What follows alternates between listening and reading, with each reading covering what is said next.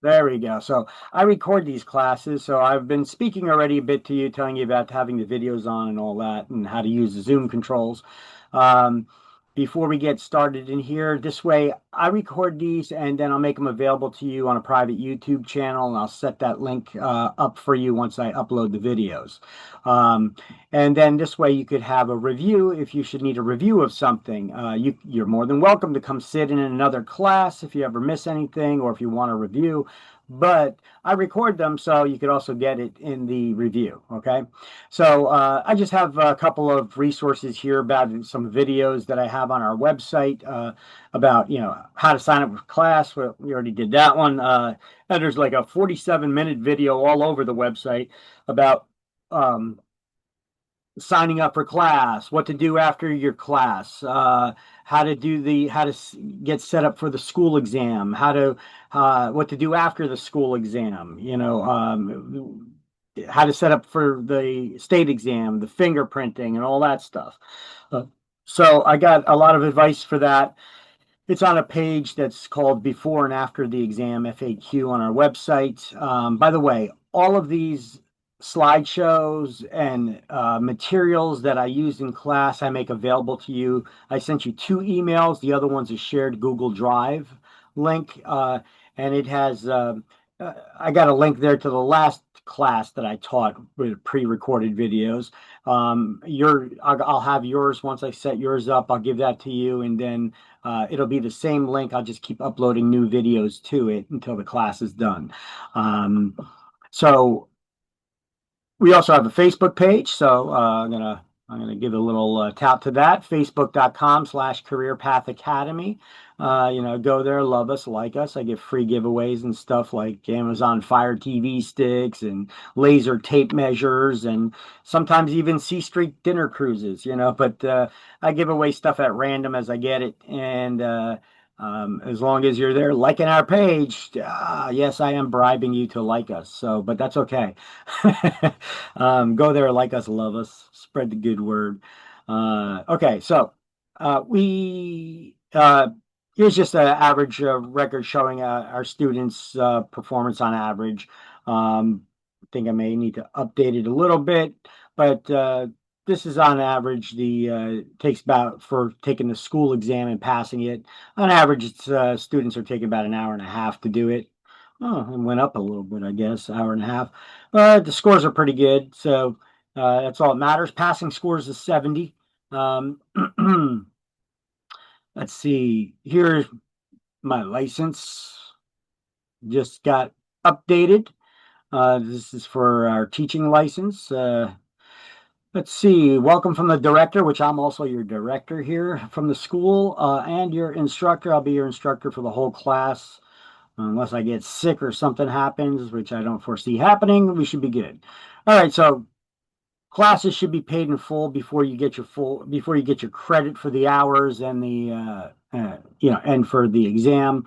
If you've been convicted of a felony within the last 5 years, especially conspiracy to defraud, theft, etc., you probably won't get your license, but you could probably still get a lot of good stuff out of this class. Um, just let the instructor know at some point if you wanted to bow out because of that, and you could get your refund minus the $42 for the book. Other than that, no refunds after class starts. Okay, students have 6 months to initially complete this class for credit. All right, so completing the class is finishing the hours, but also passing the school exam. Okay, everybody got that? You have not completed the school, your education requirement, just by sitting in this class. Okay. You also have to pass a school exam. So you're not going to get a completion certificate simply because you sat here for 75 hours. Okay. You also have to take and pass the school exams. Which you'll take through our website. So once the class is done, there's a link on our website for registering for the school exam. You fill that out. I enter you into our exam system, which is through a third party, but it's delivered right through our website. Okay. So I have to enter you manually into that system, and then you're ready to go to take the exam after I enter you in there. So even after you fill out the registration form for the school exam. I have to manually key you in still, so you're not going to be able to take it instantly until I put you in. And then you could take it whenever. You don't have to schedule it. You could take it day, night, whatever. It doesn't matter. Okay, so you got 6 months to initially do that, and we give you 1 year of free retake. So even after you pass the school exam, if you want another refresher before you go take the state, you could do that free of charge. Okay, if you go past that initial 6 months for some reason and you don't finish the hours and pass the school exam and you need an extension, we allow a one-time extension. However, it is for an additional $100. Okay, 6 months is more than generous to come sit in many classes. A lot of schools do not even offer that. Students must be present for a minimum of 80% of the class time. So that's not your goal. Okay, you should try to be here every day if at all possible, and you get all the information in your noggin, and then prepare. This is what prepares you for taking that school and the state exam. All right, so if you're bouncing in and out of class constantly, you may not get credit for that. Okay. Remember, the state requires that 80% minimum, but if you're constantly bouncing in and out of class, I'm not going to be trying to figure out adding up minutes to figure out how long of time you've been in this class. Okay, I've had students recently that they've been doing that, and I'm not going to do it. Okay, first of all, you're not getting the content. You're not going to pass the exam by doing that, and it's a major pain in the ass for me, so I'm not going to do it either. Okay, so let's see. Students must answer random attendance polls just to make sure that you're there and you're paying attention. So let me throw one out right now, show you how it works. So I'll be throwing these polls out every now and then. All you got to do is click on the word present. Don't click on where it says do not select this option. See how well you can pay attention. Everybody can hear me fine, right? Awesome. Is that everybody? I don't know. 1, 2, 3, 4, 5, 6. We got a sixth person. Okay, somebody else needs to answer the attendance poll up there.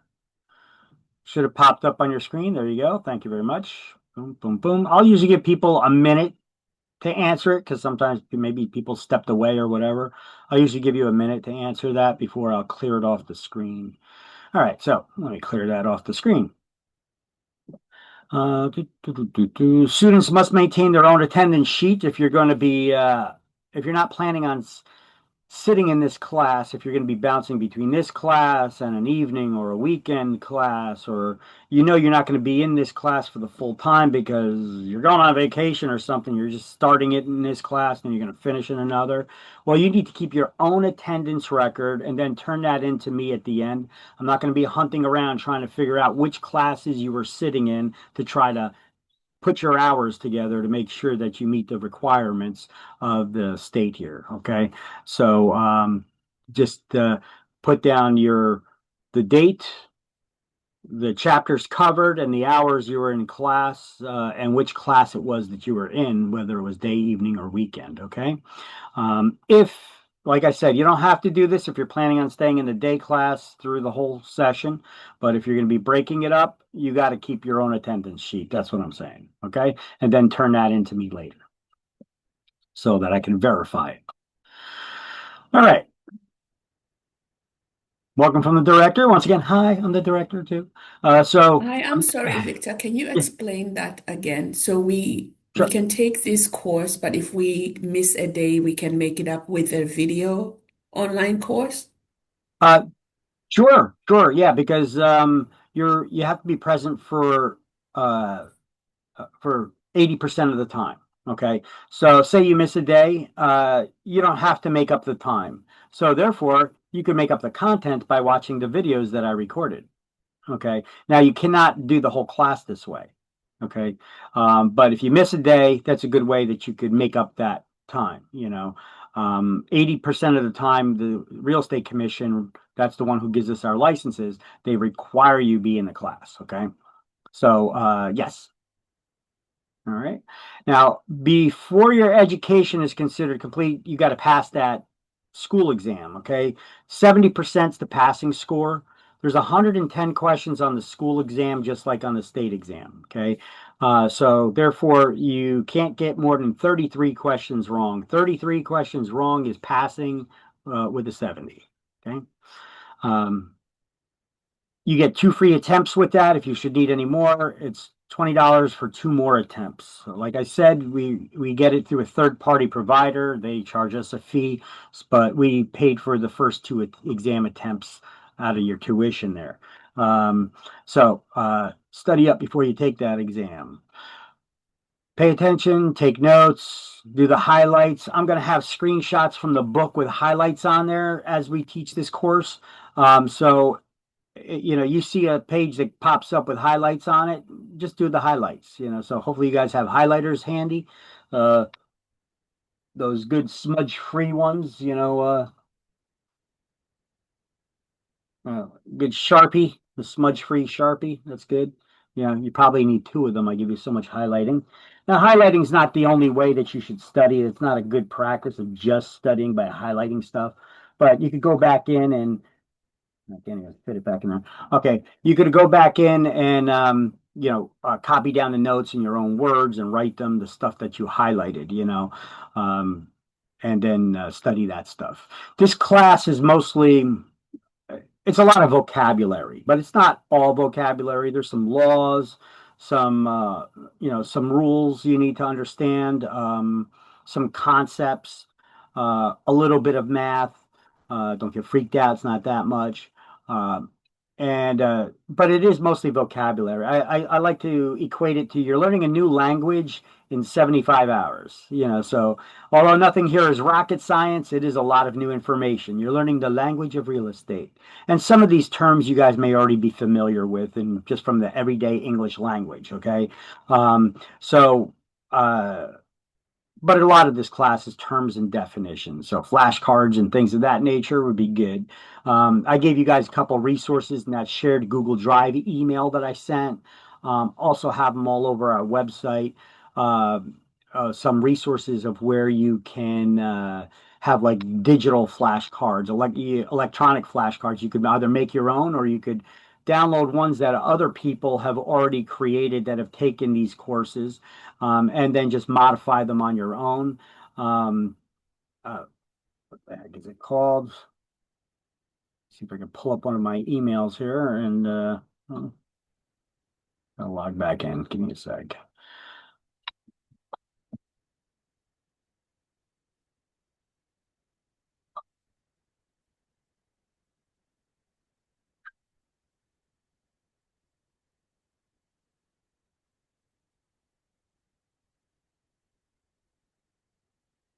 And I got to move my Zoom controls around a little bit. That's going to happen from time to time. So let me just class share drive recording. Okay.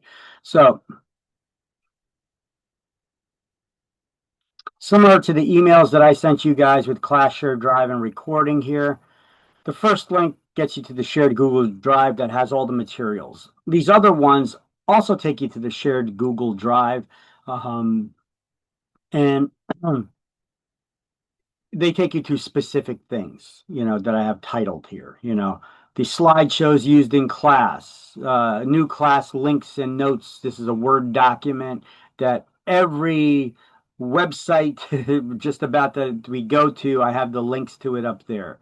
Also, all the notes from the slideshows and everything, I take notes for you too. It's in that Word document. So all the things that I'm basically telling you to highlight or copy or whatever, everything is in that class links Word document. Um, and supplemental materials, these could be like forms that we use in the real estate business. I have copies of them here. Additional study materials, sample quizzes, and things of that nature. All right, and here's some pre-recorded classes from other classes that I've taught. Okay, now here's the resources. Quizlet, there we go. That's that free flashcard set where you could have it on your cell phone. You could download it, put it on there. It's by the way, let me mute my phone. Make sure we don't get disturbed during class here. Yeah. All right. Yeah, so Quizlet, that's a free resource. You can just look up the title of this book and it'll give you a lot of students from my school or from other schools that have taken this course using this book that created flashcards. You can just look up the title of this book on Quizlet and you'll see a bunch of people's flashcard sets. You could pull it into your own, make it your own, and now you can modify them if you don't like their wording. Um, you also have this CompuCram exam thing that we offer through a partner, Calibri. Um, it's they have interactive exams, flashcards. They give readiness assessments and audio review guides, but that's for a fee. Um, we have here's another school that did a pretty good job offering just the interactive practice exams. ProRealestateExam.com. They do it for a fee as well.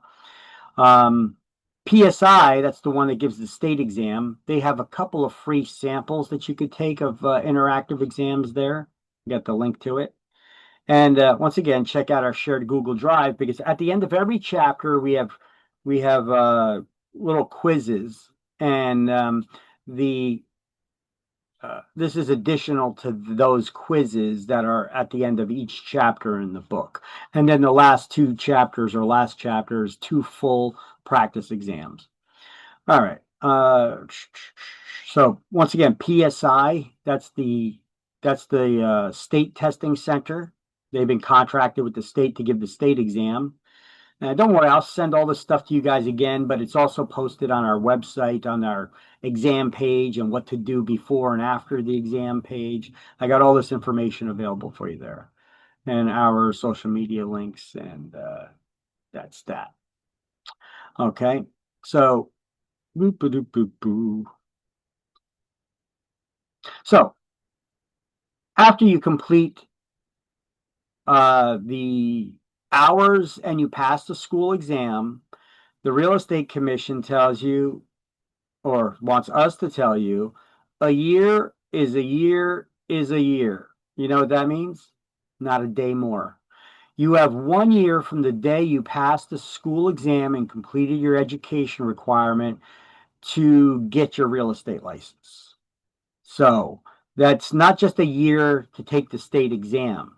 That's a year to take and pass the state exam, get fingerprinted, find a broker you want to hang your license with, and activate that license.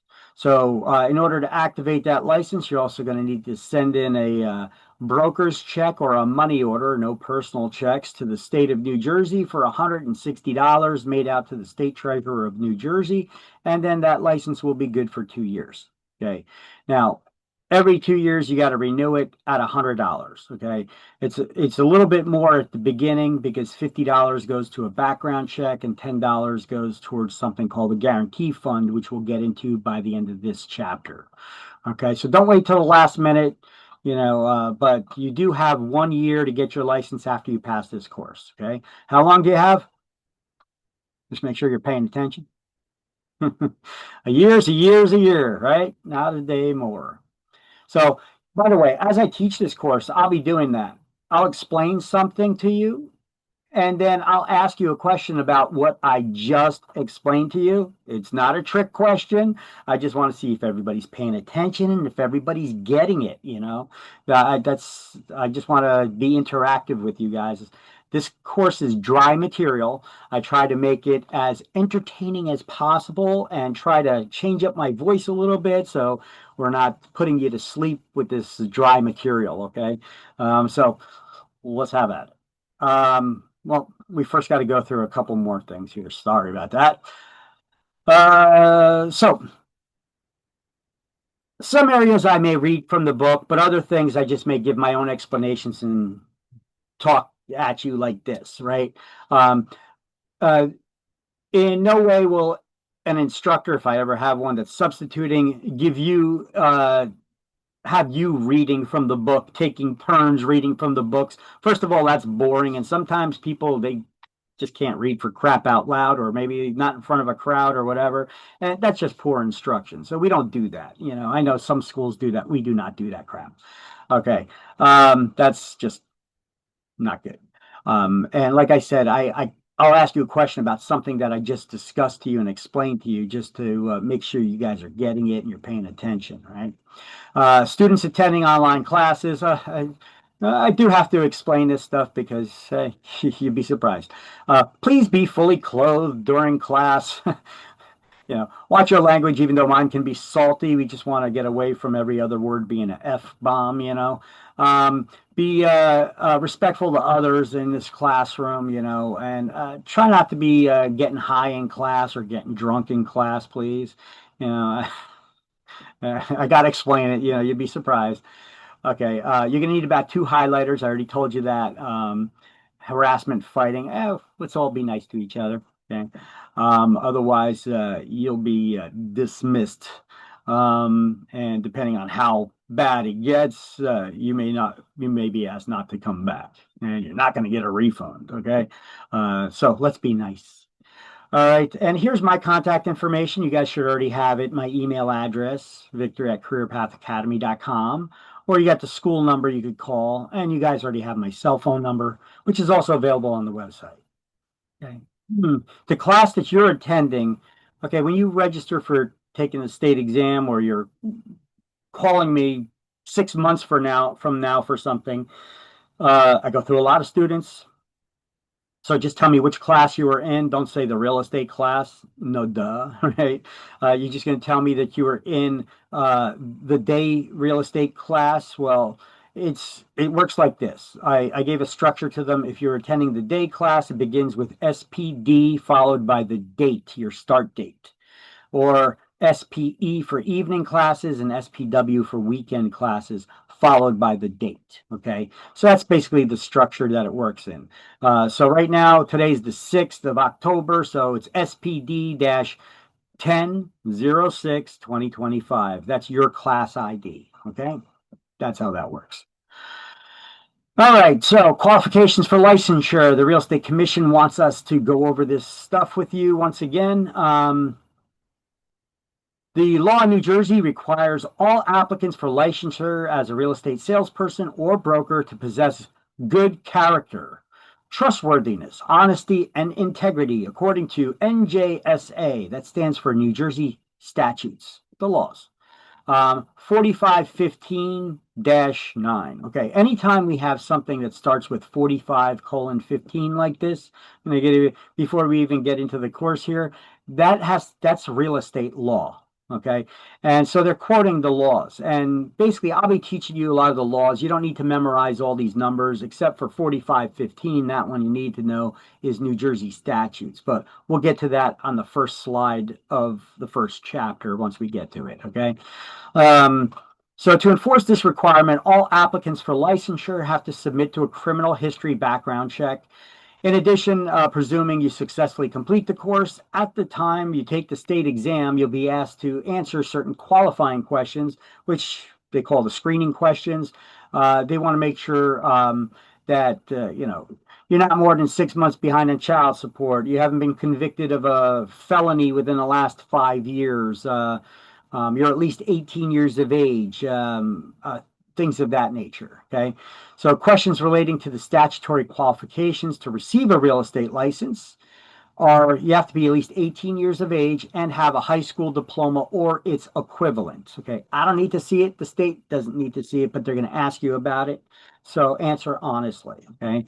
If you don't have it, you better get it because you're not going to be able to take and pass the state exam unless you got it.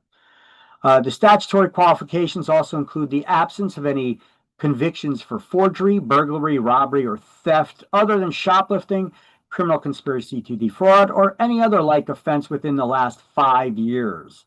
Because you're not going to get your license. They don't want to give a license to somebody who will ask people for their financial data and the keys to their house. They'll be kicking them out of their house to host open houses. They want to make sure you're not going to be robbing them. Okay. So they want to make sure you're not thieves and burglars and stuff like that. Okay. Makes sense, right? Right. All right. Just remember, I can't hear any of you unless you unmute yourselves. Okay. So if you're talking to me, don't forget to unmute yourself. Okay. As was noted above, the law also provides an applicant for a real estate license must establish good general character, Okay, well, how do we prove you got good character? Well, first of all, you don't lie about having a high school diploma, right? um, trustworthiness and integrity. Thus, convictions for shoplifting and other offenses, or convictions for these offenses which occurred more than 5 years ago, or the loss of a real estate or other professional license, may constitute grounds for denial of a license under the NJ statutes. Consequently, the commission considers the date and all nature of conviction. So basically, if it was something more than 5 years ago, you show remorse for it. You found Jesus, all is good in your life now. They may consider giving you a license, even if you did something wrong in the past. They realize people are young and dumb and do stupid stuff, and find their way. But if you recently did it, like if you're one of those active protesters that are getting out there smashing up windows and robbing stores just because, whatever the cause is that would cause you to do that, yeah, you're not getting your real estate license if you got arrested for that crap. Okay. Okay, so the purpose of this notice is to urge you to consider whether any such incidents in your background may disqualify you from getting that real estate license. And if you're not sure, you could call up one of their investigators here at 609-292-7272. That's the Real Estate Commission's investigators, and they operate between the hours of 8:30 and 4:30, but I wouldn't stick to that time frame. They are government workers after all, and they don't stick to those hours either. Okay, so should you pass the exam, you'll be required to sign a form which verifies all of your answers to those screening questions, which then becomes a part of your license. And if any of those things prove to be false in the future and they find out about it, that could be grounds for revoking your license in the future and fining you. And you'll see as we go through a lot of the slides in here, as I teach things, I show you examples from the Real Estate Commission's disciplinary actions page where they show people were found guilty of something, not people who were accused, but people who were found guilty of something and what the actions were against their licenses or fines or whatever that were given to them. Okay. So just be honest and disclose, disclose, disclose. So here is some of those screening questions, what they look like. With the exception of any motor vehicle violations, have you been convicted of a crime, misdemeanor, disorderly persons offense in New Jersey or any other state or by the federal government? And are you presently on probation or parole? Is there a criminal complaint, disorderly persons charge, or criminal accusation or criminal information presently pending against you, or are you presently under indictment in New Jersey, any other state, or the federal government? And are you in any PTI, pretrial intervention programs? Have you ever had a real estate or professional license revoked in New Jersey or any other state, or surrendered in lieu of formal prosecution? Are you behind on child support by more than 6 months, or have you failed to provide court-ordered health coverage for such child? Are you under the age of 18 at the time of taking this exam? Do you now hold or have you ever held any license issued by New Jersey Real Estate Commission? Do you have a high school diploma or GED? And do you currently hold a real estate license in another state? Anybody here ever been licensed in New Jersey or any other state? No. Okay. No. Anybody here not live in New Jersey? Okay. No. Well, I just ask these questions for a reason, because if you don't live in New Jersey, you're going to have to sign an additional form when you go take the state exam. It's called a consent to be sued in the state. So the Real Estate Commission is not going to give you a license unless you agree to come back to New Jersey to have any charges heard against you if you ever do anything wrong or somebody files a complaint against you. Usually they got to do that in the county where you live. And if you live in another state, well, Real Estate Commission is not going to be chasing you around the world, so they want to know where you live. If you don't live in New Jersey, you could still get a license here, but you got to sign that consent to come back to New Jersey, be sued in this state, okay, to have charges heard against you. I have a question. Sure. Do you provide the form? Because I live in New Jersey, but I have a New York State license. You should update that. Yeah, you really should. You're supposed to within 30 days of moving. Now I know some people keep their licenses in other states because insurance is cheaper, but I can't imagine that for New York though. Right? Oh, Yeah, New York, you're not getting any deals there. Yeah, yeah, go down, update your license. So in order to practice in another state, you have to take the classes again, or you can just take the No, state exam once you've done the classes here. to get licensed in another state, it depends on the other Right. state's requirements. Okay. This is Okay. New Jersey requires 75-hour course. Other states may require less. Other states may require the same. Some states may require more hours. So as long as that state requires 75 hours or less, you can use your completion certificate, which acts as your school transcript. That's the completion certificate that we give you. You could give that to that state and then so apply for a waiver for the education requirement and just take the exam in that state. Okay, like New York. New York, you could give them your school transcript from New Jersey to New York. They'll give you a waiver for the education requirement, but you still need to take the state exam in New York. Okay. But if you get licensed now in New York and you take that license to Pennsylvania, Pennsylvania will just give you a license. Okay. New Jersey doesn't have reciprocity with any other state, meaning if you're licensed here, you just show them your license and boom, they give you the license there. Okay. New Jersey doesn't have reciprocity with any other state in that way. New York and Pennsylvania do. Okay, so New York, if you got a license in New York, you could get it in Pennsylvania. You could just show it to them, you get it in Pennsylvania. So that's their easy way to get it, the license in the 3 states. And it's best to take the class here in New Jersey first, because New Jersey's license is you got to learn a lot more laws. We have a lot more restrictions and laws in place than New York does. So it's easier to get that New York license. So if you could pass the New Jersey license, New York license will be a breeze, and then boom, you could get to Pennsylvania. So that's a quick way to get licensed in 3 states. If you want to get licensed in Florida, a thing like that, Florida, they have a requirement. It's only like 42 hours to get your license, but you need to complete like another 150 hours within the next 2 years after you're licensed. So they got a weird requirement. I'm not sure if those are the exact numbers, but it works something like that.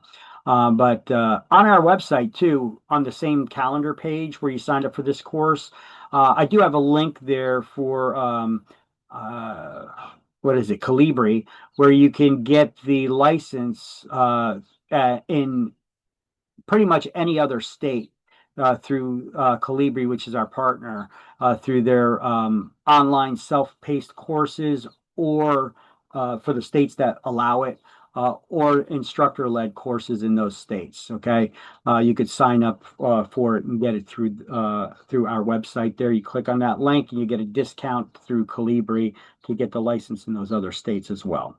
Okay. Okay, so here's an example of a guy who got his license through fraud. Remember, I told you I was going to be showing you these examples from the disciplinary actions page on the Real Estate Commission's website. So this is just a screenshot. So unfortunately, I can't click on the consent order here, which would show you all the details of the case. But here's an example. In 2023, this guy, what did he do? He falsely responded to questions on the qualifying questionnaire with the renewal of his license. And that he procured the license by fraud, misrepresentation, or deceit, misrepresenting the status of his court-ordered child support obligation. So basically, he got his license, was licensed for a while, but then when he went to renew his license, they caught up with him, and so they what did they do? They probably suspended his license here. Let's see. Ineligible for any license until he gets caught up with his arrearage in his child support, and he had to pay a $1,500 fine for lying about it. So disclose, disclose, disclose. So here's just a couple more examples of people. They do get caught. That's why I'm showing you these. I'm not trying to make I used to cross these things out, but I realize it's public information, so I stopped crossing people's names out here. I'm not protecting anybody. Okay, yeah, people do wrong things, they get busted. That's why I'm showing you these things. I wonder if I could remove that. No, it's a screenshot. Okay, so do the pre-licensing course after you take this exam. After you take this course and you pass the school exam, you're ready to take the state exam. Here is the link that you would click on. This takes you to the PSI guidebook. Okay, this is a handbook that shows you how to register for the state exam, the fingerprinting, all that stuff. Okay, actually, this is just about the state exam, and here are the links. This is what it looks like. So here's a link to the PSI sample exams and for the state exam. When you go register for the state exam, it'll give you the option of clicking on the instructor's exam, the broker's exam. However, you guys are taking a salesperson's course to get a salesperson's license. Okay, that's the official name of the license you're trying to get. It's called a real estate salesperson's license. So it's available in English and Spanish. It's available in person or online. So make sure you select the right one. It's going to look like this: real estate salesperson combo, or combo Spanish. Then you can select on-site at one of their testing centers, which they got all over the state, or the online version. Online version, you got to have your camera and your microphone on the whole time, so they can make sure you're not talking to anybody or cheating or looking at any notes or whatnot. So this guidebook's available to you. This PSI candidate guidebook. Once again, all of these notes I also have available in that shared Google Drive. Let me see if I could click on it and get to the shared Google Drive and show you what this looks like. So let's go back to my web browser here. I'll click on that. Takes you to the shared Google Drive. You guys are all seeing this? Yes. Okay. I ask, and if I'm ever talking to you about something that's not matching up with what you're seeing on screen, if you guys can let me know, because I got a bunch of windows open when teaching this class, so sometimes I may forget to refocus it on the screens that I'm switching between. Okay, so in the slideshows and links used in class folder, there's this one: new class links and notes. And if you click in that one, take a second to open. You guys should download these things, not try to open them from the drive, especially if they're very large files like some of the slideshows.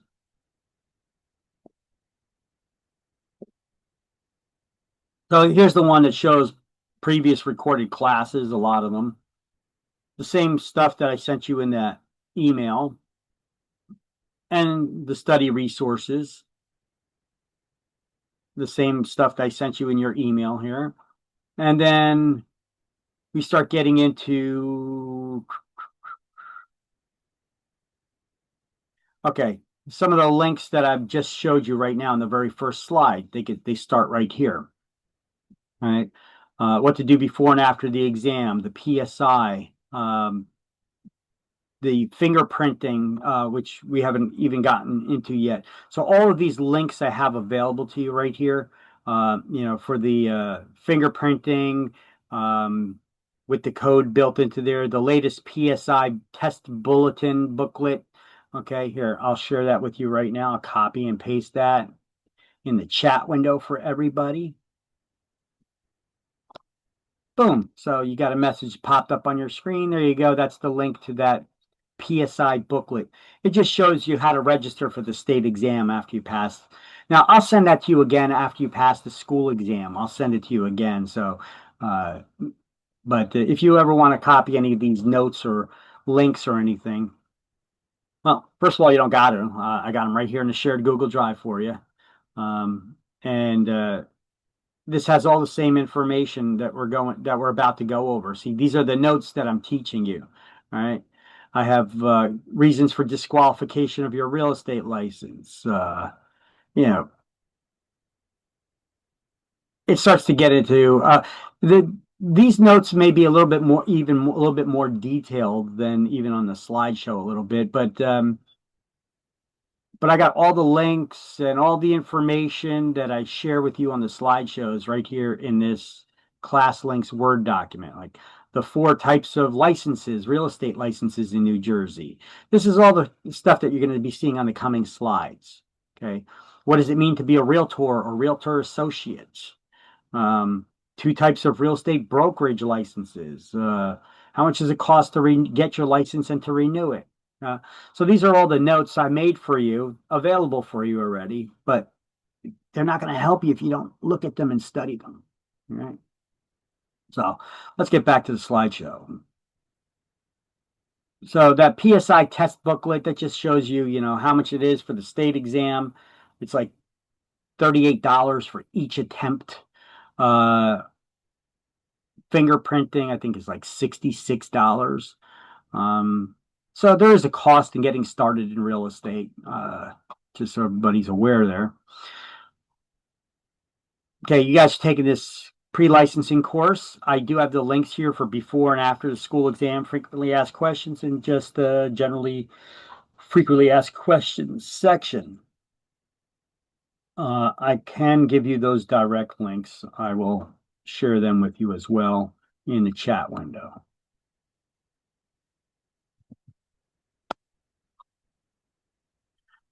Which, by the way, at the end of this class, you could download the entire chat.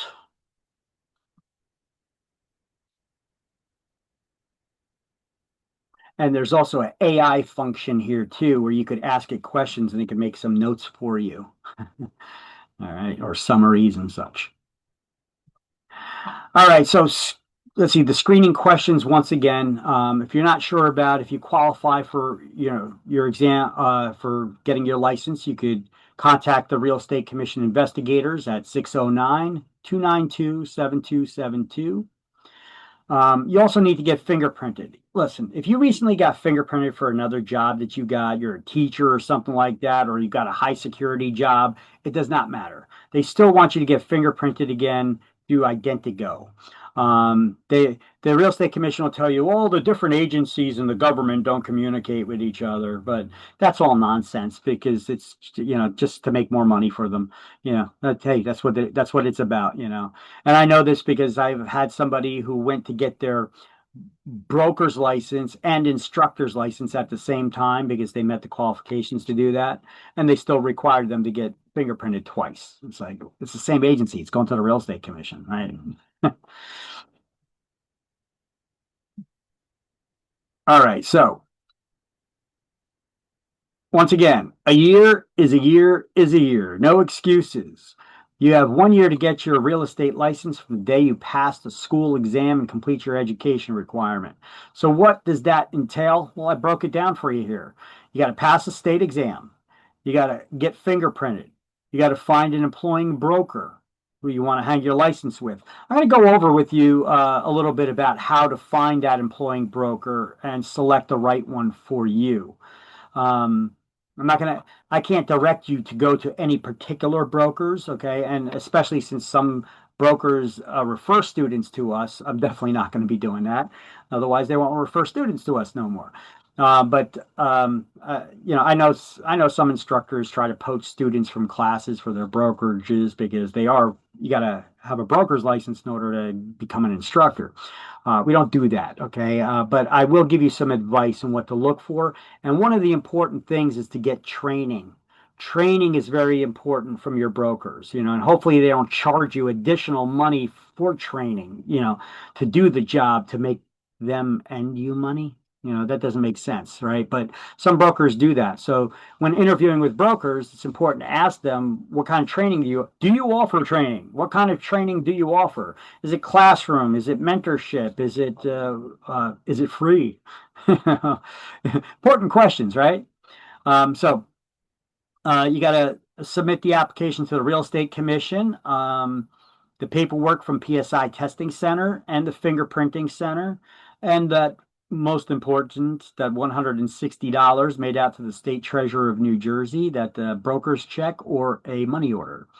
And if the student does not submit that application within 1 year, and we don't have like another COVID outbreak type situation, that's the only situation where I know that they ever gave an extension to this 1 year thing, is when COVID happened, that whole thing. a year is a year is a year, no exceptions. I seen them turn people down. They were like, well, I had cancer and I was going through chemotherapy. They're like, what, you didn't have a day you could have taken the exam? So it's no excuse. Okay. Don't call me up asking me to call them because I'll just look stupid asking them. They'll tell me you're an instructor. You should know better, you know? So I did that once before for a student, so I know that's what they do. So I'm not gonna put myself in that spot, look like an idiot again, making calls for students when I know a year is a year is a year, right? And so do you, because I keep saying it. All right, you guys ready to get some learning on? Everybody Yeah. got their books? 18th edition Essentials of New Jersey Real Estate book? Yes. Yes. Right. So that's a big book there, huh? That's that's a lot of it's a lot of pages to go through in 2 weeks, huh? Have you ever read a book like that in 2 weeks? That's a lot of information. Well, don't worry about it because when we cut it in half, because in the back we got a glossary, we've got the Real Estate Commission's rules, the law, real estate licensing law, the laws. Some stuff about the Real Estate Commission, a couple sample exams in the back there. A math chapter. We're not going to do the math chapter. I like to do math problems as we come across them. So the only math chapter, we're not going to go over math chapter. We're going to do math problems as we come across them. So we're going to do up to chapter 21. And when all said and done, I just thinned out that book for you a bit. Feel better? We got rid of that much of the book. Now we're going to be learning that much. So if you just crack open the front cover of your book,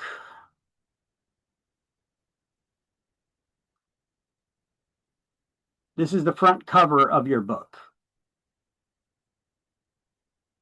Everybody see that? Am I back to the slideshow in front of you? All right. So if you just crack open the front cover of the book there, this is a very important number you need to memorize because I know you will get a math problem on both school and state exams with it, and you need to memorize and know that number. If you don't know it, you ain't getting the math problem right.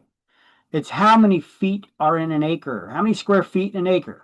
43,560 square feet in an acre. So let's highlight that right there on the inside cover or write it in your notes. 1 acre, 43,560 square feet. Okay. And there's a lot of other very useful math formulas on the inside cover here. I highlighted one here, which don't worry about this. We'll get to this one next week when we get to talking about mortgage loans and how to calculate how much interest you pay over the life of a loan. People get 30-year mortgage loans, and how do you calculate how much interest that somebody would pay over the life of the loan? Well, the formula is right here, but I'll give you an even easier breakdown and explanation of it when we actually go over it. But this is the formula for it, which I know you'll get an exam question on it, which is why I have it highlighted here. But you'll probably possibly get questions on this stuff too, for calculating area, area of a rectangle or square, or area of a triangle, which is basically half of the area of a rectangle or a square, and a trapezoid. Well, trapezoid, they're not going to give you that one, I'm pretty sure. And we'll talk about some other different math problems too. But important one you guys get down now is how many feet are in an acre? There you go. I'll zoom in on it even. Okay. And I give you a little rhyme because there's a lot of songs out there. There's a lot of ways to remember things. You guys know of a song that have the words in it to the left, to the left, to the right, to the right? Whether it's a country song or a Beyonce song, there's many songs out there that have the words there to the left, to the left, to the right, right?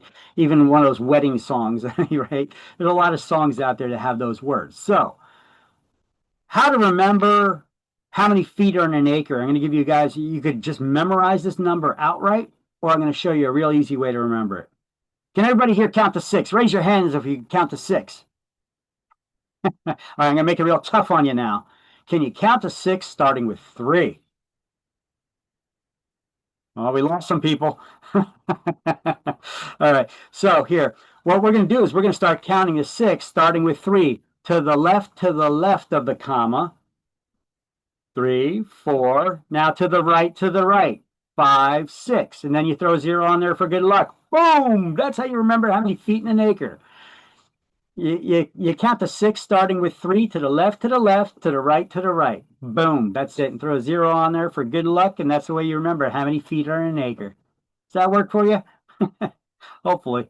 If it doesn't, then I don't know. That's all I got. Just memorize the number. All right. Oh, by the way, another thing, you could take the highlights, you could take notes, but every now and then we're going to come across some things slides that I made, which are summaries or explanations of what's in the book, the things that you even highlighted. But I give a better explanation. I do. It's good to have one of the screenshot apps open on your computer or device so that you could snap a screenshot of the slide. Okay. But once again, these slideshows are available to you. I don't suggest that you go printing the entire slideshows for every chapter. That's overkill. But certain slides are got some good information on them. So you could take a screenshot of them, snapping a picture with your cell phone. It may come out a little bit like taking a picture of a TV screen. You get those wavy lines through it. It's not going to look too good. Anyway, so they'll give you questions here. This is also on the inside cover of the book about how to convert acreage, convert square feet of a lot to acreage. So we're trying to figure out how much property you have. Okay. So if we know that you have a 25,000 square foot lot, well, how many acres do you have? Well, how many feet are in an acre? 43,560. So 25,000 divided by 43,560, and you got a little bit over a half acre lot. Yeah. If you get a question that says you have 3 acres or 2 acres, or in this case, 1.3 acres, how big is your lot? How much square feet do you have in that? Well, you just multiply it by the number of square feet in an acre. And there you go. And then that number could be used a little bit further in a question. But you're allowed to use calculators on your school and state exam, by the way. Okay, just not real estate calculators. They don't want you having any formulas already programmed in there. That's what they want you to learn, is the formulas and how to figure certain things out.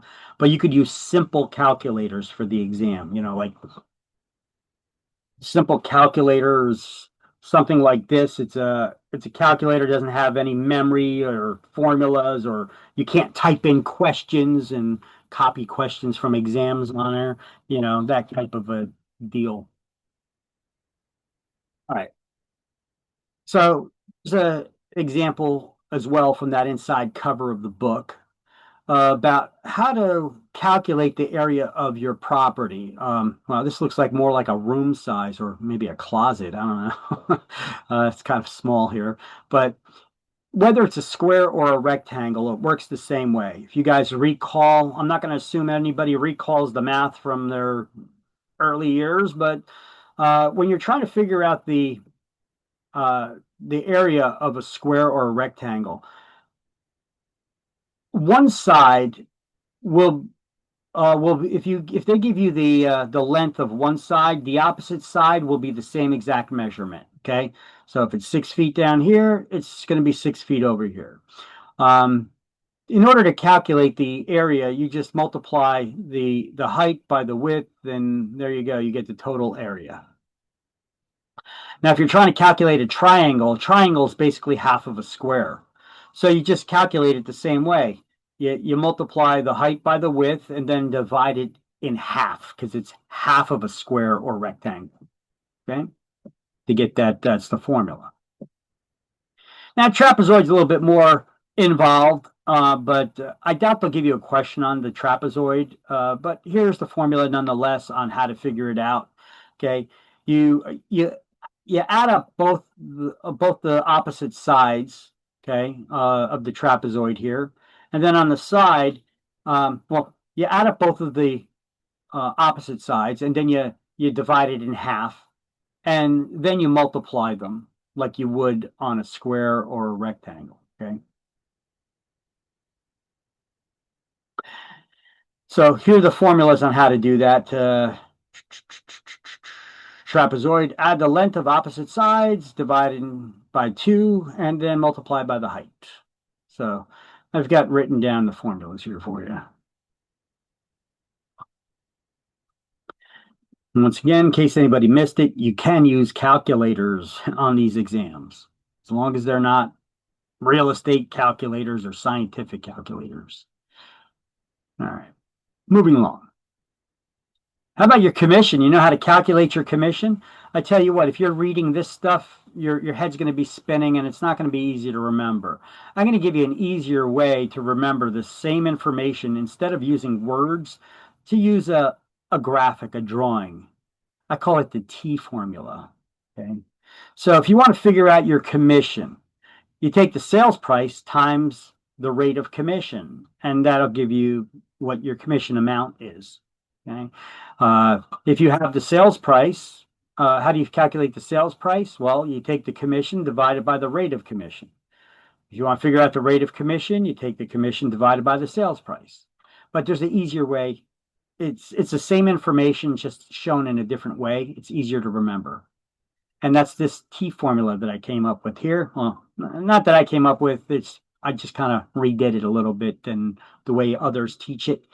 I put the small number always goes up top, large number always goes on one side, and a percentage or rate on the other.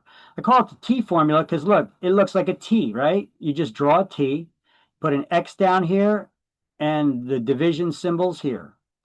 You divide down, multiply across in order to get the answer. So you need 2 of the numbers to figure out the missing component, right? It doesn't matter what you're figuring out. This works for a lot of different math problems, this T formula, and it makes it a lot easier to calculate. All right. So I got TGIF written up here. That doesn't stand for thank God it's Friday. It stands for top number goes in the calculator first.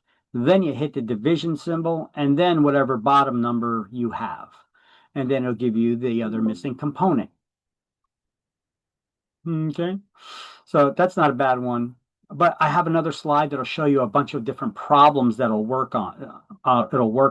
So I have the T formula and that other one next to it. And here it is. So as you could see, here's the T formula, the same thing you saw on the previous slide. Plus, here are a bunch of different math problems that it works for. Well, if you're trying to figure out the sale price or a loan amount or market value, investment money, or an assessed value for taxation purposes, well, these, you just look up the matching components for 1, 1, 1, 2, 2, 2, 3, 3, 3. Those are the numbers that you need to have. Two of those 3 numbers to figure out the missing component. Okay, so this is a helpful tool, shows you the different ones. This is not a bad one to take a screenshot of, actually, because it gives you all the different math problems that the T formula works for.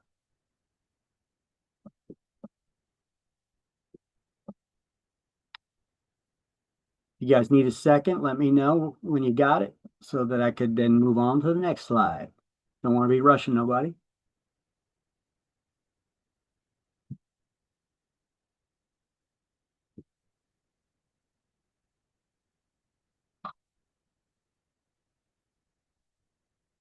Everybody good?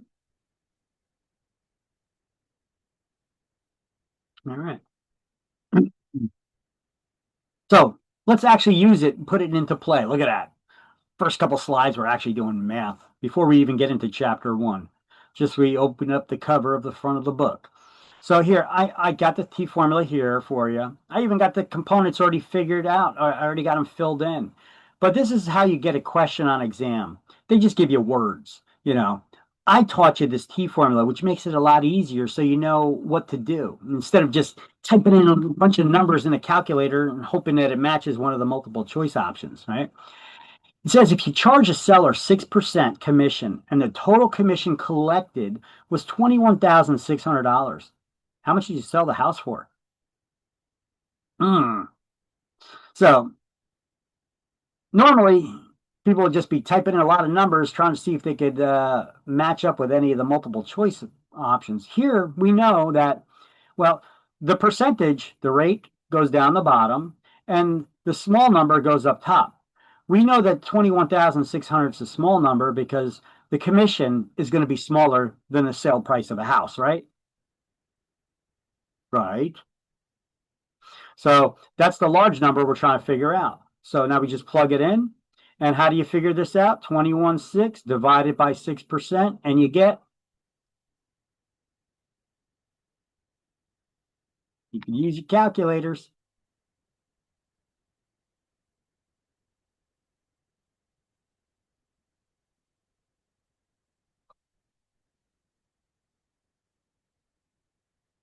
$360, 100,000. All right, everybody agree with her? Okay. Yep, there you go. 360. Wasn't that hard, was it? This tool makes it a lot easier to figure out the answers. And you could prove your math too. Like if one of the other components were missing, you could prove it by just covering them up and figuring out the problem the other way, and then you should come up with the same answer of the other covered up component. So here's another question using the same numbers here, basically. If a house sold for $360,000 and the agent charged 6% commission, how much would the total commission be? There you go. Let's figure how much we getting paid. Well, that's a total before you're split with your broker, but 360, you multiply across, right? So you get that multiplication symbol there. It's 360 times 6%. 21,600. Booyah. There you go. Making math easy, right? So don't hyperventilate when it comes to math. You could use a calculator. You just need to know the formulas. I know I suck at math too, but I know how to use a calculator. I'm killer at it, and I know the formulas, which is the most important part. Okay, one more problem here. If a house sold for $360,000 and the commission collected was $21,600, what would the rate of commission that the licensee charged to sell the home? What was the rate of commission that the licensee charged to sell that home? That one would normally be a difficult problem, but because we have the T formula, makes it a lot easier to figure out. Small number up top, large number on the bottom, TGIF, top number goes in the calculator first, and we get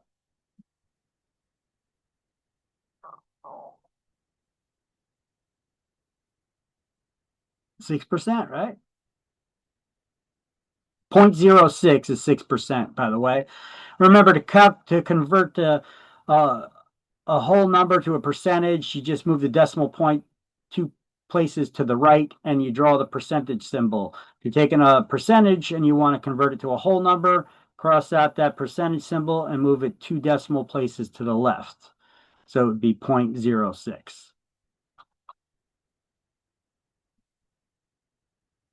All right, so once again, if you didn't get the screenshot the first time, here's a second opportunity to get it. Everybody got it? All right. So basically, I'll ask questions to you guys, and if I don't hear an answer, I'll assume you got it, and I'm going to move on to the next one. I'm going to do this throughout all the slides that we go through and ask people if they got questions, you know. My job here in this class is to teach you the information and to make sure you get it. All right. Once I did that, now it's on you to take your notes and study this stuff and remember all this crap. Okay. So that's my job. So if you don't stop me and ask me questions, I assume I did my job well and you guys understand it. So if you guys are confused about anything at any point in time, I want you guys to stop me and ask a question so I could explain it to you again. Okay. Yes. By the way, I can't see everybody's on the camera at once. I have to scroll through you guys every now and then because the number of people in class. So if you have a question for me, just ask it. Unmute yourself and just ask it. Okay. Don't raise your hands. Just ask it. Okay. Go ahead. Okay. Shoot. I have a question. Can we do another math problem because I was so confused? Sure. Oh, let's back it up. Wait, Because when we did it the first time, I got a different number. So I know I did something wrong on for, my for which one? for the very first problem when we Okay, that- got that- 360,000, I believe. Yeah, so that's this one right here. Okay, so the question was if you charge the seller 6% commission and the total collected was $21,600, how much did the property sell for? So you're going to draw on your scrap pieces of paper the T for the T formula, and the division symbol goes here and multiplication here. So if you had the bottom number, you could just multiply this number by this number and you'll get the answer. Over here, we're trying to figure out the large number, which is the property price. So we do have the commission amount. That's smaller than the property's value, right? Your commission's always going to be smaller than the value of the entire property. So that's the small number. So we would put that in at the top of the T formula, and a percentage or rate always goes on the bottom. So now we put the top number, TGIF, the top number goes in the calculator first. So you plug in 21,600 into your calculator, then you hit the division symbol,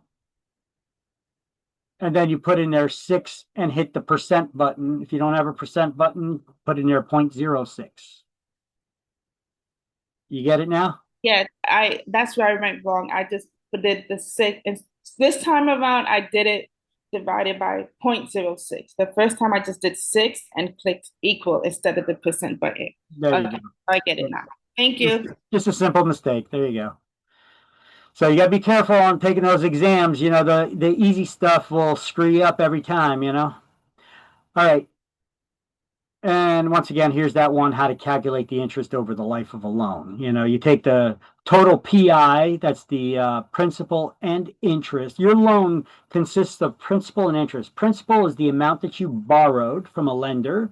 The interest is the fee or the rent that they pay you or that they charge you for using their money, for borrowing their money. There's an interesting way of putting it, okay? So when you borrow money from a lender, they charge you principal and interest. You got to pay back what you borrowed plus interest. That's the fee that they charge you for using their money, for borrowing their money to buy whatever it is you're buying. In this case, it's real estate. So PI is your entire loan amount. So you take your monthly principal and interest payment and times it by the total number of payments over the entire life of the loan, depending on how many years it is. You know, if it's a 30-year loan, you just take 30 times 12 because there's 12 months in a year. That gives you, what is that? 360 months. And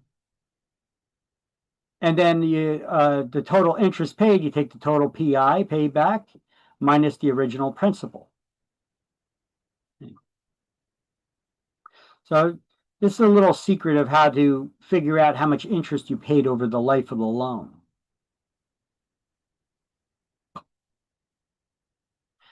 Yeah, you take your total monthly mortgage payment, if it's a fixed rate mortgage loan. You take your total monthly mortgage payment and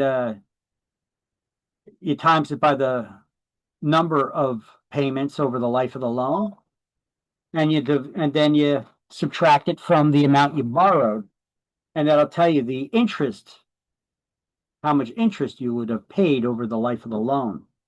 It's kind of sick when you think about it. I'll show you some examples of how much it actually is. People don't look at that. People look at how much is my monthly payment? You know, they look at the short term. They're not really looking at the long term. And it is crazy when you actually look at it on paper, how much you pay. Let's say you borrow $300,000 to buy a house, right? And you at a 5% interest rate on a 30-year mortgage loan. You know how much you would pay over the life of that loan?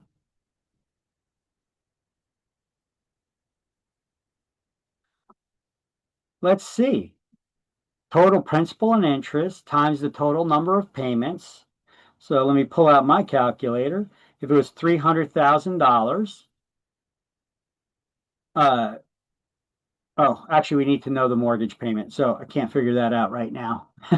We'll figure that out later. Okay, so at the end of this chapter 1 now, let's so eventually I'm gonna put these slides into this slideshow here, but we got a couple of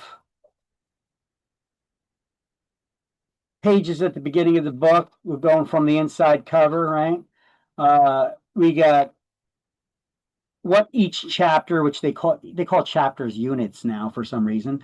So what each unit covers, what the topics are that they cover. We'll get through that. Then we have a little intro, a little introduction to the book here. You know what? Actually, I think I did get the screenshots for this stuff.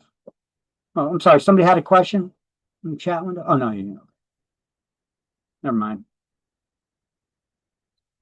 So let me minimize this for a second here. Get this. I got to minimize my screen.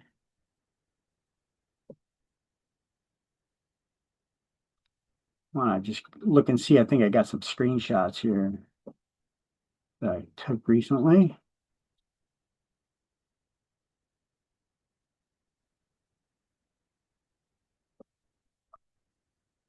Nope.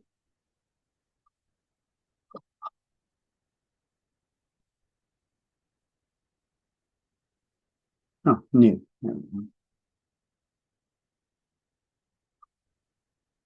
I didn't upload them yet. All right, never mind. That sucks.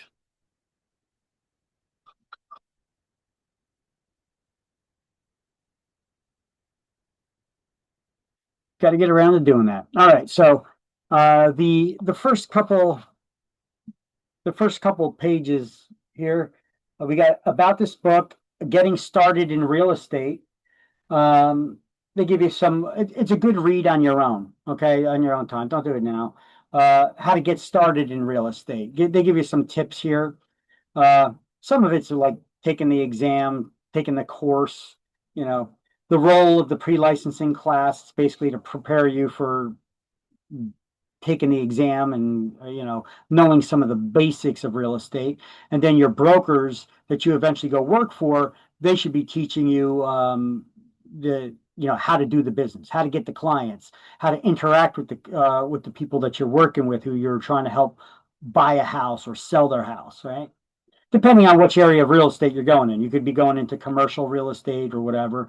This license, the real estate license, the salesperson license, is good for both residential as well as commercial real estate. Okay.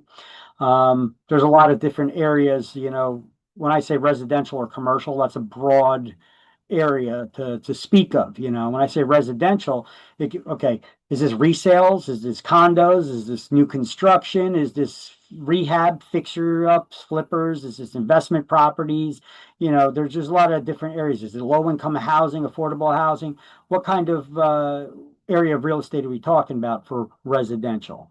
For commercial, it could start going into is it industrial property? Is it storefronts? We call that retail. Is it medical office space? Is it hotels and motels? Is it, there's a lot of different areas. Is it warehouses? There's a lot of different areas of commercial real estate we could be talking about as well. So you guys got to figure out which area. Does anybody know yet what area of real estate you want to start working in, whether it's residential or if it's commercial? Residential. Residential for me as well. Anybody here want to go into commercial real estate at all, or? I do want to go into commercial real estate as well too, more so like medical offices. Okay, so you're going to be mixing it up a little bit then. Okay. I'll do both. Yeah, so you should find a broker that's familiar with both, so that that's another question you should ask the brokers you're working with, so that you have an idea that you want to break into this area as well, to get that information and to make sure that you have that they have the tools available for you for the area that you want to work in. Okay. Okay, let's see. Passing the exam, the job description, how to affiliate with a broker, questions to ask the broker, which, by the way, I have a list of questions to ask the broker that I put on the shared Google Drive as well. My questions are beyond these ones as well. They get into more of the nitty gritty of it. It's actually just called job interview questions or interview questions. Okay, it's in the shared Google Drive in that supplementary material folder. And I'm actually working on updating them right now. So before you're done with this course, it should be updated with even more questions for you. Okay. Let's see, once we get started, and then turn the page, go to chapter 1. Okay, we all on first page of chapter 1?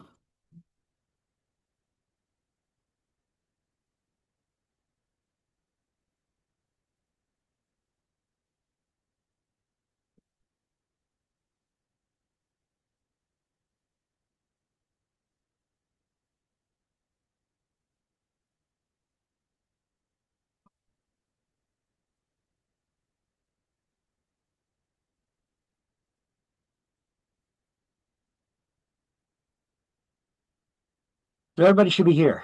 Everybody there? Yes. Page 1. Okay, so who must be licensed? Look at that. So like I said, I'm not going to be telling you guys to highlight things all the time. You see highlights, you automatically highlight them or write those things in your notes or whatever it is that you're going to be doing.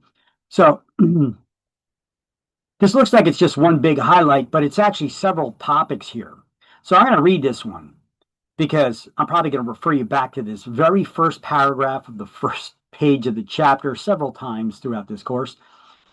Who has to be licensed? Who must be licensed? Well, anyone who takes part in a real estate transaction in New Jersey for another person in exchange for a fee, commission, or other valuable consideration, so something of value, has to have a real estate license. So if you're helping someone else in a real estate transaction in exchange for something of value, you have to have a real estate license. Do you need a real estate license to sell your own house, to rent your own place? No. Only when you're doing it for someone else in exchange for something of value do you need to have that license. Okay? So New Jersey created real estate licensing regulations. Why did they create real estate licensing regulations? Could this possibly be a question? Licensing regulations were created to protect the general public from unscrupulous brokers and salespeople. So hopefully you guys have some scruples because the laws are put in place to protect the public from those who do not. Try and take advantage of people, do people wrong. That ain't right. So that's why they got all these laws in place that we're about to learn.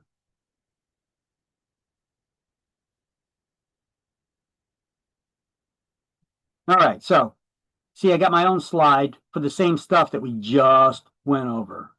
Although the text being kind of giant, I don't know if that helps you on the Zoom thing, but maybe I should make the font a little bit smaller. Let's see. Size things down a little bit. A little bit.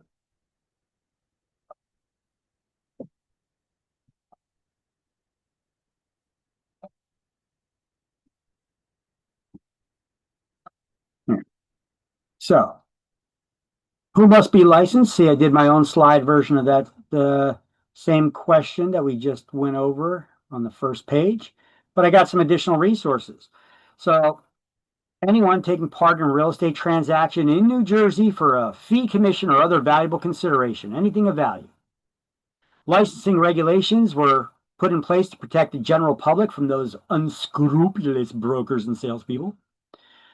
And the Real Estate Commission, the REC for short, the REC licenses have been required since 1921. So New Jersey, the state of New Jersey has required real estate licensees to have a license since 1921. That's the first date that they implemented it. And here's a shortcut to the Real Estate Commission's website. You get a lot of information on those on the website. Licensees are also governed by the Real Estate Licensing Act, known as NJSA. That's the statutes. 4515. Now, the way that you read 4515, when anytime you see the just the numbers like this, 45:15, the way you would read it is Title 45, Chapter 15 of the statutes. And they're actually printed in the back of the book starting on page 465. If you should want to see what the laws are actually written like. And you could also go to the state legislature website where they pass laws, and you could look them up right there to get the latest versions, because the laws have been changing a lot recently. As a matter of fact, they changed since this book was published. We're working on, Dearborn's working on publishing a updated version now, even though this version just came out not too long ago. Well, New Jersey legislators changed a lot of laws suddenly, and then the book needs to be updated again. So a lot of the laws, you get the most recent laws here. And you can see which laws have been updated on the Real Estate Commission's website. They often put posts and bulletins up there. So who creates the laws? Let me ask you a question really quick. Who creates laws? Forget about real estate for a second. Just in general, who creates laws? It's a simple, stupid answer. Simple, stupid question. Keep it simple. Legislators. Okay. Explain them in another way, like most people. Government. We call them politicians, right? Politicians. You know, I like to dumb down language. So speak to me simple, okay? Like I'm a simple-minded person, okay? I don't understand. Talk to me like I'm a kid, okay? I think it's the best way to learn things. I like the KISS concept. You ever hear the KISS concept? You know what that stands for? Keep it simple, stupid. Don't make me think. Okay, so use simple, stupid language. Okay, so yes, politicians create the laws. Okay, so politicians wrote these statutes, 45:15. Okay, now, do the politicians know everything about real estate though? Probably not. Who does? That's the Real Estate Commission, because that's their job day in and day out. So the politicians wrote into the law giving the Real Estate Commission the authority to issue licenses and to create additional rules and regulations that are based on the laws, the framework of the law that they wrote. So they call that the Administrative Code, or Title 11, Chapter 5. It's just as enforceable as the law, except these are the rules that are created by the Real Estate Commission. Excuse me. Okay, so we need to know 45:15, those are New Jersey statutes, and 11:5, that's the Administrative Code. Those are the only two that you're going to need to memorize throughout this whole book. Those are the only two laws you need to memorize the numbers of, okay? 45:15, that's the New Jersey statutes. That's the Real Estate Licensing Act. And 11:5, that's Title 11, Chapter 5. That's the Administrative Code. These are the rules and regulations written by the Real Estate Commission.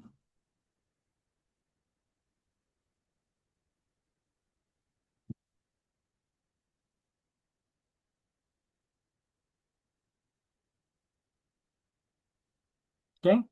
And so I got a link here to LexisNexis. That's where you could find the latest version of the Administrative Code from the Real Estate Commission. I told you I was going to share with you those links, that information, so I'll do that as well in the chat window.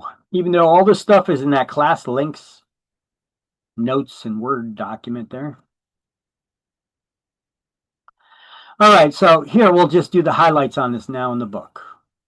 So you see, I'll go over a slide and then I'll give you screenshots. Okay, so here's what you'd write in your book. Those are those notes that you've seen on the previous slide.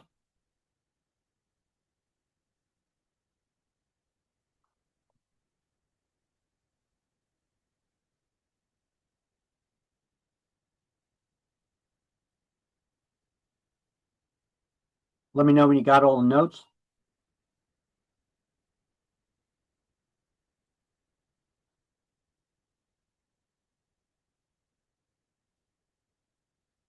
I'm just shutting my camera off in between as I waft down my breakfast that I didn't eat. It's cold on me now.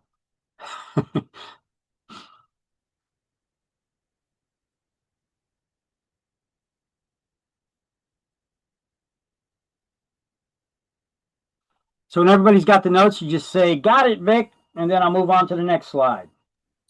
I got it. Hey, everybody good? Got it. All right, here we go then.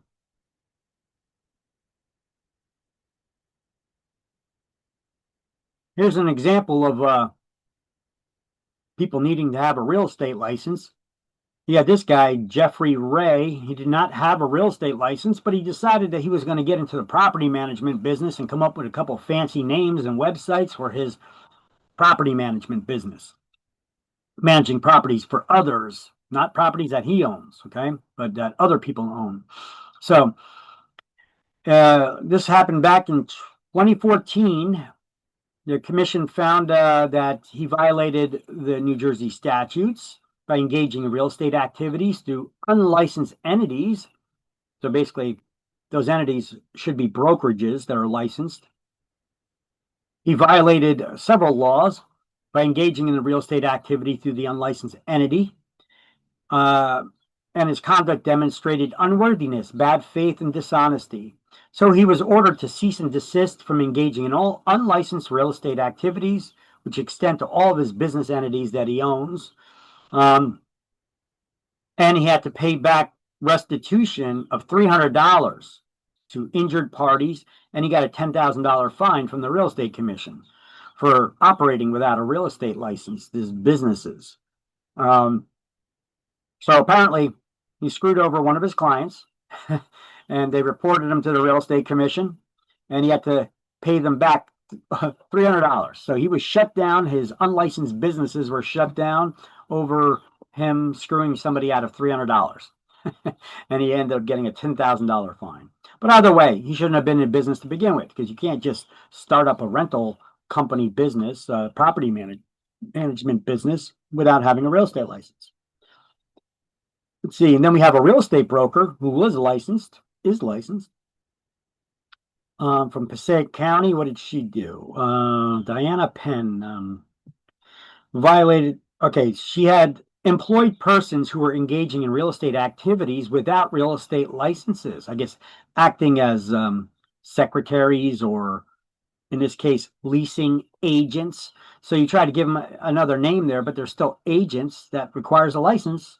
Or leasing consultants. So you could change up the vocabulary, call it whatever the heck you want. If somebody is helping someone else in a real estate transaction, in exchange for fee, commission, or other valuable consideration, they have to have a real estate license. So this broker was required to retake the 30-hour course of office management, part of the broker's pre-licensing course. And she had to pay a $2,000 fine for that. So people do get caught. The Real Estate Commission is a division within that operates within the Department of Banking and Insurance, DOBI. So it consists of 8 members. Now, I don't know if you're going to get questions on this in a state exam. I don't think you get them on a school exam anymore. State exam, I'm not sure. Maybe, maybe not. So I'm going to teach it to you anyway. How many people are on the Real Estate Commission? It consists of 8 members. 5 are real estate brokers who have been licensed as real estate brokers for at least 10 years. 2 people are chosen from the general public. Not sure the process of how that goes down, but 2 people from the general public. And 1 is appointed by the Department of State Government. In other words, the governor. Every time the governor changes, that dude or chick changes. Okay, so they basically change that person out. Because it's kind of like a president, right? They want to change their cabinet members when they come in, because they want to make sure that those people are working for them on their side and not trying to screw them over and obstruct them and trying to complete their job. So the every time the governor changes, that person usually changes as well. Now, all these people serve at the leisure of the governor, because the governor is the boss of the state of New Jersey. So they all serve 3-year terms, though. But they could be dismissed at any time by the governor. So we should have highlighted that there on page, what is that, page 2? Yeah, page 2.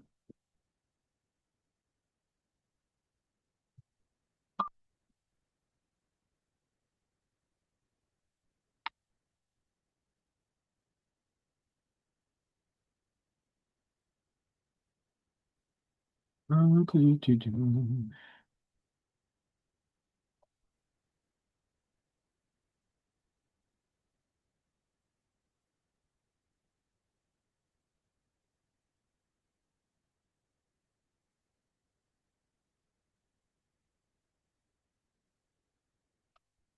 right, everybody got that?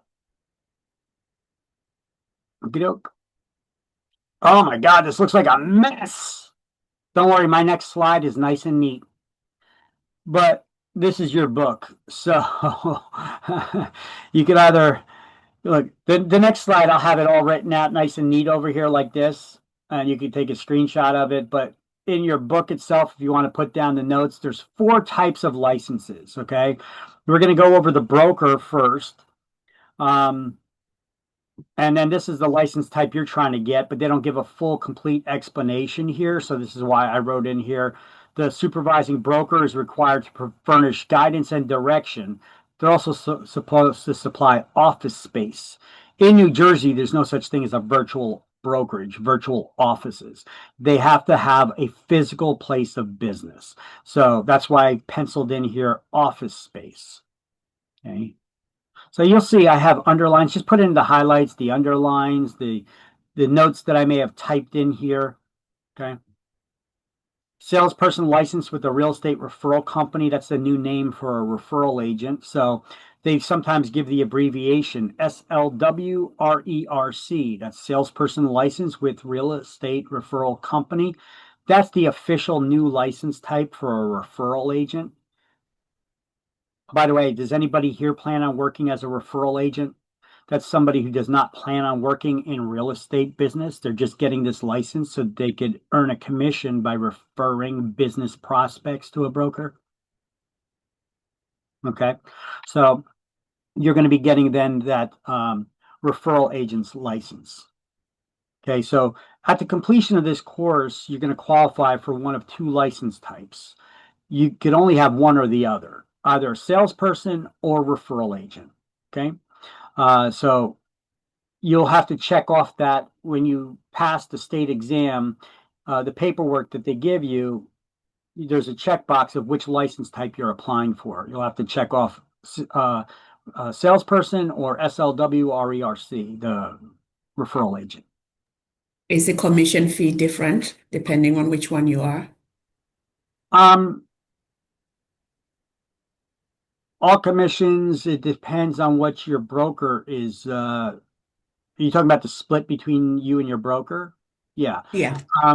Yeah, it's usually different. I have a referral agency, and for, referral agents, I got a couple of different plans that I have for referral agents, but I usually, it's much higher commission split that I give because it's, you're only getting a percentage of the overall sale. So if you refer a seller for business prospect, we assign an active salesperson to work with that seller to sell the property in exchange for a 25 or 35% referral fee. Okay, that's 25 or 35% of that agency's total commission that they're going to collect from the seller side of the transaction, because there's a seller side and there's a buyer side, right?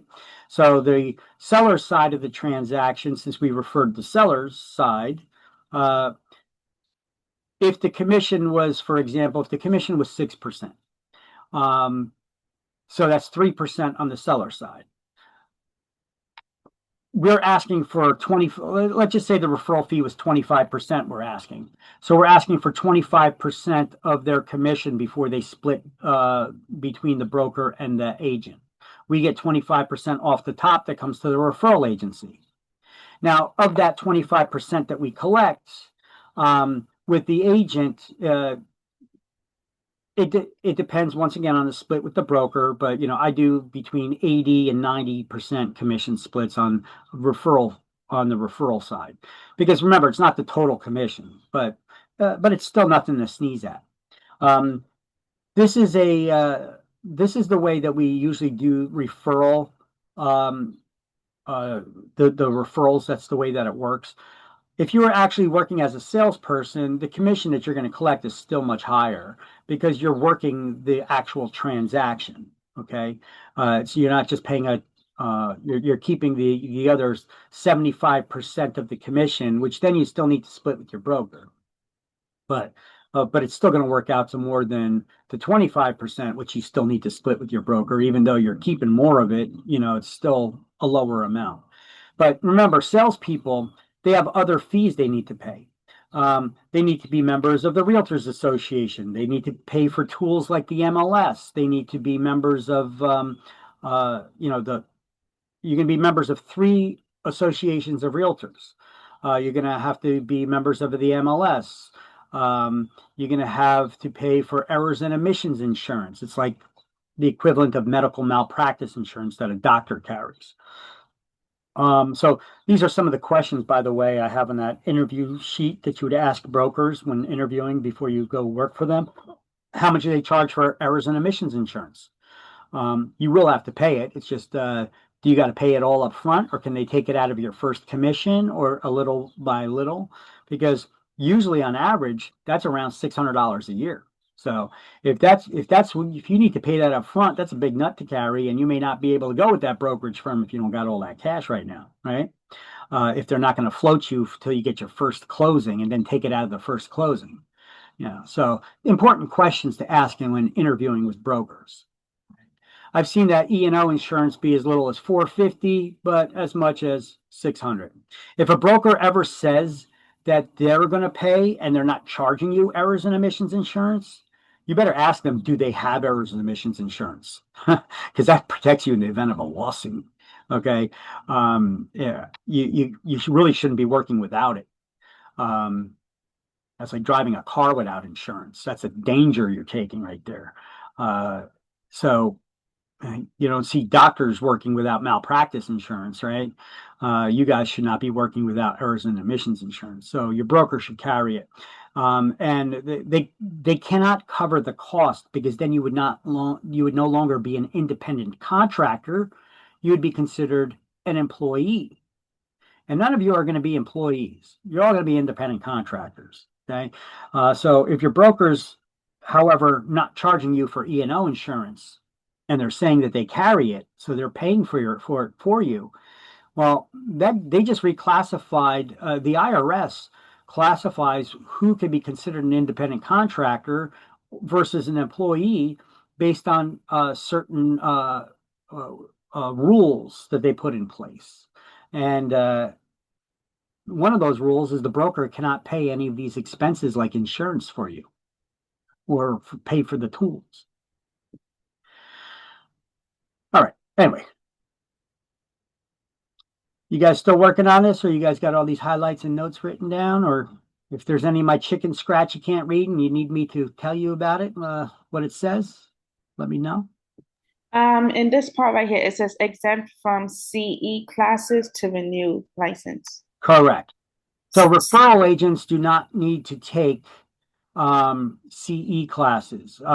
Basically, when you get your real estate license, you need to renew it every 2 years. And New Jersey has a requirement, like a lot of other states now, that you need to take continuing education classes. In New Jersey, you have to take 12 hours of CE, which is short for continuing education classes, before you could renew your license. Okay. Referral agents are exempt from that. They don't need to take those classes.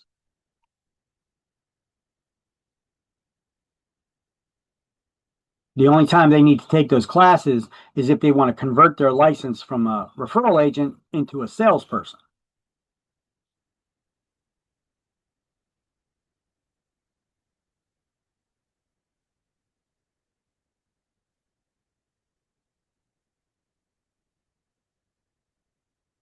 Everybody got all the notes, or are you still taking some? All right. I'll take your silence as everybody's got it. All right. Yeah. So here's my slide on it. And now I'll go through it in detail with you. Okay.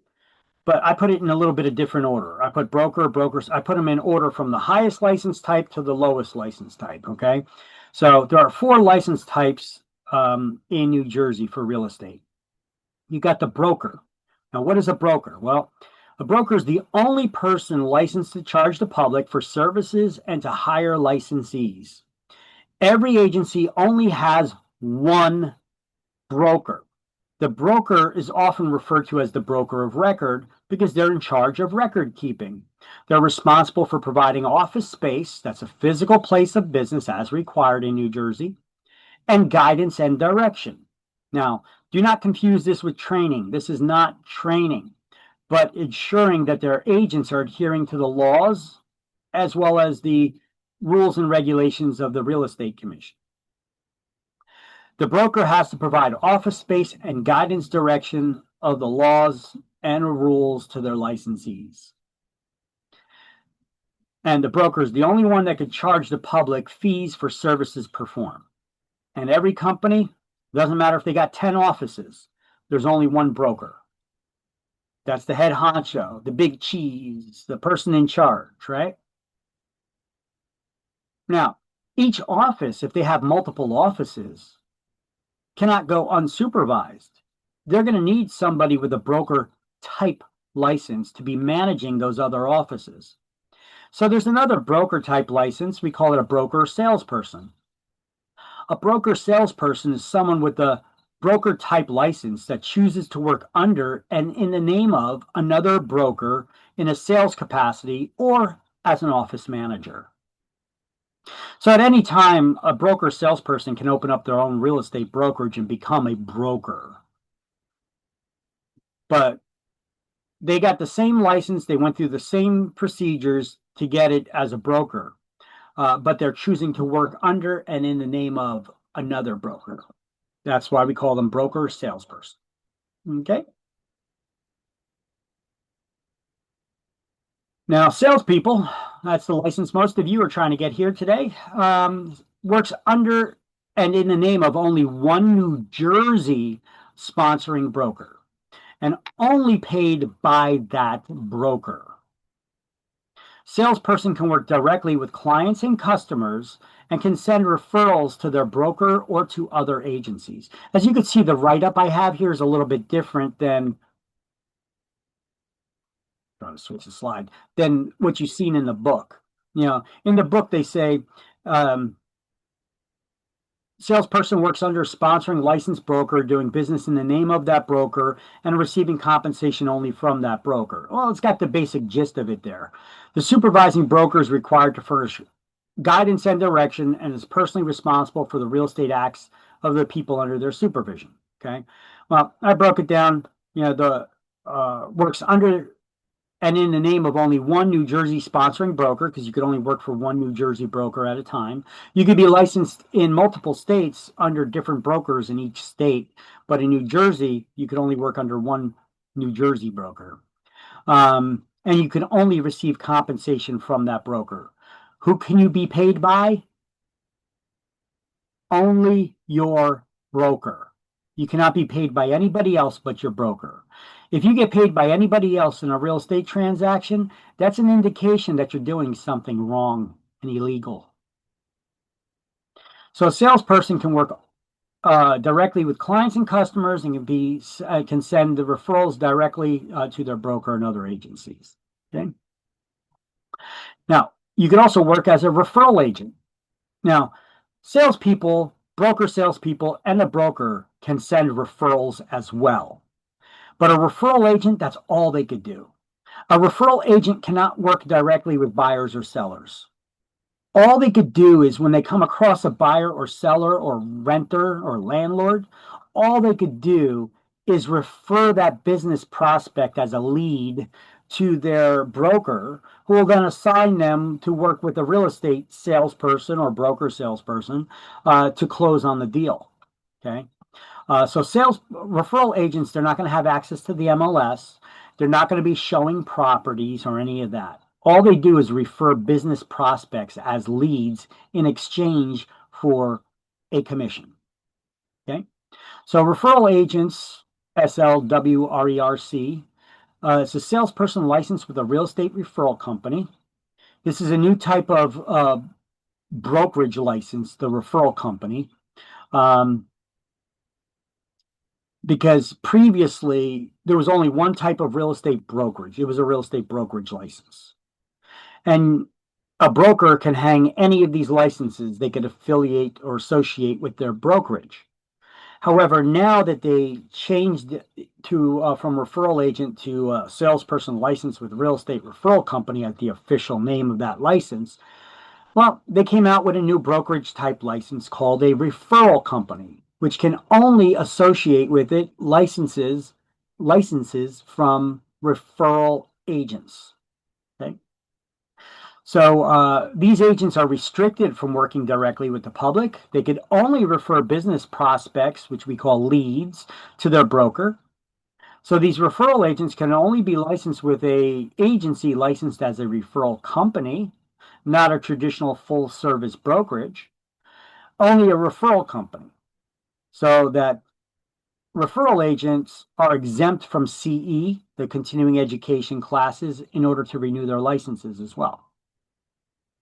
However, if they want to convert their license to a salesperson, they're going to need to take a lot more CE classes, depending on how long they were hanging their licenses as a referral agent. And if they began with initially getting a referral agent license, they were never a salesperson initially. This is why I usually suggest to people when they're getting their referral agent, they want to be a referral agent, I suggest that they initially get their license as a salesperson, even if it's for a week, and then change it over to a referral agent. This is a way of getting around some of the technicalities of the rules, so that if you ever now hang your license as a referral agent and you want to convert it to a salesperson, you don't have to possibly take an exam again. All right. One thing you guys notice, what are the 4 license types from highest to lowest?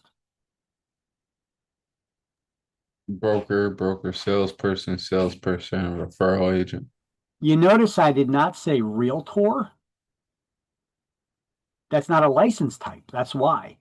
I know we get people all the time, they sign up for a class, they say, yeah, I want to get my realtor's license. Well, I don't stop you right then and there. It's not the appropriate place to correct you. The classroom is. There is no type of license called realtor. Realtors are members of a trade association, the National Association of Realtors, which its members are called realtors. Okay, that's NAR, National Association of Realtors. So it's not a license type. Now, realtor or realtor associate, technically only a broker can be a realtor. And broker salespeople can be realtor associates. Okay, they become members of the association, but only through their affiliation of their broker. Okay, so that's why they're called realtor associates. Got it?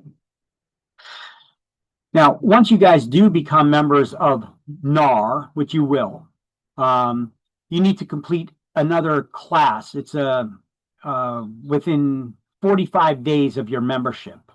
You could take it online for free, or you could take it in person, probably somewhere locally for about $15. And you need to take it every 3 years, okay, to keep up with your membership with NAR. Now, why do you want to become a member of NAR? Well, pretty much you got no choice, even though they tell you you do. Most MLSs require you be a realtor in good standing, meaning you completed your code of ethics training class and you paid your realtor dues. Right.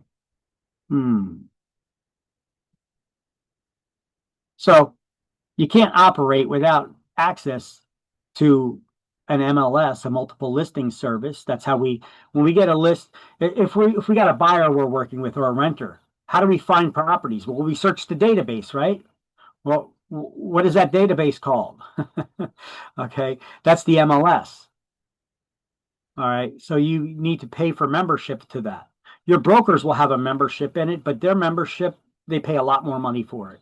And then you'll join under your broker there. So you need to be a realtor in good standing with most of the MLSs, not all of them, but most of them. And the requirement for that is probably because most of them are partially owned by a realtors association. Well, conflict of interest there, maybe, but we ain't doing nothing about it. So it is what it is. So technically, only a broker can be a realtor, and all other agents associated with the membership under that broker would be realtor associates. Okay. Now, you notice the book doesn't have that written in there. That line I put in there, additional information for you. So if anybody wants to take a screenshot of my explanations of this, be my guests.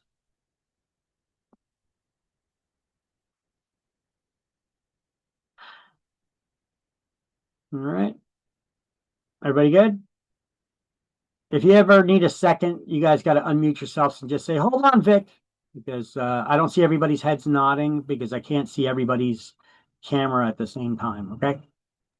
I have a question. So at what point do you take or do you go online to do the NAR testing to become a member? After you found your broker, but how Well, timeline? you sign up for the membership and you pay your dues, and then they give you 45 days to complete that. Okay. And they give you, is it a test with basic information, what we're doing now, or is it like Well, it's not a test. It's just it's like member- a 2 or 3 hour class that you do Got online. it. It's probably easier to take it in person, but you take it online, and then you're basically watching a slideshow, and then every so often they'll give you questions about what you've seen on the previous slides. So it's kind of like a quiz that they give you. But if you don't pass it because you rushed through the slideshow, you could just re-answer the questions again. You know. And they're in New Jersey. Where in New Jersey are they? Well, National Association of Realtors, that's national. National. Okay, but they don't have a local office, or it's just online. Well, like I said, you're going to be members of 3 associations. You're going to sign up at the local association, whichever local association that your broker's a member of, that's the one you'll be a member of. Okay. And then they'll sign you up for New Jersey Realtors, which that's the state association. And then they'll also sign you up for NAR, the National Association. Okay. So you're only going to get billed by that one local association, which will bill you for all 3. Okay. And they'll sign you up for all 3. And then you'll get what's called an NRDS number. That's your National Realtor Database System number. That's your membership number. That's your membership ID. And then you could use that to log into realtor.org. Okay. So we all know realtor.com. That's the public's website where they could go search for real estate, right? Realtor.org, that's the website for us. Okay. Or you could go to their other one because they got their own top level domain instead of .com or .org. You could go to nar.realtor,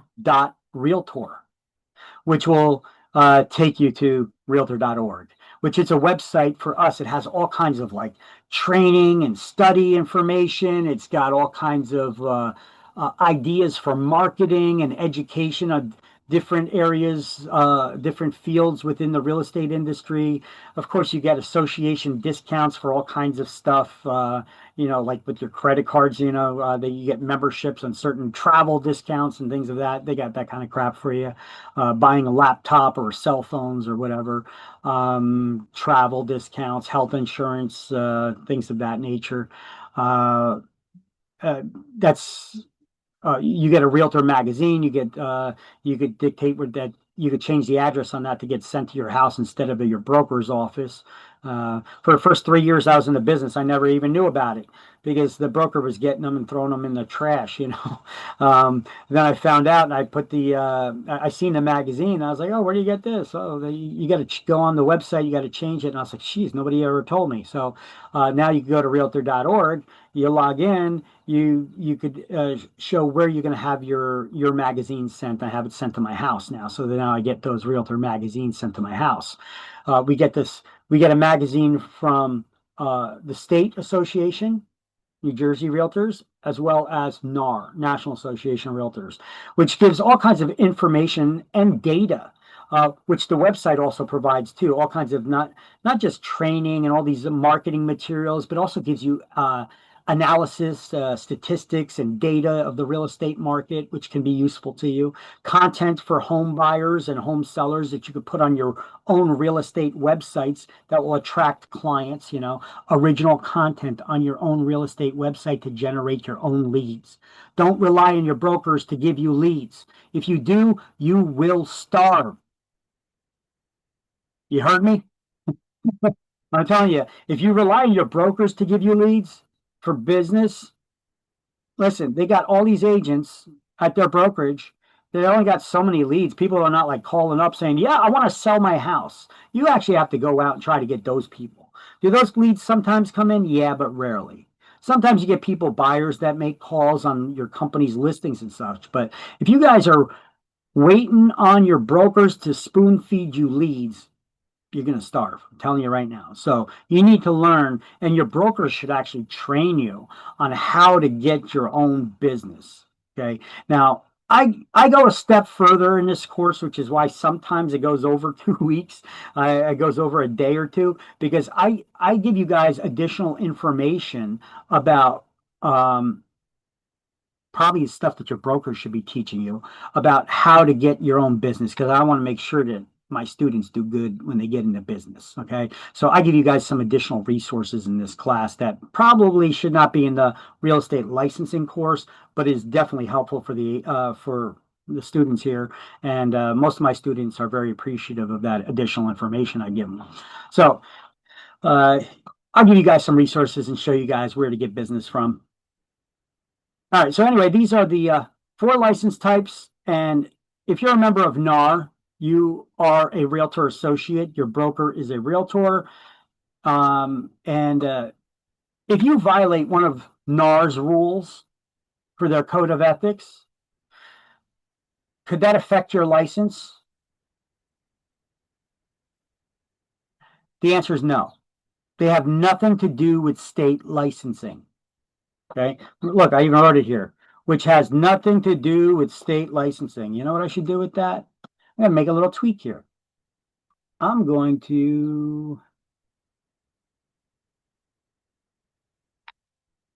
underline it. There you go. Has nothing to do with state licensing.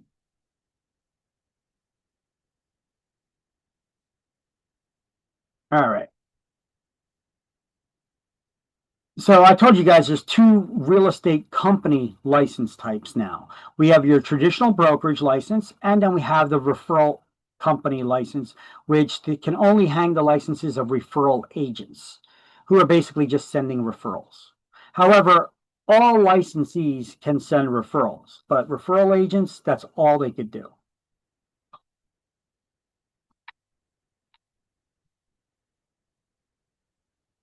How much is it going to cost to initially get your real estate license? Well, your license itself is $100. There's $50 to the FBI background check and $10 to the guarantee fund. Brokers and broker salespeople, it's double for them. Not double the total, but $200 for their license. They pay the same $50 for the background check, but they pay double to the guarantee fund. Okay.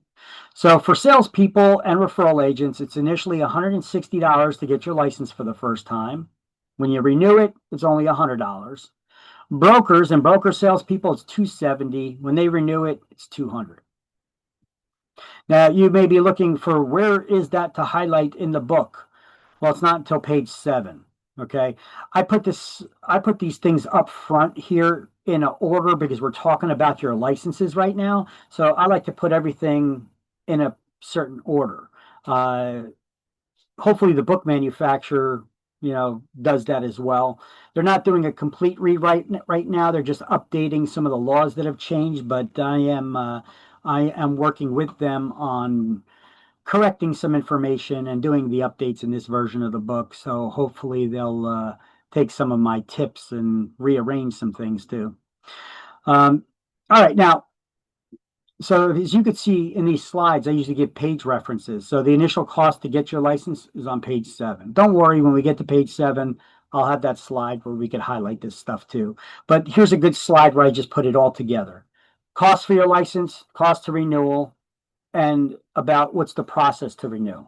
So this is another one of those slides that's not a bad one to, but you must renew your license by June 30th of odd numbered years. Everybody's license expires June 30th of odd numbered years. It must be renewed by June 30th. Otherwise, the next day, it expires. Okay, so you must renew your license by June 30th of odd numbered years. Doesn't matter when you got your license. Everybody's license expires the same time, comes up for renewal the same time. Okay, so we're in an even number year still, so you guys can experience at least 1 full year plus whatever months are remaining of this year. Now, if you don't renew by June 30th of the odd year, your license becomes inactive. It expires the next day, July 1st. Now, can you still reactivate your license if it expires? Yes. As long as you reactivate it within the next licensing term, which is how long? 2 years, you got it. But after that, it becomes void. So if your license is inactive for 1 licensing term and you don't renew it, you lose it. You got to come back here, sign up for class, pay for the class, sign up for the class, and go through all this stuff again. Start at square one. So we're not going to let that happen now, are we? And if you ever decide that after you get your real estate licenses, guys, if you ever decide that, hey, real estate business isn't for me, I don't want to be in it, or you get a great job offer that you can't turn down, so you let the real estate stuff go. Listen, keep this license active. I'm telling you, I get people often years later to come back and they take the course again. Oh, I used to have a real estate license. I let it go. I should have kept it. Listen, convert the license to a referral agent. You could hang it in a referral agency to keep it active, because you always come across friends or family or somebody, coworkers that's looking to sell or buy a house. You could always send it as a referral and still make money off of it. Okay? Keep your licenses active.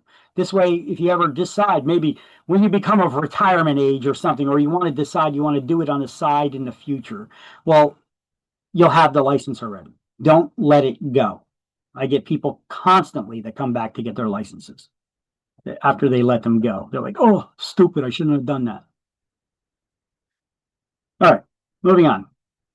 We talked about CE in order to renew your license. Well, I put together one slide and I dedicated it to CE. Another one you should probably snap a picture of. We will get this in another page, but it's highlights here, highlights there, mix them up, patch them up, to study from. I got it all in your face and in an easy way to explain it. All right, so each credit is equal to 1 hour of classroom time. Okay, so 12 credits, 12 hours of class every 2 years. Now, the CE classes must be approved and registered. They basically license the classes with the New Jersey Real Estate Commission. CE must be completed 2 months before your license renewal. So if your license renewal must be renewed by June 30th, you need to complete your CE by April 30th, 2 months before the license renewal. Otherwise, the Real Estate Commission charges you a $200 processing fee. Okay. Don't call it a fine. They get angry when you call it a fine. No, we don't give you fines for that. It's a processing fee. Okay. I don't know. If I don't do something on time and you're charging me a lot of money for it, I think it's a fine. Okay, whatever. That's their way of slapping lipstick on that pig, right? Call it what you want. Pig's a pig, right?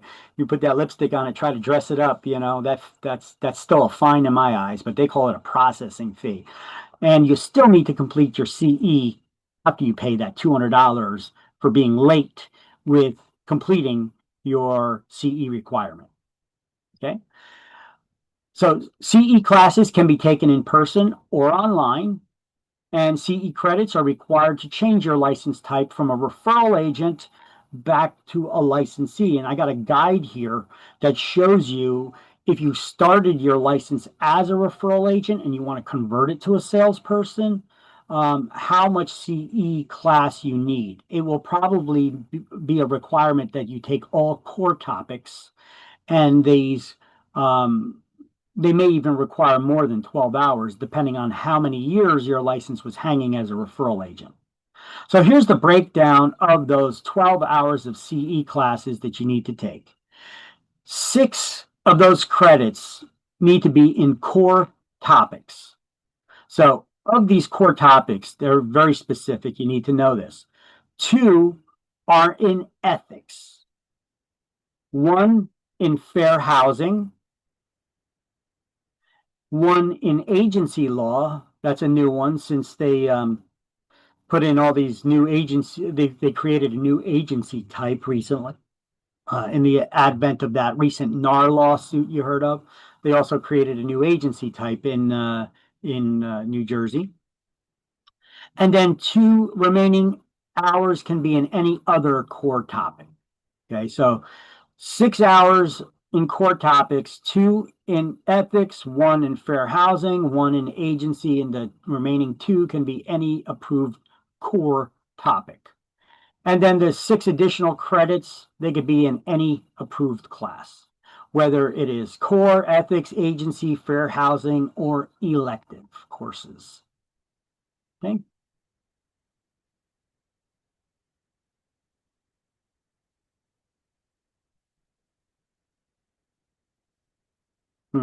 I have a question. That's not correct. I need to correct that. Yeah. I have a question. Just to piggyback. So you can't be you can't have both at the same time. It's either you're a salesperson or you're a referral sales. It's either you're let me get it right. The other. Yeah, one or the other. You have one or the other. Correct. Okay. Thank you. Sure. How much time before that 2-year term can you start taking these classes? Oh, wait, I was right. As soon as you get your real estate license, you can start taking them if you want. Okay. That was And right. how do we make sure they are approved? It's on this website, on the I'll new- show you. I'll show you in a moment. Yeah, I got a website right here. Check your CE credits. You can go to njrece.psiexams.com. After you take the classes, they have to be reported here. You know it's been reported to the state if it's here. Okay, but you could also search. When you go to take a CE class, it should have a licensing number next to the class that's being advertised.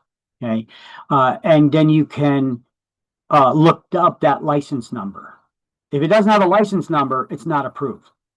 Okay, but you could take classes that aren't approved. It's just not going to count towards the renewal of your license, the CE requirement. Okay, we got classes we call professional development. You just take them to be a better agent, to learn how to specialize in something, to learn negotiation skills or something. But even though a lot of those classes have CE credits for them too, but you could take classes that don't offer any CE credits at all, but are very valuable, like how to specialize in luxury real estate, things of that nature. All right. Yeah. So it says 2 credits, hours remaining in any core topic, but really it's 8 hours in any. Well, no, you got to take 12 hours of CE classes total, right? Specifically, 2 in ethics, 1 in fair housing, and 1 in agency. Okay. Right. But then when it says 2 hours in any and then 6 hours in any. So it's like 8 hours in any. Right? These are additional. No, these are additional. So you got 2, 3, 4, 5, 6 of the core topics. And then the additional 6 can be elective courses. Or if you want to be boring, you could take them all in ethics. Doesn't matter. So classes can be core, fair housing, electives, or you could take 11 credit hours in ethics classes and 1 in fair housing. Well, that's not true because you also need to take agency now too. So I was right when I was starting to retype that. So I see. You know what? I'm gonna remove that line altogether because I don't got the room to put it all in there. And there's a a link where I could show you.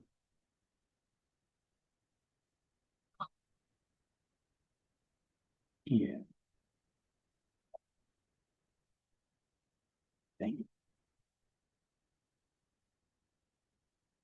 All right, so I shared with you this this link. Don't worry, I'm going to go to it in a moment, and I'm going to show you how that works, how you could track your CE after you take those classes.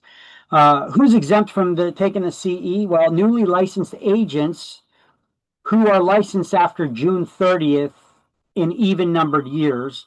They'll get CE credits for the licensing class for the first renewal term. So newly licensed agents after June 30th.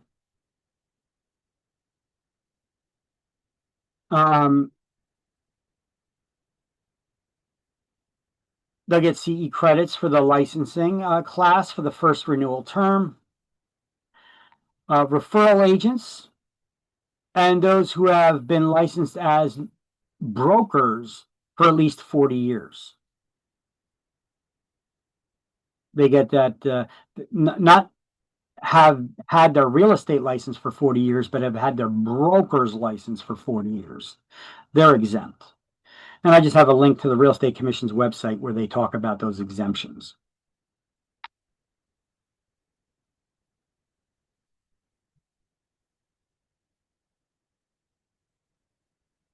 Okay.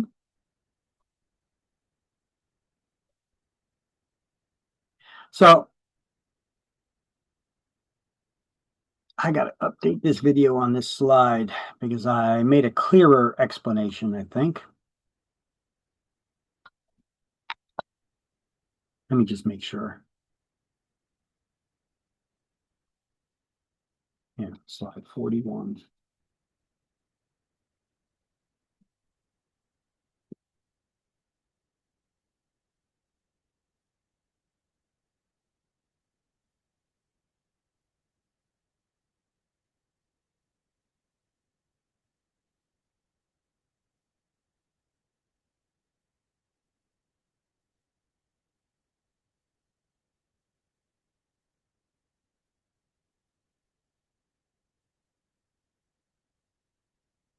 All right, so just made a note for myself to update this video on this slide. I'll get a video clip from the last class that I taught about this,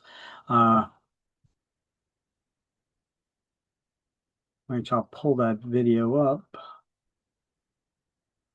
I'm going to show you guys right now, instead of using this one, I use that one. Give me 1 sec, I'll pull it up. Save myself the breath from having to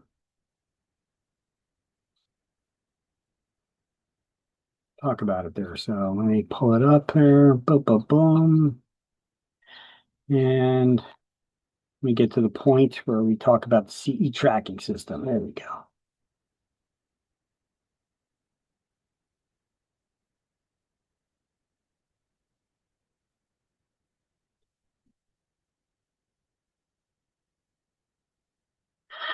All right, so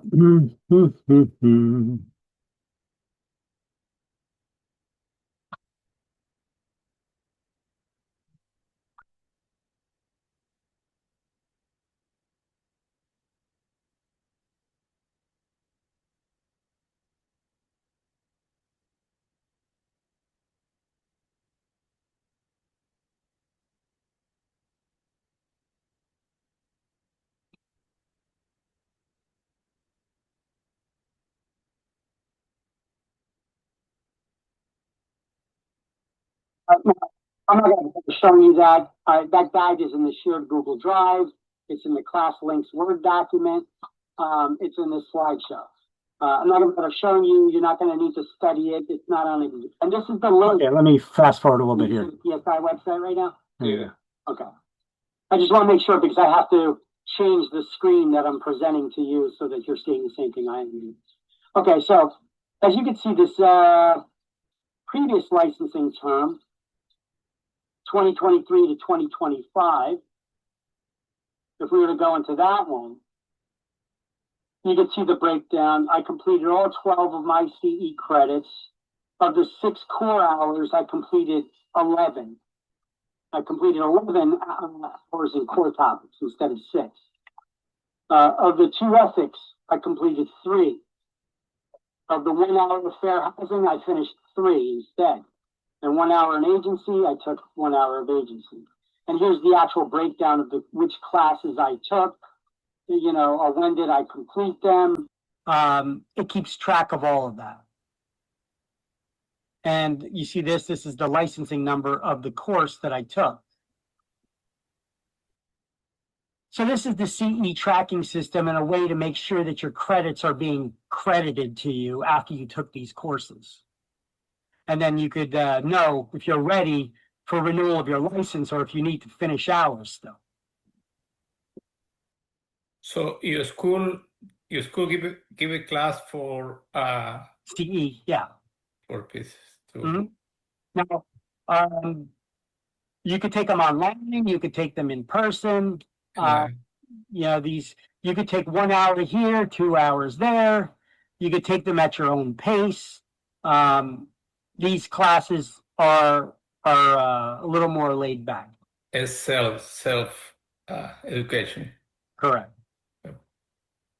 Okay, so this class itself that you're taking right now for initially getting your real estate license, if you were to take this in the second licensing term, it could count towards your CE credits because it's that close to the license renewal. They're not going to require you to take this class and then take CE on top of it. This class would give you those credits. But right now, we just renewed our licenses. So if you get your license now, before your license comes up for renewal, you will still have to complete that 12 hours of CE. No. Okay. Before when? Before the class I had to do April 30. That's what they say in the book. Correct. April 30th, 2027. Yeah, 2027, yeah. Okay. Yeah. All right. So that's basically the breakdown of how this works. And then who's exempt from the CE licensing, CE classes to renew their licenses? Well, newly licensed agents after June 30th in even numbered years.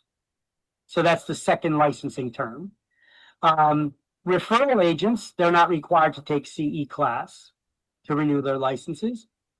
And brokers who have been licensed for at least 40 years. They're given an exemption, as you can see on the Real Estate Commission's website.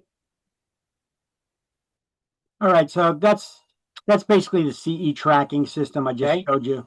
Let me close that out. I just wanted to show you the CE tracking system and how it worked there.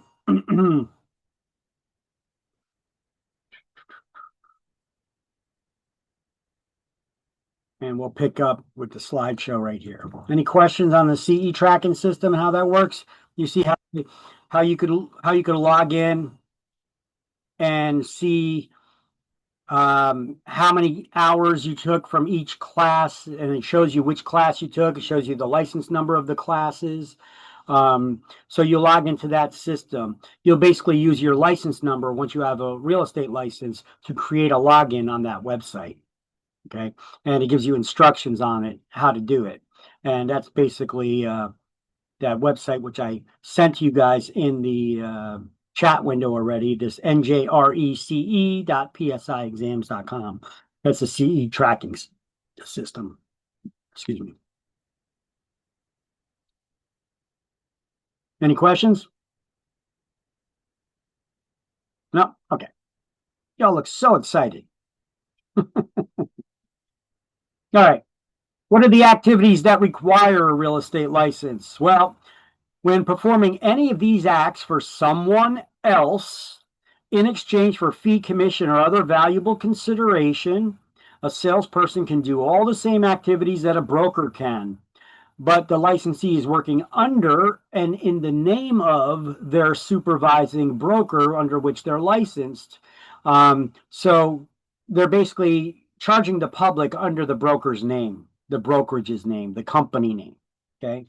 That's how we charge the public. So when we get a listing, we charge the public because the brokers authorized us as their independent contractor, as one of their agents, to charge the public under their name.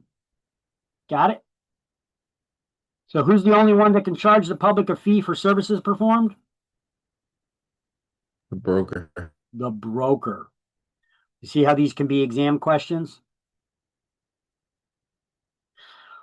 All right, so you need a real estate license if you list real estate for sale, and you're doing it for someone else. Sell, exchange, buy, auction, or rent real estate. You know, New Jersey being the nanny state that we are, you're required supervision and licensing for everything.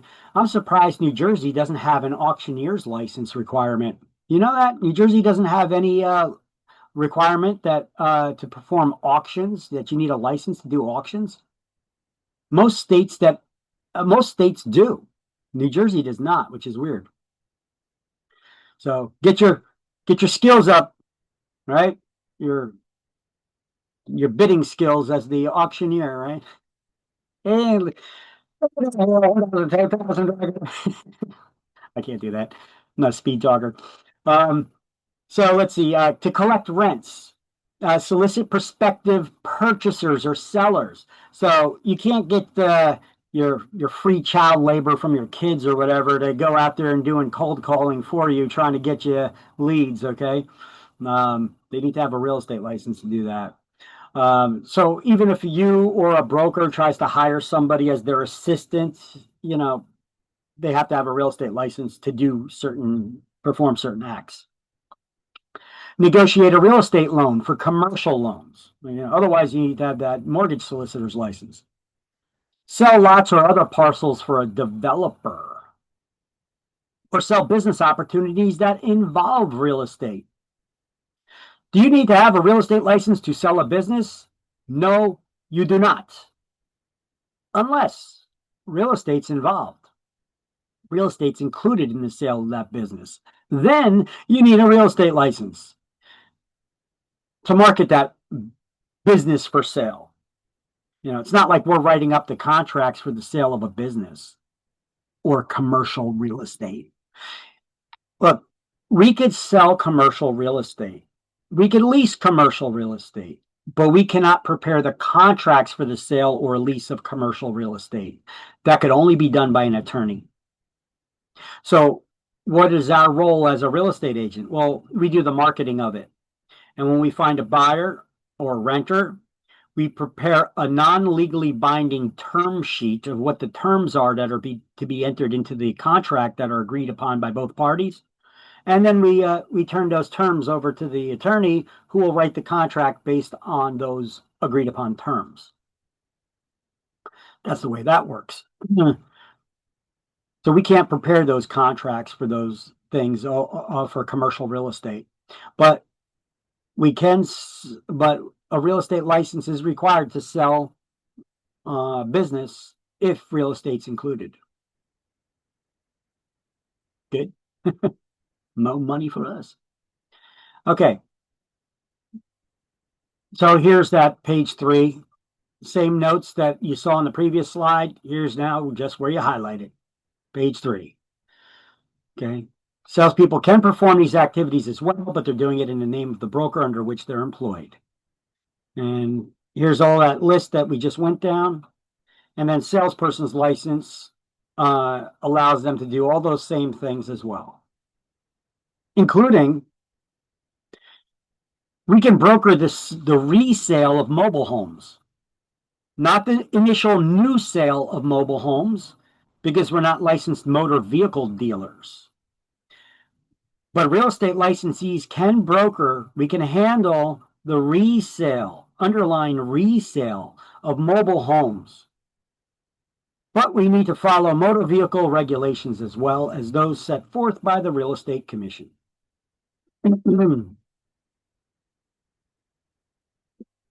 Anybody ever sell a car? If you ever sold a car, you ever bought a car, you got your pink slip, right? Yeah. Or what do they call it these days? Just the title for your car. right? You turn it over, you write down the names of the buyer, who the seller is, what the sale price is so that the appropriate taxes can be paid to the state of New Jersey. And then go to motor vehicle, get the title reissued in their name. Now we get paid our commission. We did everything that was required. Okay. Unless that mobile home is going to be already parked in a mobile home park, and then they got a lease that they need to sign with the mobile home park as well. Okay, because that's not their land. They own the mobile home, but they don't own the land that it's sitting on.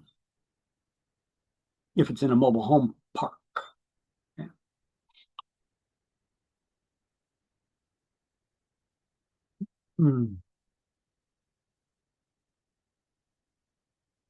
Okay, everybody got those notes? We good? We cool? All right. So just another slide on that. Licensees can broker the resale of mobile homes, but we need to follow DMV regulations. We cannot sell new mobile homes because we're not licensed as motor vehicle dealers. Mobile homes are considered to be personal property. Just like your car, that's personal property. It's not real estate, right? There's only two kinds of property on this planet. It's either personal property or it's real estate, right? Sometimes I'll refer to it simply as real property, okay? So your car, the clothes on your back, your jewelry, personal property. The only time a mobile home can be considered real estate is if the axles are permanently removed, and it's mounted to a foundation. Okay? That's when it's considered part of the real estate. So, exemptions. Who's not required to have a real estate license? Well, basically for sale by owners, or FSBOs, we call them for short. Anybody ever hear that term before? A FSBO? FSBO? FSBO stands for sale by owner. That's how we pronounce it. FSBO. FSBO. Owners who are selling or leasing their own property. You don't need to have a real estate license to sell or lease your own property. Attorneys, executors, executrix, trustees, receivers, administrators, legal guardians, and others handling real estate under the order of a court also don't need to have a real estate license. Banks and trust companies for properties that they own. Insurance companies for properties that they own. They're basically FSBOs. They don't need to have a real estate license. And attorneys are exempt while handling real estate under their normal practice of law, but an attorney who engages in the brokerage business, just like you and I, needs to get a real estate license.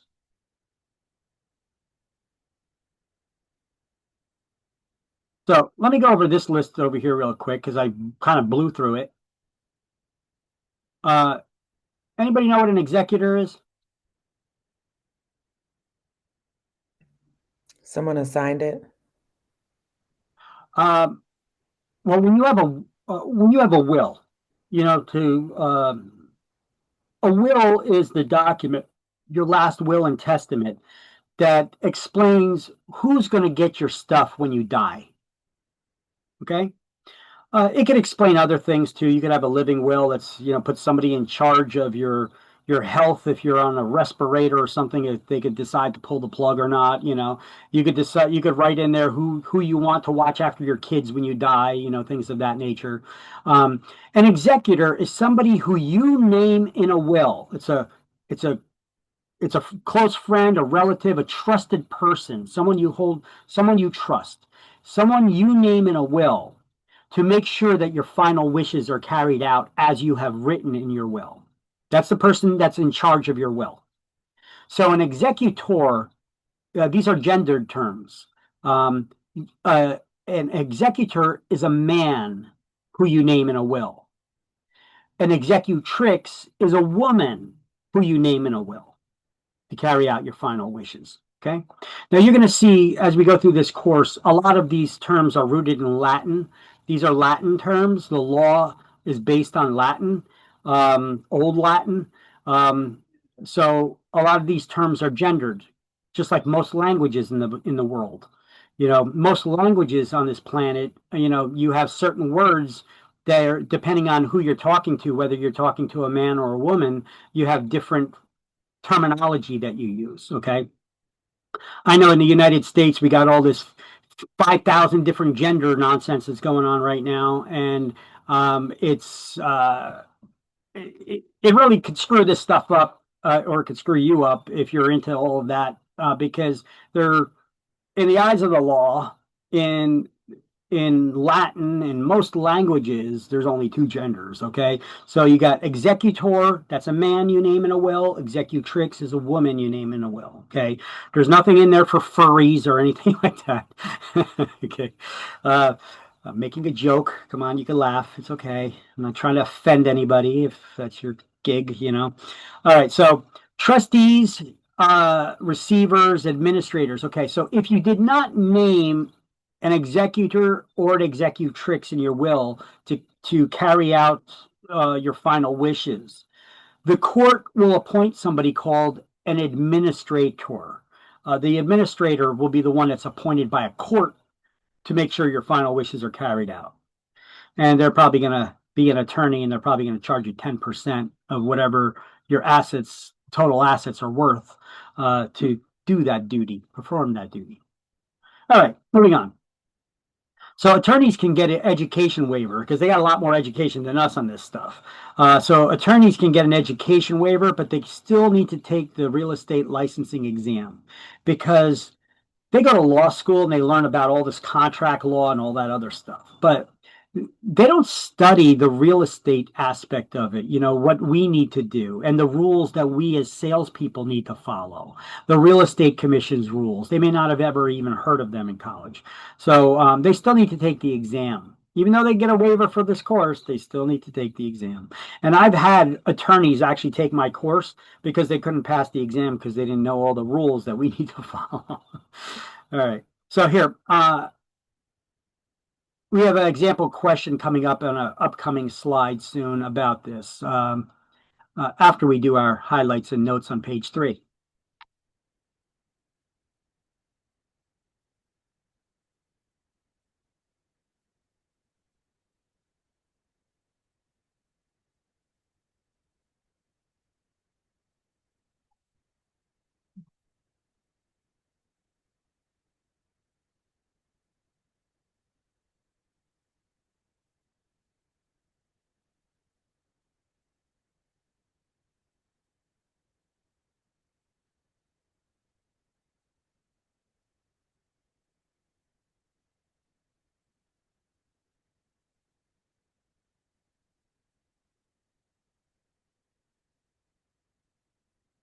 Okay.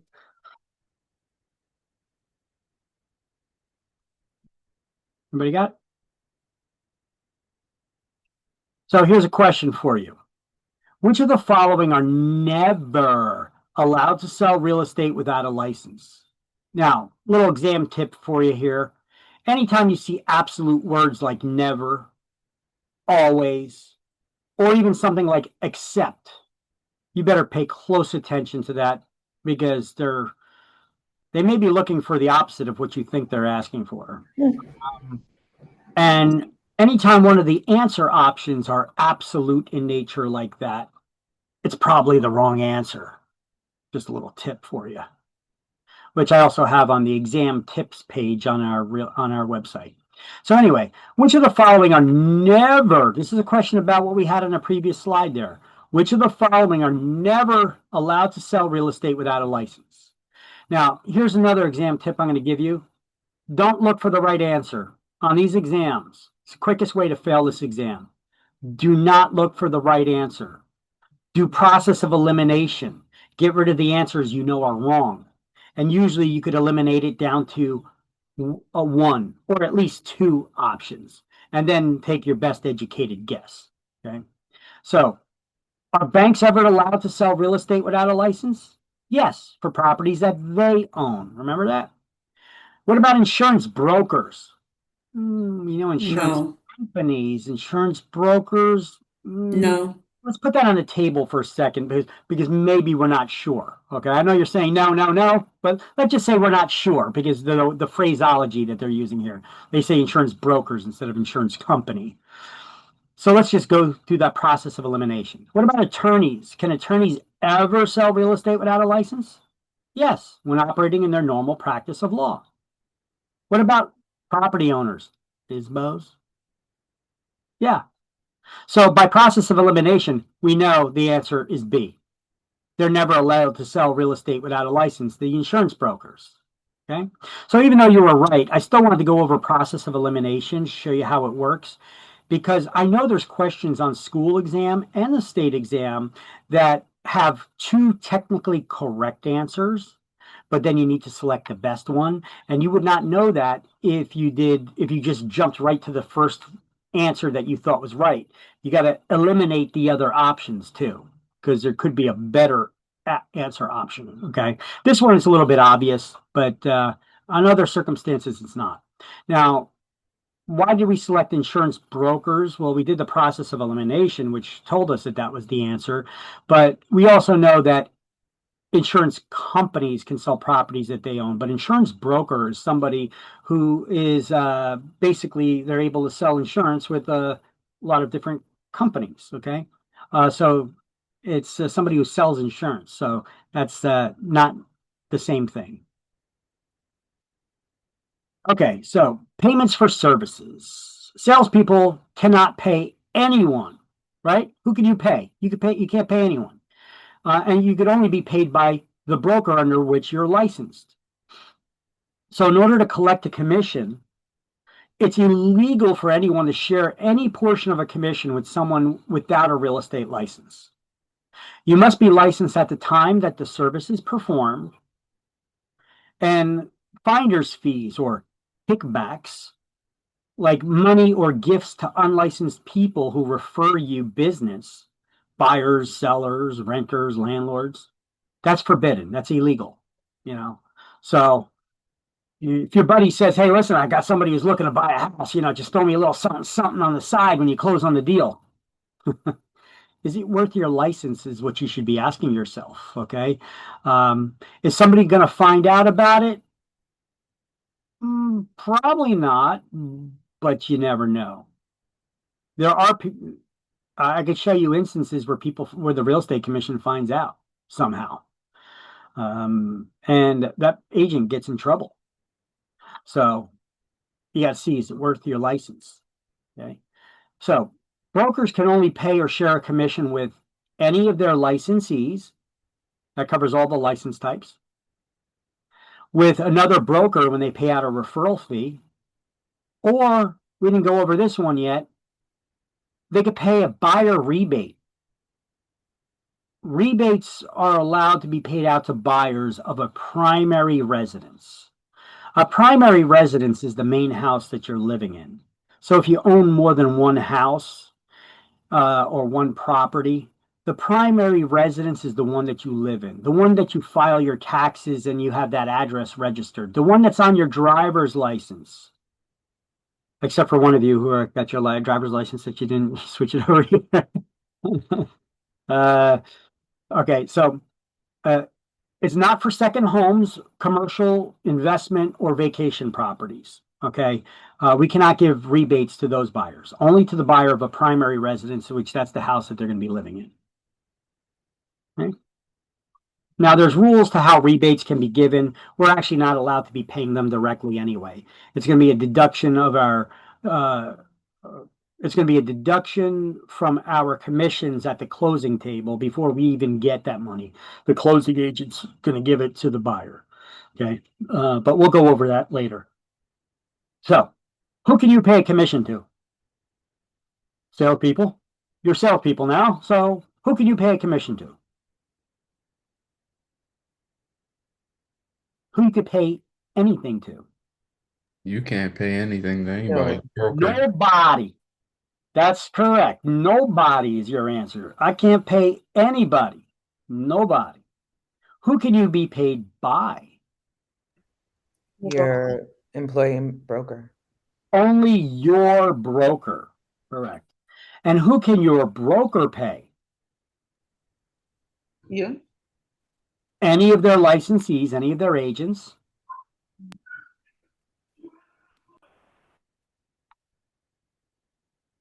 Another broker when they pay out a referral fee And a buyer's rebate.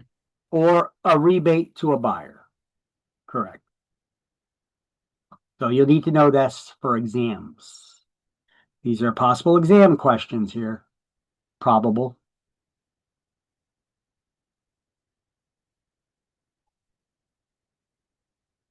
So I explain it here a little clearer than the book does. We'll have some highlights in the book. Actually, I think we already did. But this is a little clearer. Let me see. Let me back it up. No, we didn't have it yet.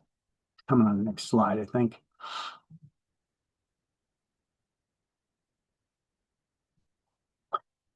I changed the slide. You guys are all writing right now, it looks like. Keep in mind, all of these notes are in that Word document as well as the slideshows.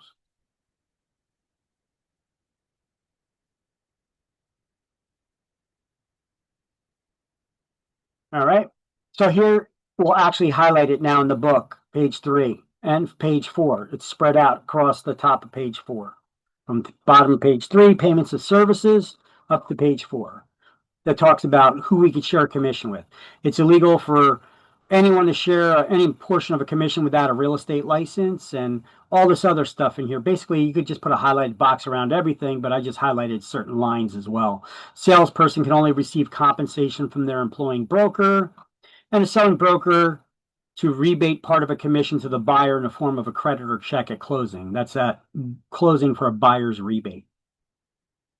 And then the top of page 4, I put their finder's fees. I wrote kickback above that because that's what they call a kickback, giving anything of value to somebody who don't have a license, like giving money or gifts to a friend in exchange for a valuable lead. Okay.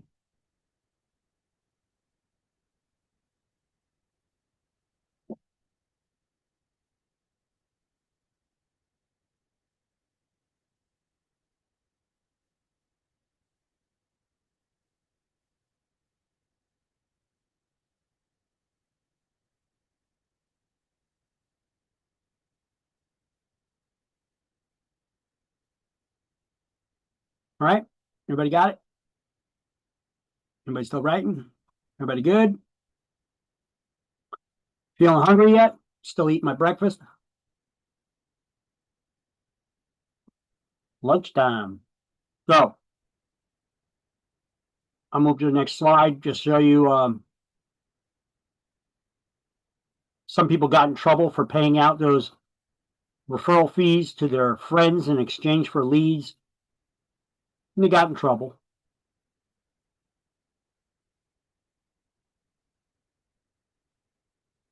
And here's the information about buyer rebates. We'll go over that after lunch. So let me pause the recording.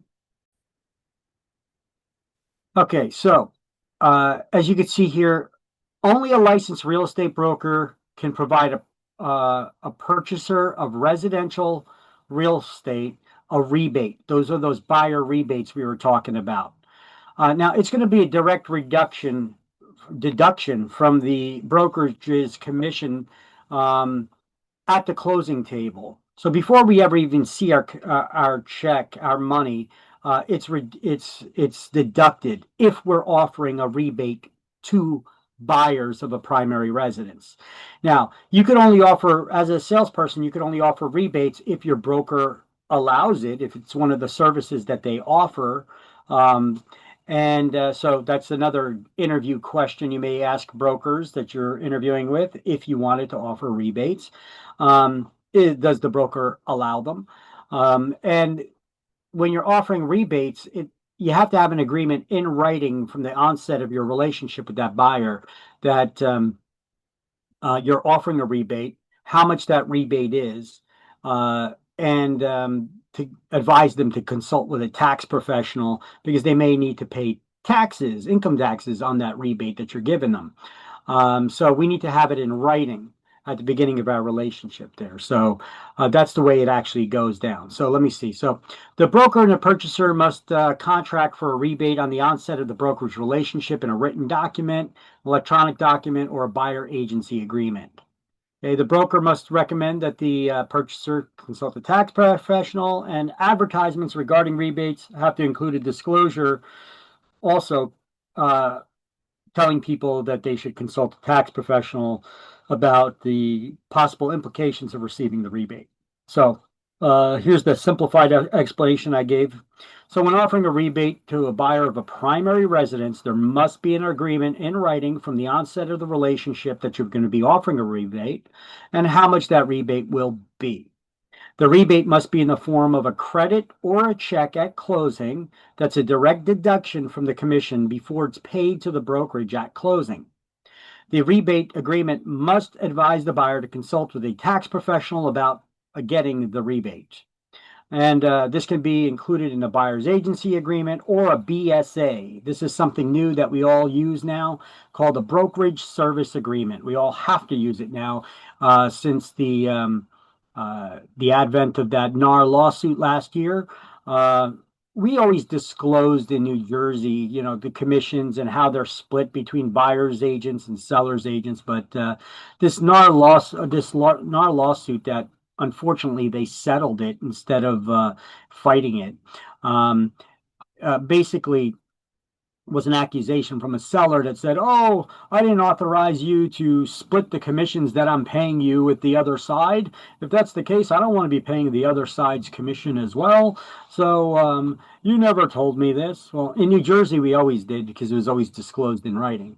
But now we have to do it on this official document called the BSA, Brokerage Service Agreement, which also gives the seller now the right to tell us that we're not allowed to share the commission. So after they pay us the commission that they agree to pay us, now all of a sudden they want to have the right to dictate who we share our commission with, okay, and by how much. We always had that disclosed on our listing agreements anyway of how we were going to be doing it. We had them sign off on it. But now we got to do it on this additional brokerage service agreement stuff too because of that lawsuit. So that lawsuit that tried to make agents look like they did something wrong in the last year. You guys remember that? It was all over the news. They were plastering it all over the news, saying how it was going to make real estate more affordable for people when it had the direct opposite effect. Because now anybody that's a buyer that's looking to buy real estate not only has to get a loan, but then have a deposit for that loan. They also need to come up with their share of the commission if the seller doesn't want to pay the commission and allow the listing agent to split it with the buyer side. So previously that commission that gets comes from the purchase price, right? The buyer could always finance it in their mortgage loan because they just offer more for the house, and then they get it paid from the seller, and then it's not additional monies that the buyer needs to have. But now it is. If the seller does not want to go the traditional route and pay the commission and allow the listing agent to split that commission. Okay, so now we got this long, complicated buyer's brokerage service agreement that we need to use now. Okay, enough of that. Okay, so also on page 4, unlicensed assistants. Brokers use assistants all the time. Their agents sometimes even use assistants when they get busy. But you need to know what an unlicensed assistant or secretary can and cannot do. So here in the book, just shows you really quick a basic rundown. They can, what they may not do. They may not, if you have an unlicensed assistant, they may not show property. So you can't send them out to show your buyers or renters properties on your behalf. Unlicensed assistants, a license is required to do that. They cannot answer questions about listed property. So have you ever called up a real estate brokerage and wanted to know the the price of a property, or even if it's still available, how many bedrooms, how many baths, and you get the runaround from the person who picked up the phone, that's because they don't have a license. It would be illegal for them to tell you even if the property's available, let alone how many beds or bathrooms or any of that information. Okay? Make cold calls by phone or in person seeking business from potential listers, purchasers, tenants, landlords. Discuss or explain a contract or any other real estate document with anyone outside the brokerage firm.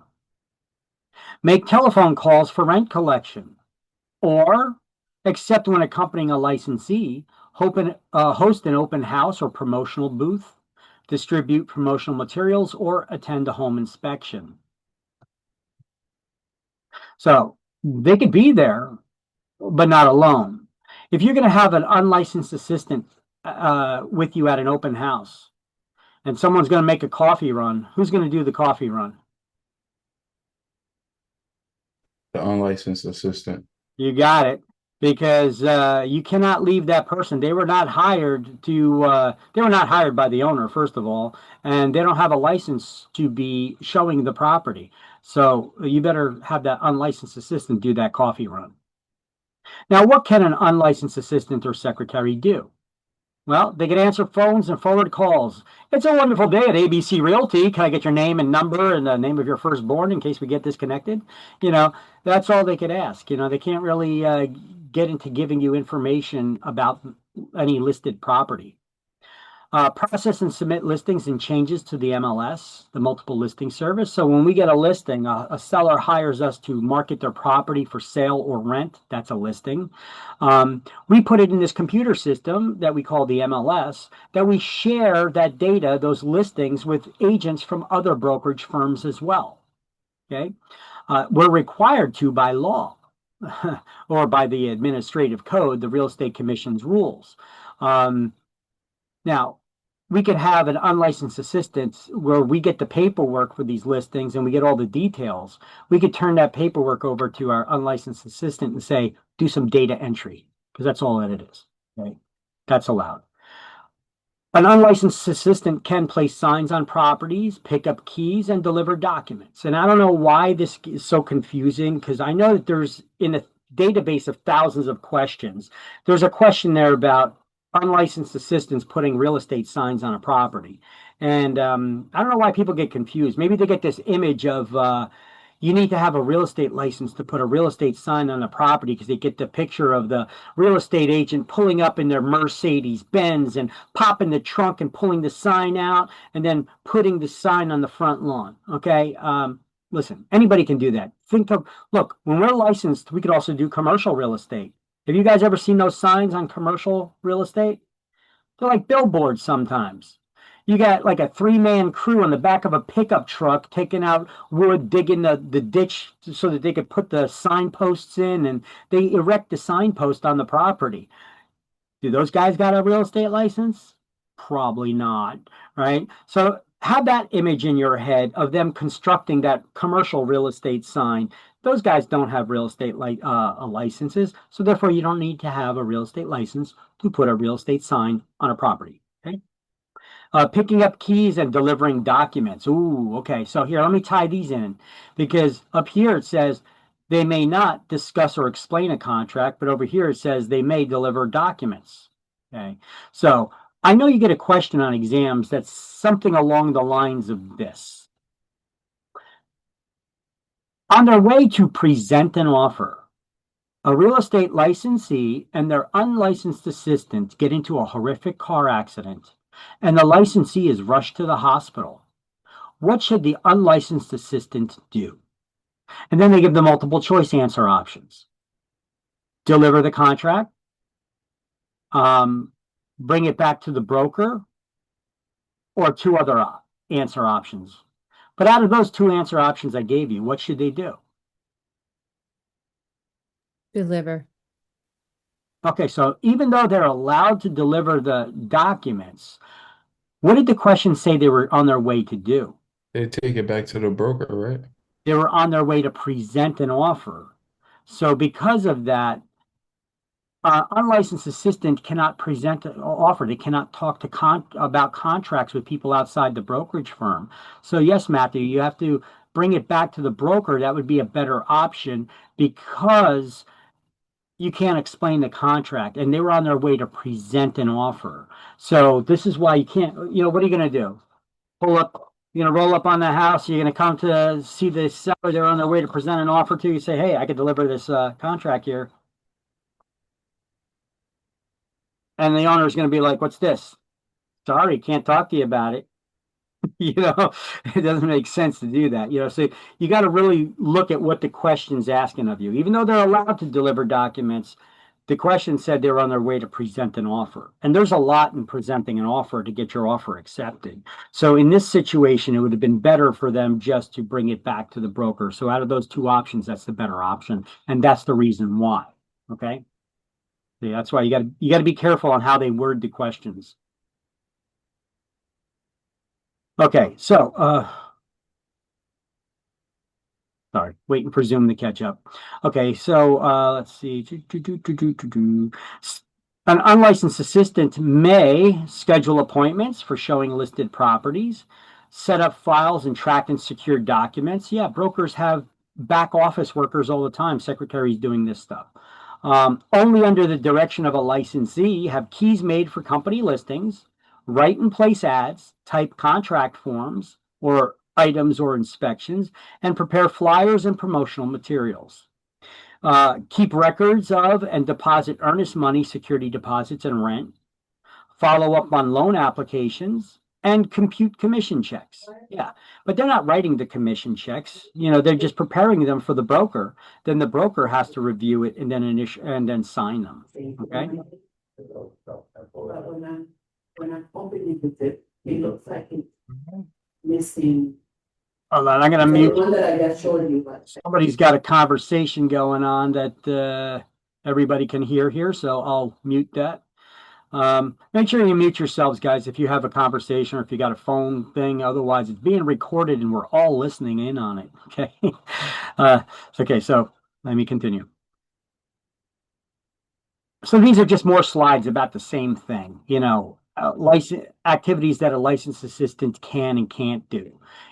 This is all this up here is just basically saying, according to the law, there's certain parameters on activities that the unlicensed assistant can and cannot lawfully engage in.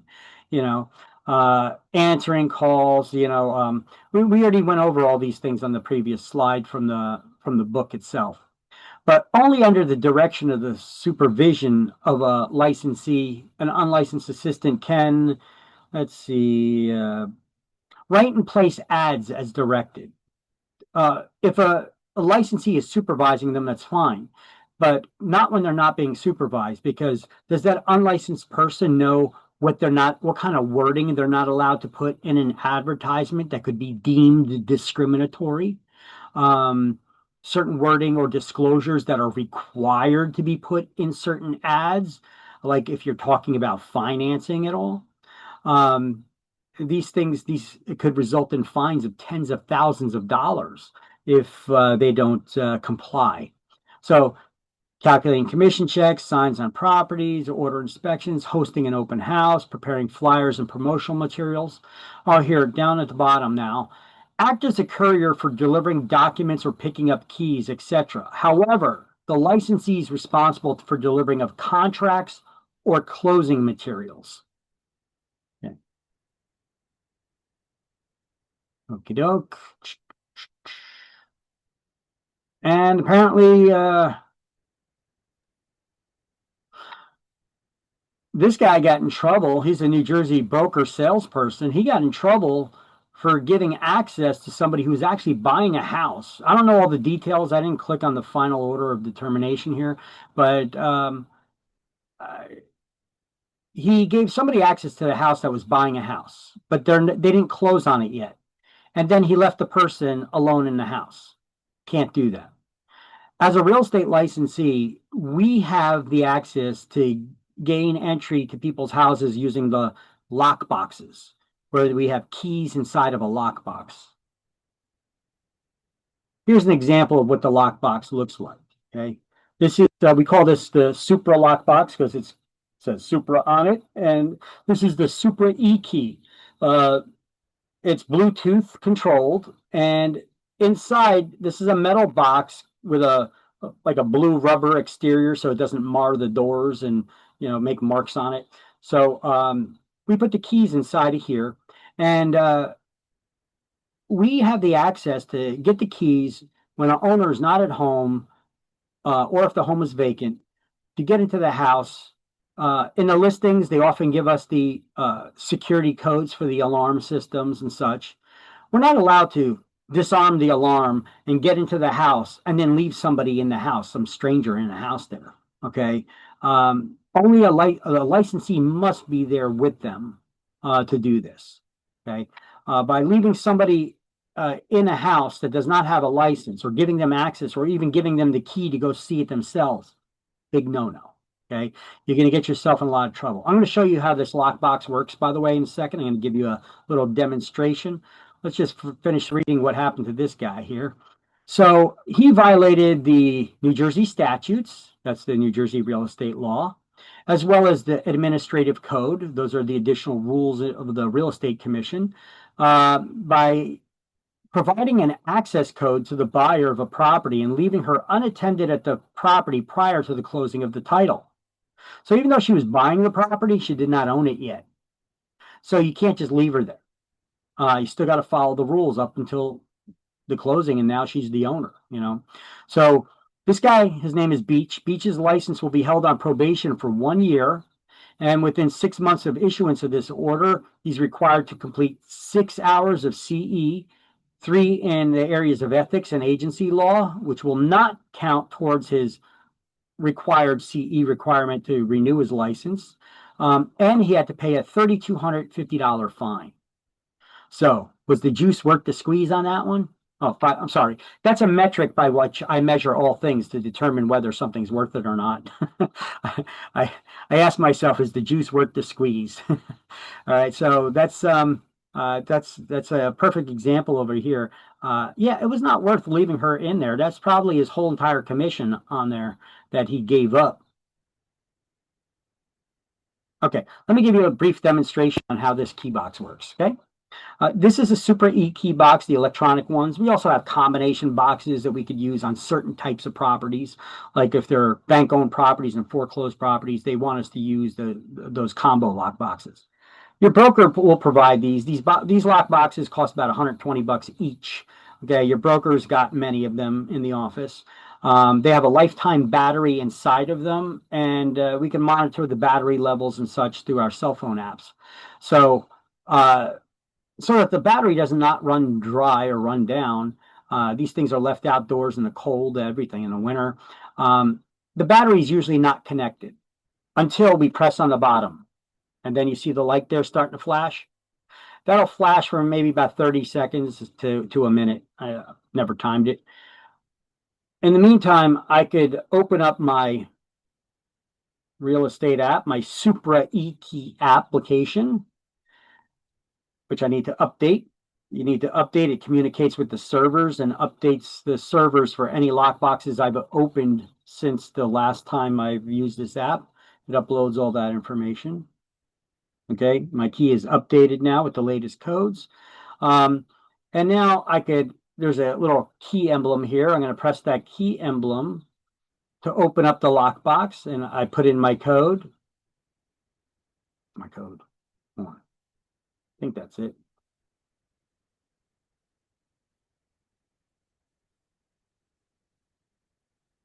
Let me make sure that's active. Communicating by Bluetooth.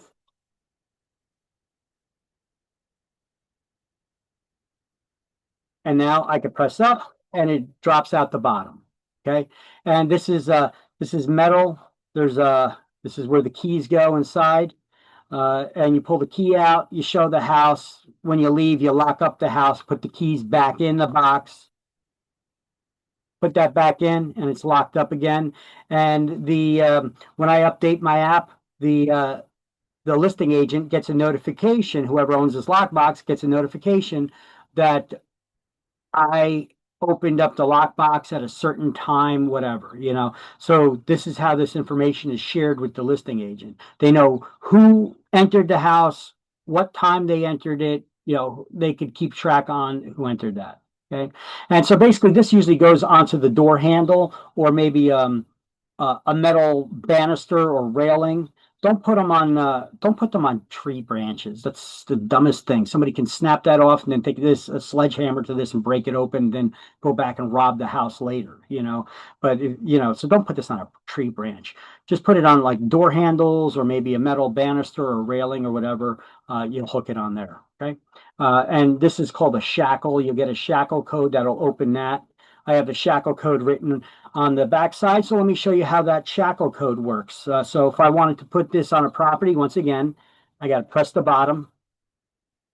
Each lockbox has its own individual shackle code, which I got written on the back on a piece of paper. So I'll say open shackle and I'll put it in the code.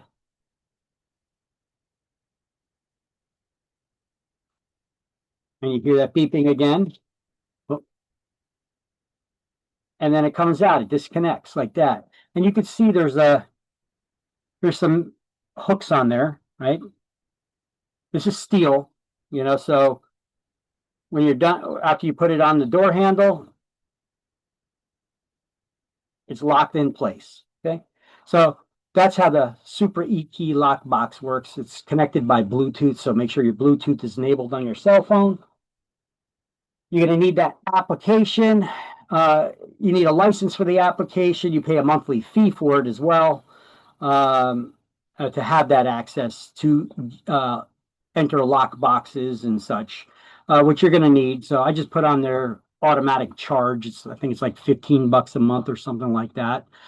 By the way, all these expenses are tax deductible. They're business expenses, right? It's like anytime you have it, you're going to be self-employed. Even though you work under a broker and you need to follow the broker's rules, you are going to be self-employed. That's what an independent contractor is. You got to follow the broker's instructions and you got to make sure that you listen to them as far as they're there to make sure you're providing guidance and direction to the laws and rules and regulations of the Real Estate Commission. So, but you are an independent contractor. So keep track of all of your business expenses, the price of this class, the price of any exams or fingerprinting or for the licensing itself, the price of CE classes, continuing education classes to renew your licenses, any tools you need like membership in an MLS or Realtors Association. Keep track of all these fees. They're tax deductible against the income that you make here in real estate, right? So, first of all, make money so that you have something to deduct it against. But then you could write off all these expenses on your taxes. So keep track. Start a running list. It's not a bad idea to maybe subscribe to like Quicken Independent Contractor or QuickBooks Independent Contractor or FreshBooks. These are financial applications to keep track of all your expenses and income for tax purposes at the end of the year. All right. And the fee that you pay for that software, tax deductible as well. It's like you hire an accountant instead of doing your taxes on your own. The fee that you pay the accountant, tax deductible. So keep track of all these business expenses. You're now going to be business people, so keep track of those expenses because you can write them off on your taxes. All right. So what are the qualifications for a real estate license? You probably studied this before you ever joined this class, but let's go over them. You got to be 18 years of age or older. Prove a high school education or its equivalent, like a GED. Furnish evidence of good moral character. How do you do that? Well, you don't lie about having a high school diploma or GED to start. Successfully complete a 75-hour pre-licensure course, which you are here to do today. Disclose your social security number for child support enforcement and other purposes. Okay, this was an old one, no longer applies. It says provide documentation of citizenship or legal residence in the United States. New Jersey governor and legislature waved their magic wand and they said, we are now a sanctuary state. So it doesn't matter if you're here illegally, you could get a professional license in New Jersey. According to this New Jersey legislature bill, S2455. Now, no state can write legislation that will override federal law. But the federal law, the feds have not been enforcing these laws for citizenship and legal, being legally in the United States. So right now, all they're doing is going after criminal illegals, illegal aliens. So this does not apply anymore. So this law right here, it basically says that anybody here that's in the United States lawfully, well, actually, it doesn't matter even if you're here lawfully now. New Jersey will grant you a professional license. So real estate is one of those professional licenses, just like a nursing or doctor or attorney. You know, pass a state exam, okay, which you'll have to do, and get fingerprinted, and then get sponsored by a licensed broker in order to activate your license. And then you're going to send all that information into the state or have your broker do it. They can do it electronically now. Send it in a broker's check or a money order made out to the state treasurer of New Jersey to activate that license for the first time. All right. So that's what's required to get your real estate license. Now, so for the salesperson's license, you could add in their fingerprinting in the book. They left that one out, but that's important because you need to do it. It's one of the steps.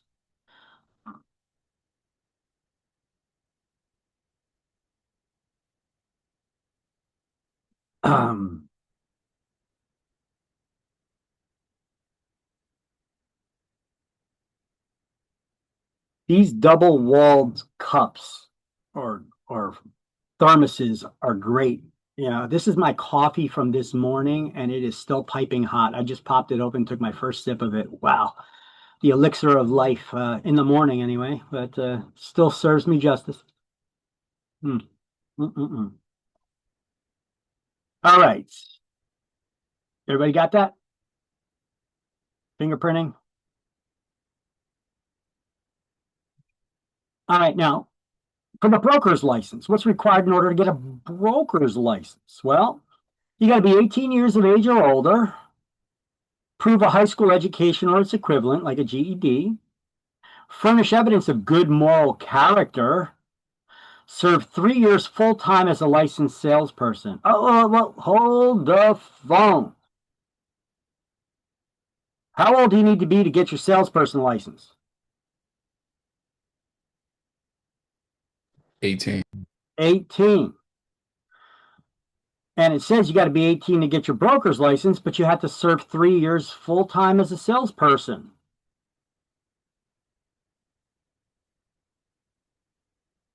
Something ain't adding up there. So there is an exception to the law. And whenever there's an exception to the law, you always follow the exception to the rule, okay? That's how you pass these state exams. It doesn't matter if it's a real estate exam or your driver's license. Whenever there's an exception to a rule, you always follow the exception rather than the rule. It says you could be 18 years of age or older, and that should be your answer on your state exam when it asks you how old you need to be to get your broker's license, because that's the exception. For most people, it would be 21.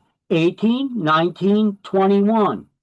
18, 19, 20. Well, actually, 19, 20, 21. There you go. So you got to be full-time salesperson for 3 years, okay, in order to get your broker's license. So therefore, for most people, it's going to be 21 years of age.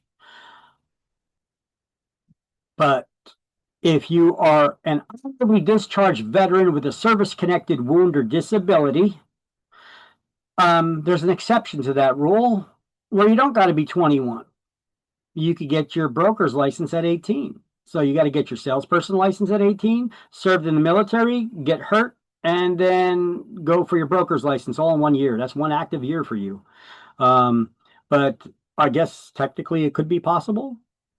But why do we have the requirement, would you figure, that we have a requirement that you have to be a full-time salesperson for 3 years before you get a broker's license?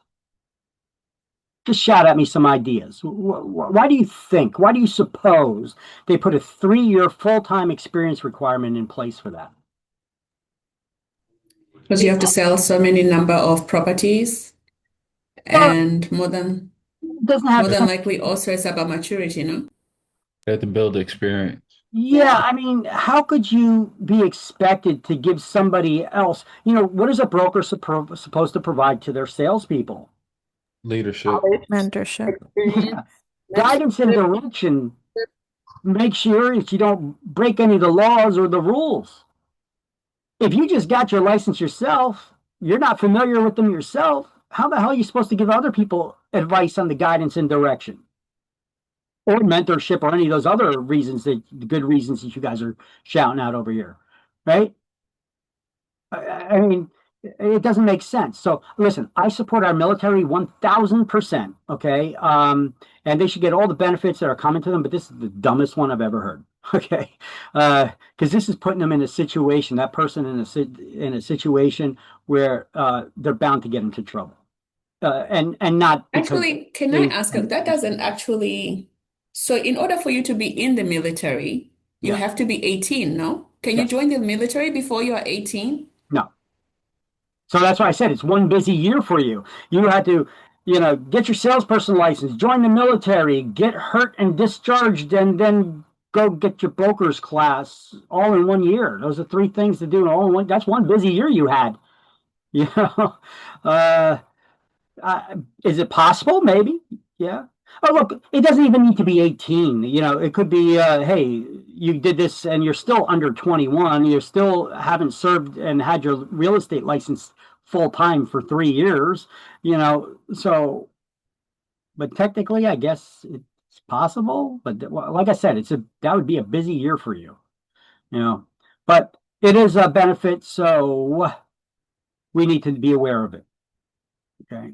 I've had actually one person in my class, in one of my classes, want to take a broker's class because they said that they're a veteran. They were 18 years old. They were in my class getting the salesperson license. They were discharged for disability, and then they were getting their salesperson license. And then they, as we got to this point, they were like, "How do I get my broker's license?" I said, "Well, first you got to get your salesperson. Can't just skip that part. Got to get your salesperson license, and then you could sign up for a broker's class, take that 150-hour broker's course, which consists of 3 modules, a 30-hour class in ethics and agency law, and a 30-hour class in office management, and a 90-hour course in the core topics, which we're learning right here, right now. They just give 90 hours to teach the same stuff to brokers because after you've had experience in the business for a while, you think you know it all, and we need to re-educate you, and we need to have more time to do that. You ever try to change somebody's mind on something once they had their set in their ways of how to do it? It's a lot harder to undo their bad habits. So we got 90 hours to re-educate you, I guess, on that. But it's basically the same stuff. It's just some of the things we're teaching it from a managerial perspective, so he asked about that, and I was like, yeah, you could apply for that, but first you need to get your real estate license and sign up underneath a broker to get the license activated, and then you could sign up for the broker's course and get the waiver for the disability. Okay. That's how it works. And veterans can also get, disabled veterans, they could also get their fees waived, their exam fees waived, and their exam fees and licensing fees waived. So they could okay, we also need to, for a broker's license, disclose social security number again. Don't need to prove that you're a citizen, and got to get fingerprinted again and pass a state exam for the broker's exam. All right, so here in the book, So yes. is there a way to get the fingerprinting waived if you've just recently Nope. gotten fingerprinted for something else? Nope. Okay. You could have been fingerprinted for a high top security position. or nursing or teaching or whatever it is. You could have just gotten fingerprinted for something. It doesn't matter what it is, even a top security position, security clearance that you got. All right. You want to get a real estate license, you got to get fingerprinted again. And it's all about the money. Don't let the state tell you that it's not, because I'm going to tell you, I've had somebody before who got their broker's license and then their instructor license at the same time because they met the qualifications to do it. And they were required to get fingerprinted once for each of those licenses. Okay. So the excuse the real estate commission usually gives is like, oh, well, different agencies in the government, they don't communicate with each other. So even though you just got fingerprinted for something else, the agencies don't share that information with each other. So you need to get fingerprinted again. I'm like, okay, well, then how come the person that I sent over, they got their broker license and instructor license at the same time, you required them to get fingerprinted twice? That information is going to the same agency, to the real estate commission. It's all about the money. Right? So here's where you could pencil in some notes in your book, I guess, about the broker requirements on page 5. 18 years of age or older. This is an exception for honorably discharged disabled veterans with service-connected wounds or disabilities. Otherwise, you have to serve 3 years full-time as a licensed salesperson and be 21 years old. Now, you may be able to write something there that's not as wordy, like, exception for honorably discharged veterans. Boom. Or disabled honorably discharged veterans.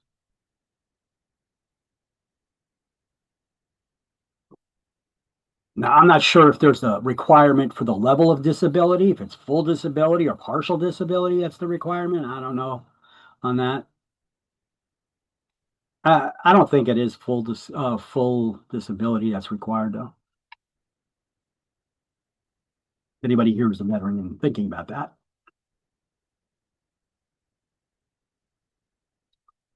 Just say got it when everybody's got all the notes so I know not to sit around and wait, okay? Because otherwise I sit here and I wait because I don't know if you guys are still taking notes or not. Got it. Got it. Okay, everybody good? No hold up, Vic, so I'll move on. That's the way I do it. All right, so the license exception for the veterans, once again, licensing and testing fees are also waived. And here is a link to that form if you are a veteran. I got this on our website. I got this in the shared Google Drive in that Word document, links and notes Word document that's in the same folder as the slideshows. I have all of these links in that as well. And so if you should need it, there you go. Okay, exceptions for the education requirements. The Real Estate Commission could agree to waive the education requirement for the qualifications for a salesperson license, but in any case, they still would need to take the New Jersey real estate exam. For a licensed broker from another state, someone previously licensed as a New Jersey broker within the past 5 years, maybe they let their license expire. Well, they could get their license back, but as a salesperson within 5 years. Someone who has taken equivalent real estate courses in college, meaning that you majored in real estate. I mean, how many people major in real estate? Apparently some do, because I've gotten a couple. New Jersey attorneys, however, they're not exempt from the 3-year full-time experience requirement if they wish to become brokers. For the education requirement, they get a waiver, but they still need to take the full-time salesperson for 3 years in order to become a broker. How many attorneys do you know are going to quit being an attorney to be a full-time salesperson for 3 years so that they could get their broker's license? So because of that, what do you think I call most attorneys who also have their broker's licenses? Take a wild guess. I'm pretty direct. Liars. Well, with one exception, if they got their broker's license before they became an attorney. Okay, that's a legit one. Okay, but other than that, bias. Okay. Certain applicants who took equivalent pre-licensing courses in another state, and then they got the education waiver in New Jersey. You know, now New Jersey does not have reciprocity with any other state. That's often an exam question you need to know, or it's built into an exam question. You need to know that New Jersey does not have reciprocity with any other state, meaning if you got a license here, you show your license in that state, they're not going to just give it to you. Okay, that would be reciprocity, like New York has with Pennsylvania. You know, you got a New York license, you show it to Pennsylvania, they give you a Pennsylvania license. Okay, New Jersey does not have reciprocity like that. Other states will may give you an education waiver, but you still need to take the exams in their states. Okay.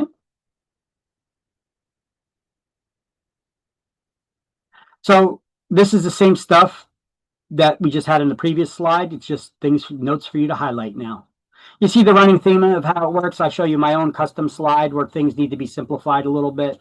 And then I show you the screenshot with the notes and everything that you should be marking down and highlighting and whatnot.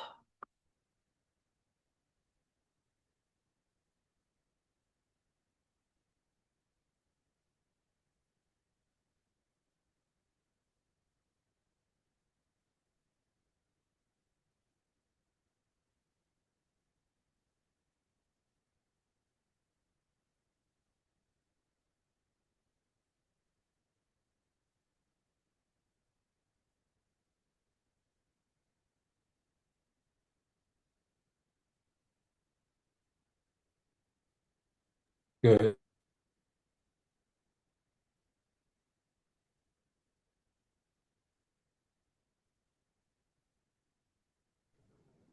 Good. All right, everybody got it? Anybody need more time? Okay.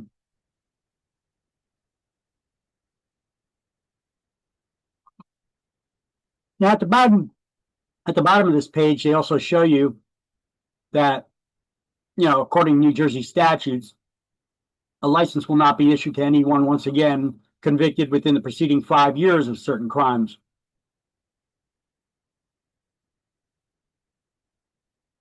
And let's see, what do they also talk about here? License applications with certain criminal convictions, licensees convicted of certain offenses, and licensees indicted for certain crimes, that means accused of a crime, respectively. Explicit reference offenses that qualify the defendant for registration under the New Jersey Sex Offender Registry law or a similar law from another state or jurisdiction was added to say that no provision in licensing law shall supersede the provisions of the Rehabilitated Convicted Offenders Act. What is that? I have no idea. You need to be a lawyer for that, but I think that means, I think that's talking about that if there is a law that says that once you're rehabilitated, you can get certain licenses, then you can. See, in the past, the law was always, if you're a sex offender, you're not getting a real estate license. They would just outward say it. Now they're give you all this gobbledygook here that says if you got provisions for Rehabilitated Sex Offenders Act, we cannot supersede that law. Okay, well, what does that boil down to?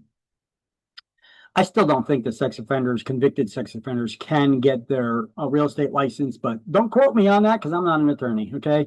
You got to really look up this law and see what it says. If you have any questions about it, you can contact those real estate investigators as well in the commission, and they'll let you know. Now, New Jersey does not recognize licenses issued in any other state, no reciprocity, so let's highlight that, underline it. Probably an exam question, no reciprocity.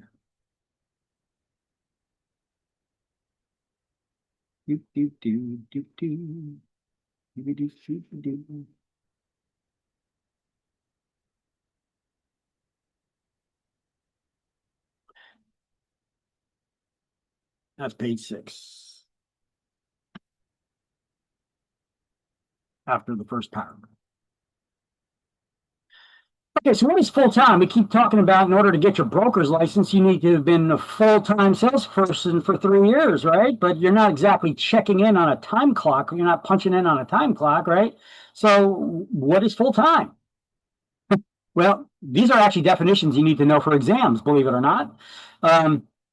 A salesperson who's trying to obtain their broker's license full-time for you means you work 40 hours per week between the hours of approximately 10 a.m. and 8 p.m., and you did not have another job more than 25 hours per week.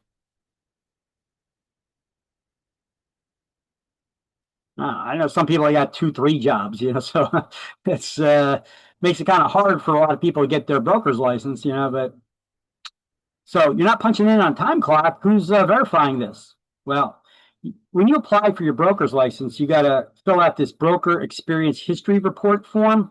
And there's a section there for you to fill out, and there's a section there for your broker to fill out. So they're going to basically take your broker's word, whether your broker gives you the nod and says they were working full time for me, and I don't think they were working anywhere else more than 25 hours a week, then you're in. The broker argues it, then you're not. However, I was able to get around 2 brokers talking crap against me. Okay. When I went for my broker's license, during the previous 3 years, I worked for under 2 brokers. Okay. One was another broker previously I worked for, and then I opened up my own brokerage and I hired a broker. So I worked under the broker that I hired. And that person was talking junk to the real estate commission. Okay. And they both said, one said that I had another, not that I didn't work full time, but that I had another job. I forget, maybe they said I didn't work full time. I don't know, but they said I had another job too. And then the last one, the one that was the broker that I hired for my brokerage, she just sent the paperwork. She didn't even give it back to me. She sent it into the to the real estate commission and said does not have good character or something like that or whatever. She's just trying to make up some crap, So I wasn't going to let that stand after paying $1,200 for a broker's class. Going through that 150-hour broker's course just to have these 2 morons talk smack that was not true. So at the time when I got my broker's license, I was married. Okay, I'm divorced now, but back then I was married. I was married to somebody who was not a citizen, so I had to sponsor them. And, when you go to immigration, you have to sponsor somebody. You have to show that you have full-time gainful employment and you're making enough money that you could take care of both of you. Okay. So I got a letter from my first broker to immigration that said that I was full-time gainfully employed and right. So I went to the real estate commission. I was like, well, he told you I wasn't, but then again, he told immigration I was. So which one is it? He lied to one of you guys, and either one, it ain't good. You going to take away his license now? You going to fine him now? No, they're like, oh, okay, we see what's going on here. We'll let you go on that one. And I was like, yeah, I know. And then the other one worked for me. So I was like, she just don't want to lose her job. She thinks she's going to lose her job because I'm getting my broker's license now, which was not my plan. I wasn't going to take it over. I was just going to be able to open up more offices and then manage them because I have my broker's license now, or she could go on vacation. But she wasn't thinking that way. Stupid her, because she ended up losing her job because of it now, which was not my intent originally. But after she wrote down that smack and the real estate commission sent it back to me, highlighted in like a pink highlighter, they were like, we don't know why she sent this directly to us. She was supposed to give it to you. Well, now you know. So I went to her and I was like, hey, what's this all about? But either way, the real estate commission, I got over 2 brokers talking negative stuff against me. Okay. But that's because I had evidence of this stuff. Right. Listen, it was my own brokerage. I spend more time there than she did. So how is she going to say that I wasn't working full time or, the talking negative things about me, So anyway, I was able to get my broker's license. But you guys, I'm going to give you a little advice out of this. You should write up a document like a standard form for yourselves. So when you start, if you have aspirations of one day getting your broker's license, write up a standard form for yourself that, okay, state your name, was working between these dates as a full-time salesperson at this brokerage under this broker, and then have them sign and date it. Okay. And do that, have your broker sign this form every quarter. That's every 3 months. So this way they can't just pop up on you after 3 years and be like, no, they didn't work full time with me. Oh, they had another job. Make sure you put in that form that you were working full time and that you did not have another job, and have the broker verify it and sign it. Because I teach broker courses too. And I've had many broker students that I verify with them. I tell them, listen, have you checked with your brokers first? Are they going to sign off on you working full time with them? Yes, that's not going to be an issue. Have you checked with them? Do they know you're taking this class first? Yep, no problem. It's not going to be a problem. They don't know I'm taking the class, but it's not going to be an issue. Afterwards, they go get the broker to sign the experience history report. It's an issue. Now they can't get their broker's license, and they just spent $1,000 or more on a broker's class. Even though now my broker's classes are under $1,000, but there's still a lot of schools out there. They charge $1,200 or more for these broker's classes. That's a big nut to carry. A lot of money to spend, not knowing if you're going to be able to get your broker's license, because the broker is going to be lying about you. Because the real estate commission trusts that they have honesty and integrity. There's plenty that lie. Okay, but not as you can see by my examples, nothing happens to them when they lie. But they're going to rely on the broker's word over yours. So make sure you get some proof. Have them sign that every quarter, every 3 months. Okay, spent enough time talking about that. Just giving you a little bit of advice. Okay, now once you become a broker, and you are a broker of record or a supervising office manager for a branch office or what have you, what is full-time for you? Well, supervising licensees, I believe that's the way they word it on exam, hint, hint. You need to be physically present in the office at least 5 days a week during your normal business hours, whatever they may be, and not have another job. Why? Because you're supposed to be in the office supervising. All right. So these are the two definitions of full-time you need to know. What is a full-time for a salesperson trying to obtain their broker's license? You work 40 hours a week between the hours of 10 and 8 and not have another job more than 25 hours a week. If you're a supervising licensee for an office, you got to be physically present in the office 5 days a week during normal business hours and not have another job. Okay. Now, do brokers have other jobs? I'm teaching you right now, ain't I? Well, as long as somebody's in the office that's got a broker's license that's managing the office, you can. Right? Look, we got working brokers. That doesn't mean that they're sitting their butt in a chair and planting their butt in a chair all day long, 5 days a week during normal business hours. You got working brokers. They go into the office. They got agents, but they're also going out there getting listings, working with buyers, So how does that work? Well, they show their face up during normal business hours 5 days a week. So if their agents need them, they could consult with them. That's what that terminology means. It doesn't mean that they need to plant their butt in a chair and sit there for 5 days a week during the whole day long. Okay. So you have a understanding of how that works. Okay. Everybody clear on that? Those two full definitions there. I got them right next to each other. One is on page 6. One's on page 16. I'm going to give you the next slide, the screenshots where you could take them and then do the highlights in the book. But I got one screen right now with those definitions right in front of you, right next to each other. So if you want to take a screenshot of it. Otherwise, I'm going to change this to the next slide. Need a second before I do? Okay, I'll change the slide then. Okay, so here's the page 6 and here's page 16, what you need to highlight. So Page 6 is full-time means the applicant. Okay, there's the definition for salesperson trying to get their broker's license. And on page 16, under the third paragraph, under the section main office, we'll highlight this is what full-time is for a supervising licensee.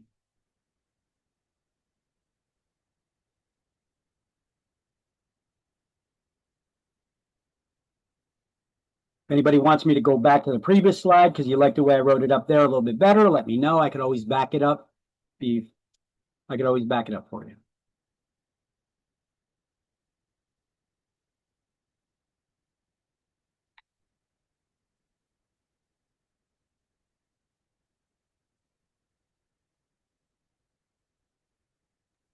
While we're highlighting, I popped a question to the chat. I was just curious that if you start with a certain broker and you're there for, let's say, a year and you just don't think they're a great match, do salespeople tend to switch brokerages often? You could start day one in your office and you could be like, you know what? This office does not seem like what I thought it was going to be. Go to your broker, be like, thanks for the opportunity. I was almost here a full day, but I don't think this brokerage is a good fit for me. I'd like you to terminate my license with your brokerage. Okay, that's the terminology they use. Okay, the termination of your license. They're just terminating the affiliation of your license with that brokerage. It's your license. You can do whatever the hell you want with it, right? Day one, you start working for a broker. You don't like it, return the license to the state. The broker has to do it, and they can't hold you up to jam you up. Find another broker, and then that broker, you're going to pay the license transfer fee to. I think it's $25 these days, where you'll now have the license reissued under the new brokerage, and you could do that. Yeah, it happens. Agents switch brokers all the time for whatever their reasons. Okay, thank you. You're welcome. Well, I'm here. Answer your questions, right?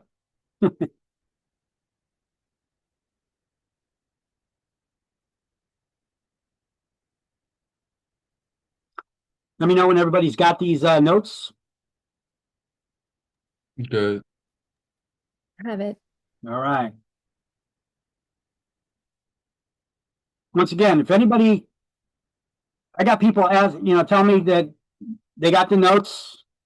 I'm going to switch the slide. I'm going to, if you didn't get something yet, and you need more time, you need to verbalize it and tell me to hold up because you need another second or two. Okay. Otherwise, I'm going to keep this moving along so that we could keep the class moving along. Otherwise, there's a lot of information to get through in these 2 weeks. So I don't want to hold up this class and get caught up in it. I want to keep things moving smoothly. So if you need more time, you let me know, no problem. But I'm not going to sit here assuming that you guys got the notes or didn't get the notes. So I'm just going to keep it moving. Okay. You gotta talk to me, people. You gotta talk to me here. All right. All right, some additional licensing issues. Oh, and a good slide to snap a picture of because I see a lot of possible exam questions coming from it. Some of these things are things that we've already gone over this morning, and others are things to come. Let's see. So this is continuing under the bulleted points. Under exceptions heading on page 5, 6, and then 7, all this stuff. So, required experience to get a broker's license, 3 years. 3 years full time, right? Time limit on the application, a year is a year is a year, not a day more. The day that you pass the school exam and complete your education requirement, you have 1 year to that day to get your real estate license. That entails passing a state exam, getting fingerprinted, affiliating with a broker, sending in all the paperwork to the real estate commission along with a broker's check or money order made out to the state treasurer for how much money? Oh, $160. $160 to activate your license for the first time. Okay. Non-residents can obtain a New Jersey license. So if you don't live in New Jersey, you can get a New Jersey license, but you're going to have to sign an irrevocable consent to service a process. In other words, a consent to be sued in the state. And here's a link directly to the Real Estate Commission forms page on the Real Estate Commission's website. Here, I'll click on that and I'll show you. This is the Real Estate Commission's website with their form page for forms and applications for all kinds of stuff. Here you go. Irrevocable consent to service a process for, well, no, that's for real estate companies. You need it for an individual as a salesperson.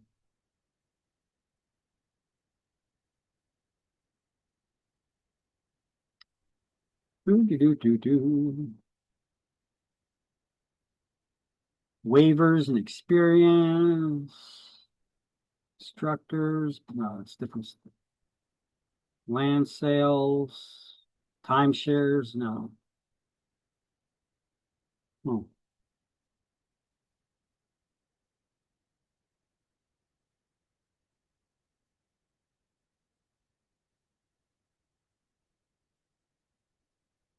Oh, maybe it's one of these, I guess, but this looks like it's for companies, corporations, limited liability, partnerships, and sole proprietorships. Let me click on one of them, see what it says. Sorry. Yeah,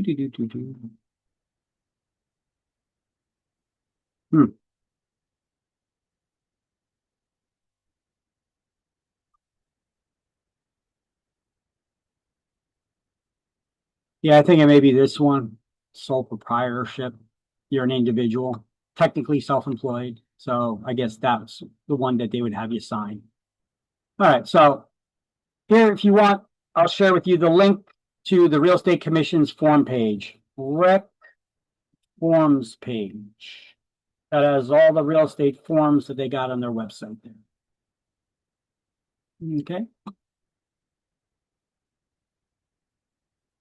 And actually, there's also a licensing fee page, which we'll have down here at the bottom. I'll share with you. But licensees must notify the Real Estate Commission within 30 days of any arrest, indictment, or being charged with a crime. And if they move, update their address on file with the Real Estate Commission. We're also going to highlight that on page 24 somewhere in chapter 2. Corporations can be granted a real estate license only if one of their officers holds a broker's license, and then they'll become the broker of record for the corporation. State exam fees are paid directly to PSI. This is why they cannot be included in your school. I know I get people, they sign up for the class and they ask if the state exam is included in that. No, it's not, because we can't. You pay that fee directly to the company that the state contracted with, and that's PSI. And so it's $38 for each exam attempt. Each exam attempt with the PSI. Okay. With the school exam, your first 2 exam attempts are included free. Hopefully you don't need more than that. You shouldn't. But if you should need more, you could pay $20 for 2 additional exam attempts and you get more exam attempts. Okay. Just study, study, study. You got to pay attention and study, study, because it's a lot of information. Nothing here is rocket science, but it's a lot of information to remember, guys.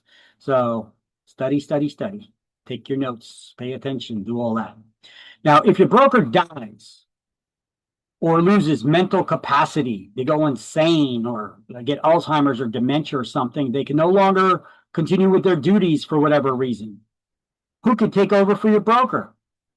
Well, if you got somebody else in your brokerage that has a broker salesperson's license, they could step right in and take over for them. But if you don't have anybody there to do that, a salesperson with 3 years full-time experience who meets the requirements to be eligible to go to class and take their broker's license can request a temporary broker's license from the Real Estate Commission within 30 days of that broker's incapacitation.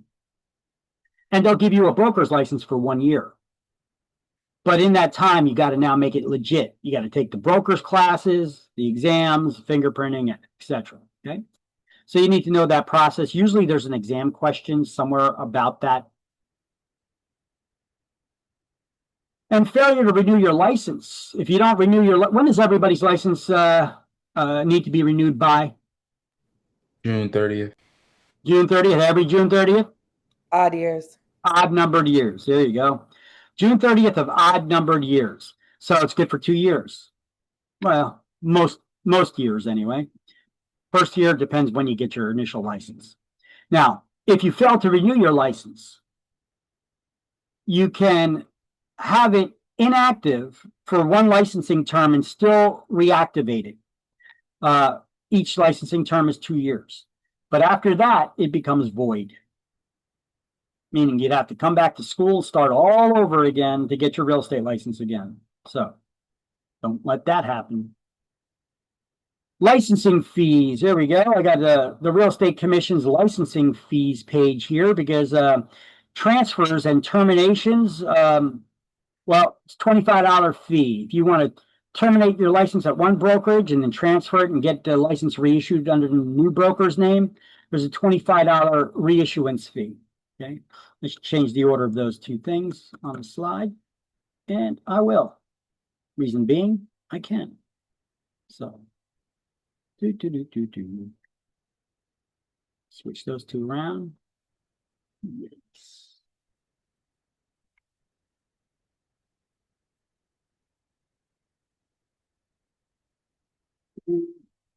Share that with you. The licensing fee page.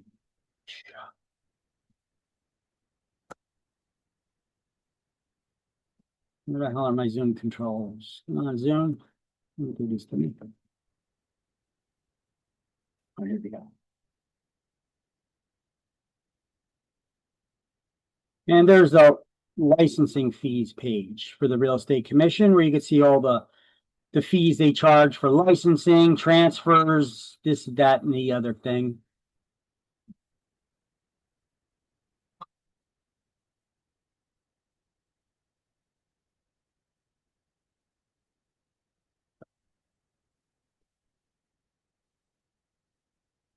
All right. So you could, somebody asked me the question on this before, and I told you, yeah, you could transfer your license at any time. It's your license. It's just you're going to have to pay a $25 fee to get it reissued at a next brokerage that you end up going to work. Unless your broker wants to cover it, but they'll usually pass that fee on to you.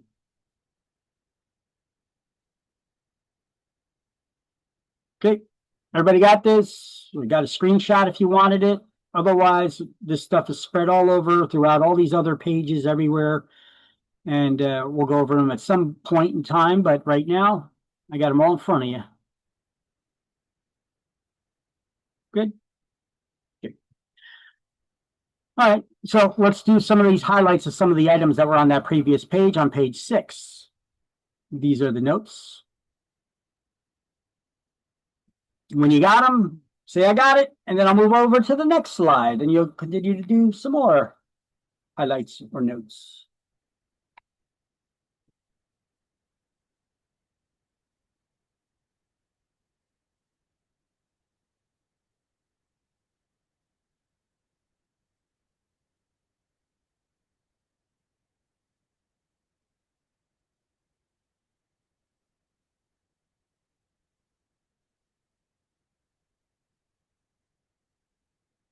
Good.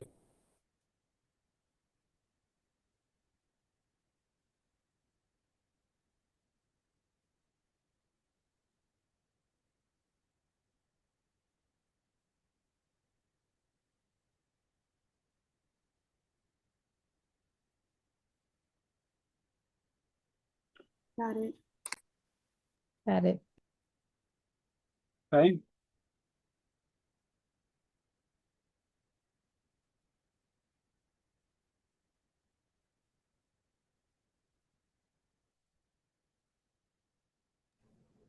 Got it.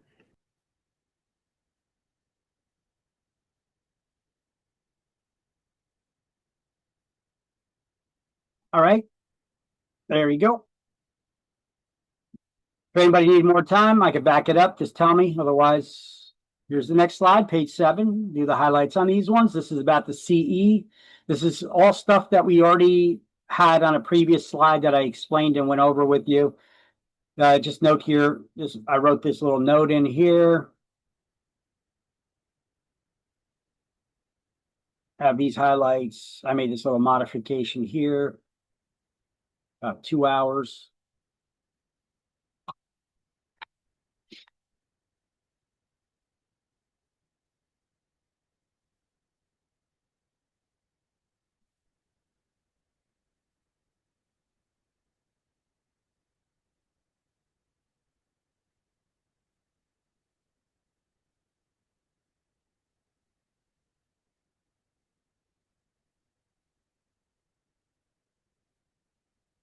Got it. Okay.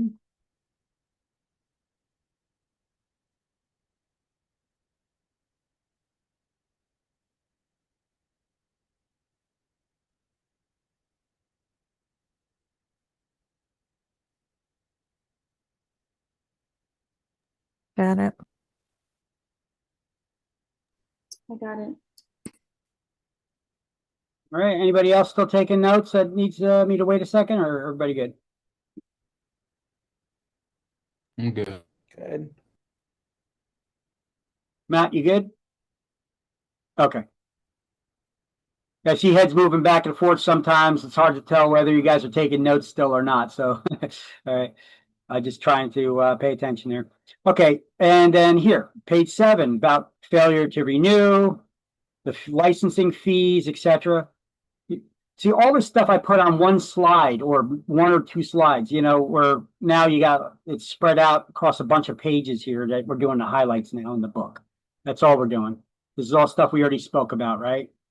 If the broker fails to renew their license for the coming licensing period, their license becomes inactive. So what happens to your license?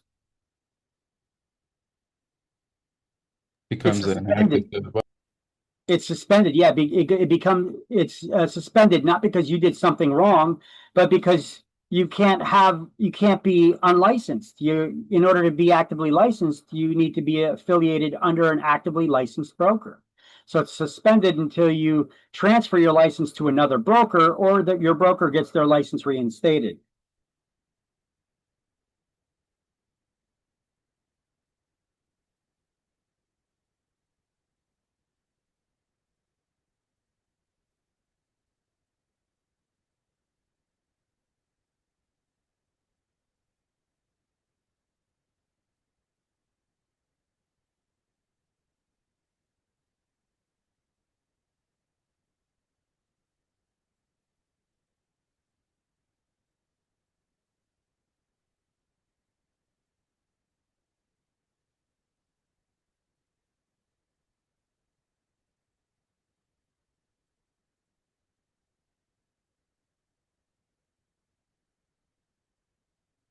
I got it.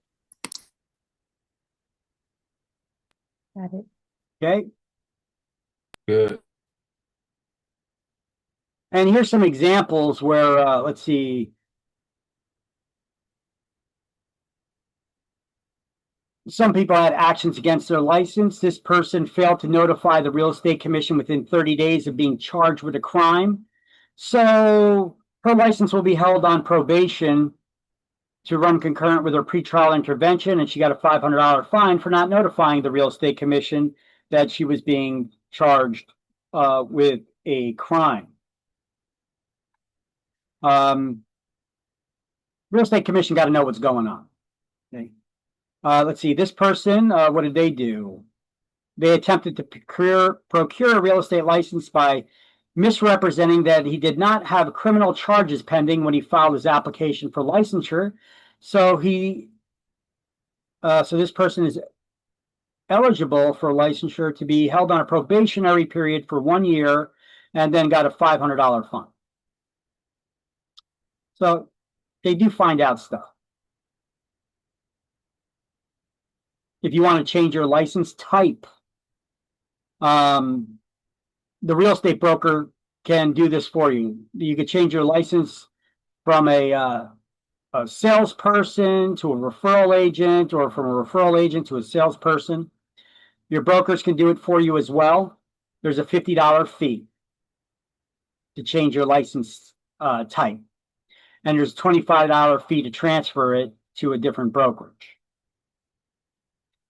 Now, if you spell your name wrong, or if you get married or divorced and you're changing your name, it's also going to be a $25 fee. Oh, wait, no, I'm sorry. A $50 fee to change the name on your license. Okay? Now, when you initially get your real estate, you pass your state exam. You send in the paperwork or have your broker process it electronically, but your name is misspelled on it. You need to correct that before it gets sent in.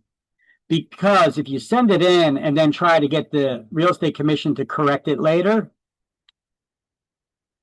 My friends, the Real Estate Commission does not make mistakes. Don't you know this? So they say, no, we don't make mistakes. We process it the way you sent it in. However, it'll be $50 to change your name.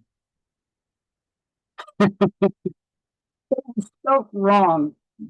Well, you sent it in. Yeah, we did it. We didn't make a mistake, you know? So make sure that it's spelled right before you send it in, okay? $50 fee to change your name.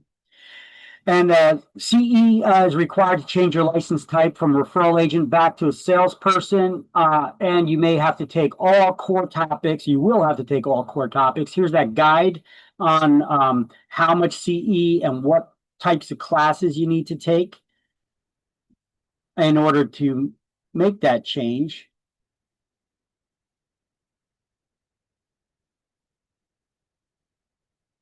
And I'll share that bullet point with you there.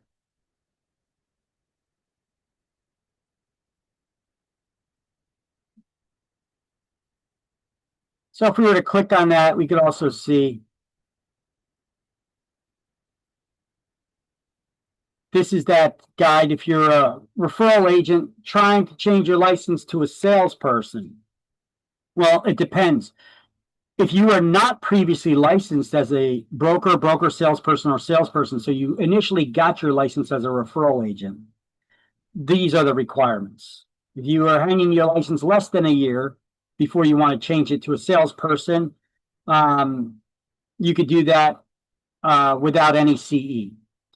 But between 1 and 6 years, you need to take 24 hours of core topics. The 24 hours of CE shall be completed within the 2 years immediately preceding application for licensure as a salesperson. And if it's more than 6 years immediately preceding you trying to change your license type, this is once again when you never had a salesperson license, you just initially got it as a referral agent, and now you're trying to transfer it to a salesperson license. You need to take all core topics. Let me see. In order to qualify as a salesperson, you may be required to complete the pre-licensure education requirement applicable to a salesperson and to pass the state exam. No CE required. Yeah, they require you to retake the entire course. If you never had a salesperson license, you started initially as a referral agent, but you never worked as a referral agent, and you had it hanging or as a salesperson, but you had it hanging as a referral agent for more than 6 years, you need to retake the whole entire course. Or take the exam, or just take the exam, I believe. I don't know what this means. Pre-licensing education requirement. I know, you have to take the course again. They updated that recently, I guess. I don't think that's what it previously said. Anyway, if you started, though, here's a way around that technicality. Initially get your license as a salesperson, even if your intent is to become a referral agent right away. Initially get your license activated as a salesperson, even if it's for 1 day. Then convert it to a referral agent. And then, if it's been hanging for more than 6 years, you requalify, completed 30 hours of CE, 24 hours shall be core ethics, fair housing, and shall pass a salesperson licensing exam as applicable if they require. Okay. And if you're trying to get a broker or broker salesperson license because you previously had a broker or broker salesperson license and you converted it and you've been hanging it as a referral agent for so many years, these are the requirements for that.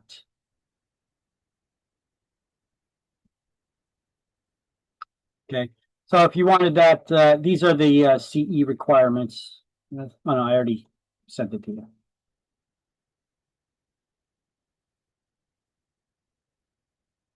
But in most cases, unless you've been hanging it for more than 6 years as a referral agent, you could get away with not having to retake the whole course or pass an exam. Gave you a little tip on how to do that. Okay, so what are the licensing procedures for a salesperson? Once again, you complete the 75-hour course. You pass a state exam through PSI. You get sponsored by a broker. You select which license type you're applying for, salesperson or referral agent. That's the salesperson license with a real estate referral company. You get fingerprinted. You submit to the criminal background check by paying the $50 fee. With licensing fee, so you're sending in that $160. That includes that $50 background check.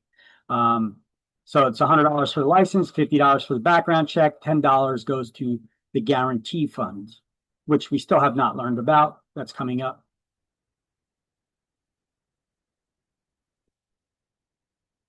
All right. So information needed to take the salesperson exam. All right. You got to set an appointment, number one. You don't just walk in. What to bring?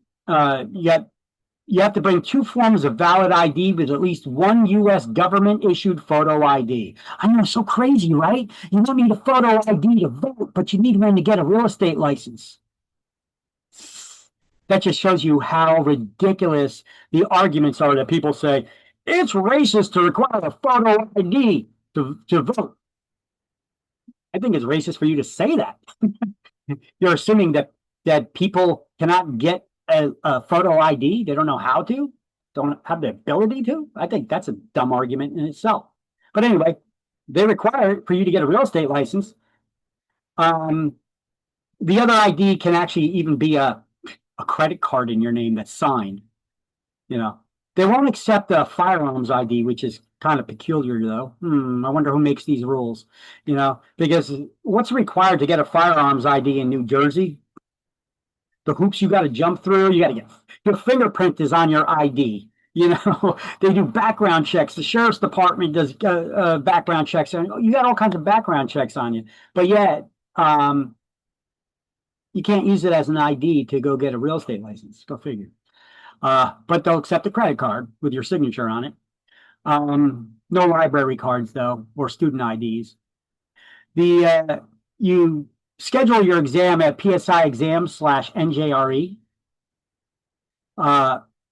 You have 4 hours to take the state exam, just like the school exam. We give you 4 hours. It is time, the exam. 4 hours is sufficient time. If it takes you 4 hours to take this exam, even with an extreme language disability there, where you know, English is not your primary language and you could barely speak it, I've had plenty of people that have taken this course that met that description and that finished it in 2 hours, 2.5 hours max. Okay. If it takes you 4 hours to complete this exam, you need to study. Yeah, you just don't know the information. You need to study. Okay. Passing grade is 70. So 77 questions you need to get right out of 110. That means you could get 33 wrong and it's still passing. So don't tell me I missed it by 1. No, you didn't. Missed it by 34. You could begin working as soon as your name is posted in the Real Estate Commission's database. And I have a couple links for that. The first 2, I bought these domain names and I just pointed it to the Real Estate Commission's website because this is their actual link. And it is case sensitive. And it uses dashes and uppercase and lowercase, underscores and all that. And if you don't have it exactly right, you ain't getting to it. So unless you have this link bookmarked or written down somewhere, it's easier just to remember njreclicense.com. So I bought that domain name and I just pointed it to there. So for example, if I click on that, whoa, what happened? Maybe they moved it. Uh-oh. That's recent. Let me see if the Rex page is up. Maybe their page is down. No, their page is still there. What the hell just happened? I'm gonna have to fix that.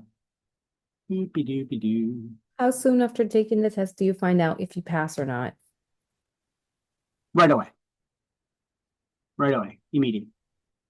Okay. What school exam, state exam, same thing. You know, it'll show you right away. Okay. So this is the Real Estate Commission's database. Okay. You plug your name in there. You know, so I'll put my last name, Kaminsky, comma V. Yeah, write the whole name in there, but I'm not even putting in the license number, license type, because you don't know when you're initially getting your license. You're checking to see if your name's showing in this database first, right? So just put your last name, comma, first name, and search. Boom. I'm actively licensed. I'm a broker of record for 2 agencies. Quality Reload, that's my referral agency. And Jersey Brokers, that's my regular brokerage. Okay, so where it says reference number, you can see this reference number and this reference number is the same because that's my license number, my personal broker's license number. Okay, that's my real estate license number. They call it a reference number for some reason. Okay, and then this one, EMP, that's employer's reference number. So this is the brokerage, the company's license number, and this is this company's license number.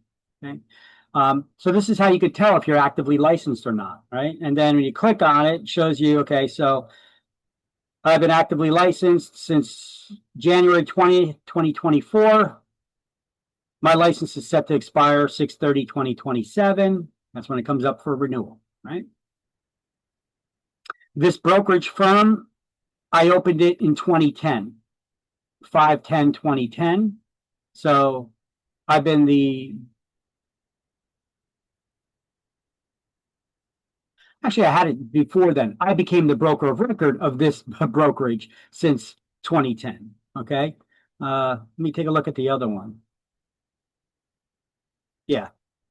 And then I've been the broker of record on this one since 2008. Yeah. So that's the way that it looks. Okay. And I need to fix. Okay, that's weird. That one links to the right one, and that one works. The NJ Real Estate License Search. See how it just points to? Oh wait, no, you don't. I clicked on that link, and you see NJ Real Estate License Search, and it points directly to the same page. It's just a shortcut. I don't know why the other one didn't. NJ Rec License. Oh, now it does. Go figure. Guess I had to click it again. See, NJ Rec License. I don't know why it didn't work before. It does now. May have been a glitch. Glitch in the system. All right, and then you have. We're back to the slideshow, right? You could begin working once your name is in that database. Now, licensees have to carry their pocket license, their pocket card with them anytime they're conducting business. That's a question on exams. It's also the law. You have to, anytime you're conducting business, you have to carry your real estate pocket card, your real estate license, not your driver's license, your real estate license. Although if you're driving, you should have your real estate, your driver's license too. But here's a link where you can go print your pocket card license yourself, or you could have your brokers do it. Here's a tiny URL that forwards to the exact link, because this takes you to a page, and then you got to go within that page to another link. This one takes you directly to where you need to go to print your pocket card license. If you want, I'll share that with you.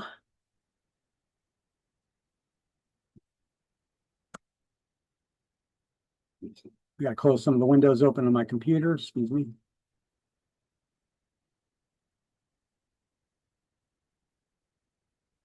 I have a question.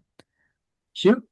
Specifically about middle names. When we get our license, I mean, I include my middle name in some things, but sometimes I don't. Does it matter for the license? A middle name or initial need not be used. You can substitute it with a nickname, but you have to use your real first name and your real last name. Okay. Okay. So here's what your license will look like. This is an actual picture of my license that just got renewed, right? Nothing special, nothing fancy. Actually, they just generate a PDF document and then you print it out. So you got it on flimsy paper. You know, I would laminate it maybe and stick it in my license, stick it in my wallet. You know, it used to be that they sent it to you on this green paper that was a thick card weight paper, and it had a water ink stamp on it, made it all legit looking. Now, Real Estate Commission, just like the state of New Jersey, they're cheaping out on everything. Even though they charge us more money for everything, they charge us convenience fees for this crap. They don't even print it out on security paper anymore. You know, you could generate this on a PDF. It's a PDF. You print it out and then you carry it with you. But this is what it looks like. Nothing fancy. Here are the testing locations with PSI if you want to go to their physical locations to take the exam. Brick, Cherry Hill, Hamilton, New Brunswick. I think New Brunswick got 2 locations. Where's that? No. New Brunswick, New Providence, North Brunswick, Northfield area, Linwood, Parsippany, Rochelle, and Secaucus. Okay, so New Brunswick got rid of one of them. Okay. So what do you bring? Well, like I said, 2 forms of ID, at least one U.S. government issued photo ID. Secondary ID could be a signed credit card, social security card, U.S. birth certificate with the raised seal. Student IDs and employment IDs are not acceptable forms of ID. Neither are firearms IDs. They're not acceptable either.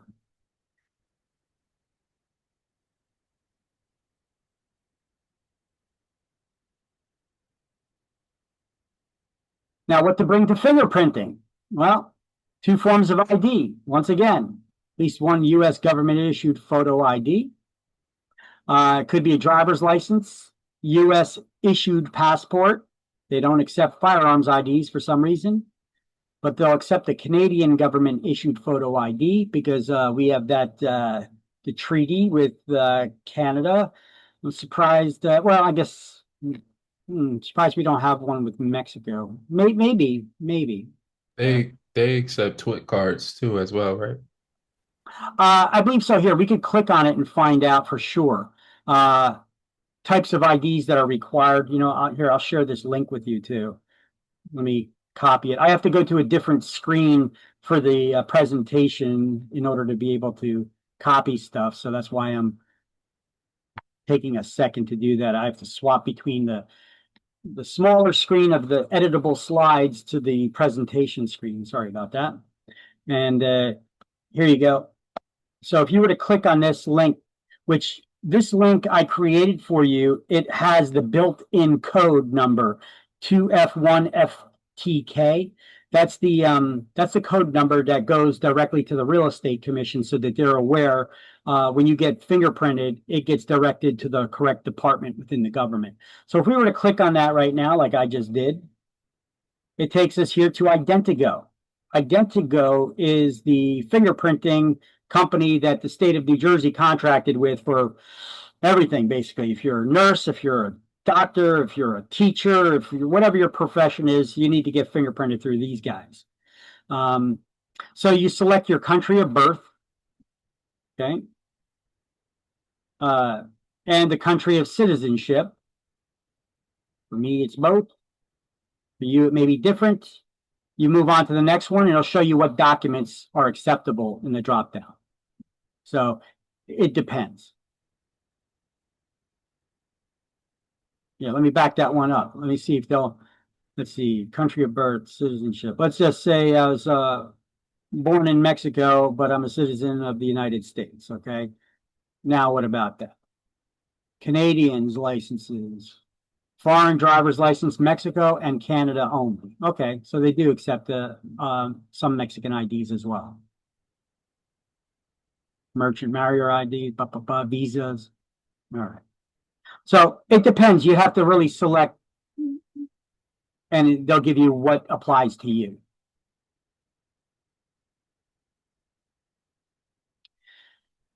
I mean, if you guys want, you can arrange to get your fingerprinting now. You don't even need to wait until you're done with this course. However, keep in mind the fingerprinting is only good for like 3 months or something. So if you don't pass the school and state exam before to submit everything in, the validity of this fingerprinting may not be valid that long. I don't know. Not sure. You'd have to contact the Real Estate Commission to find out from them how long these fingerprinting is good for with them. I mean, it's your fingerprints. It shouldn't be expiring or nothing. But all right. Anyway, So here is the fingerprinting page on the Real Estate Commission's website. By the way, I got these links all over our website, Career Path Academy, on what to do that before and after passing the exam. And on our exam page, I got these links all over the place. Okay. So here's the actual link to enroll for Identico to get the fingerprinting. You could also use this link that already has the code number in it. But the Real Estate Commission's page here for the fingerprinting, if I were to click on that, even though it says fingerprinting here, they're talking about fingerprinting. They got the link for taking the state exam up here first. Licensees now have the option to take the salesperson exam remotely or in person. Okay. New fees effective, all right, whatever. This is for the fingerprinting.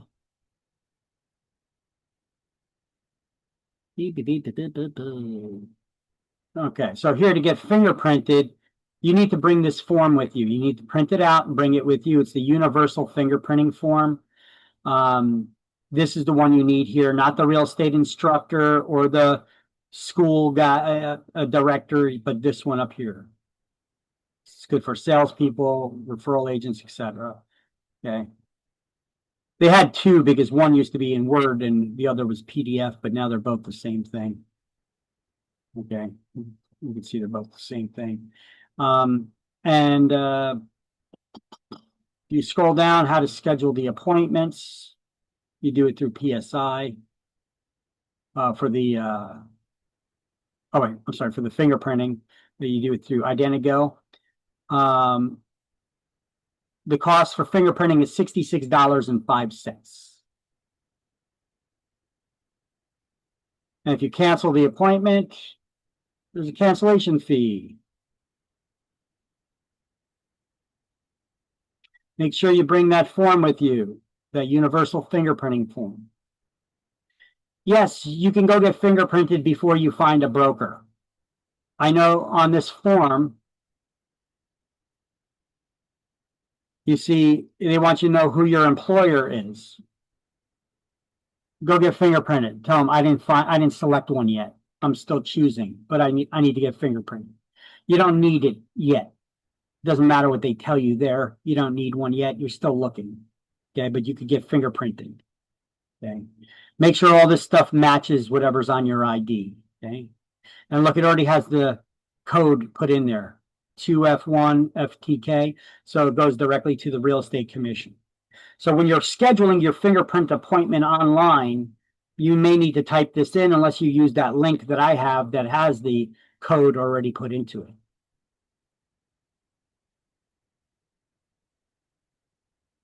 All right, very good. Now the guarantee fund. Remember that $160 to initially get your license, $10 goes to something called the guarantee fund. Remember, I keep telling you about that? Remember? Hey, you remember? Everybody remember? So what is that guarantee fund? You should pay attention to this because this is on the exam. Without a doubt, it's both on school and state exam. Okay, do the highlights. Once you do the highlights, I'm going to move over to my next slide to explain it.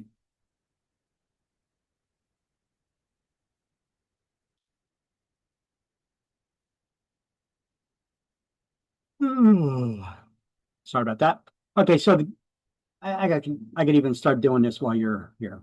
So the guarantee fund was a fund that was established to reimburse members of the public who suffer a monetary loss due to the wrongdoing such as embezzlement, conversion, or unlawfully obtaining of money or property in a real estate transaction by a licensed broker or salesperson or unlicensed assistant employee of the broker.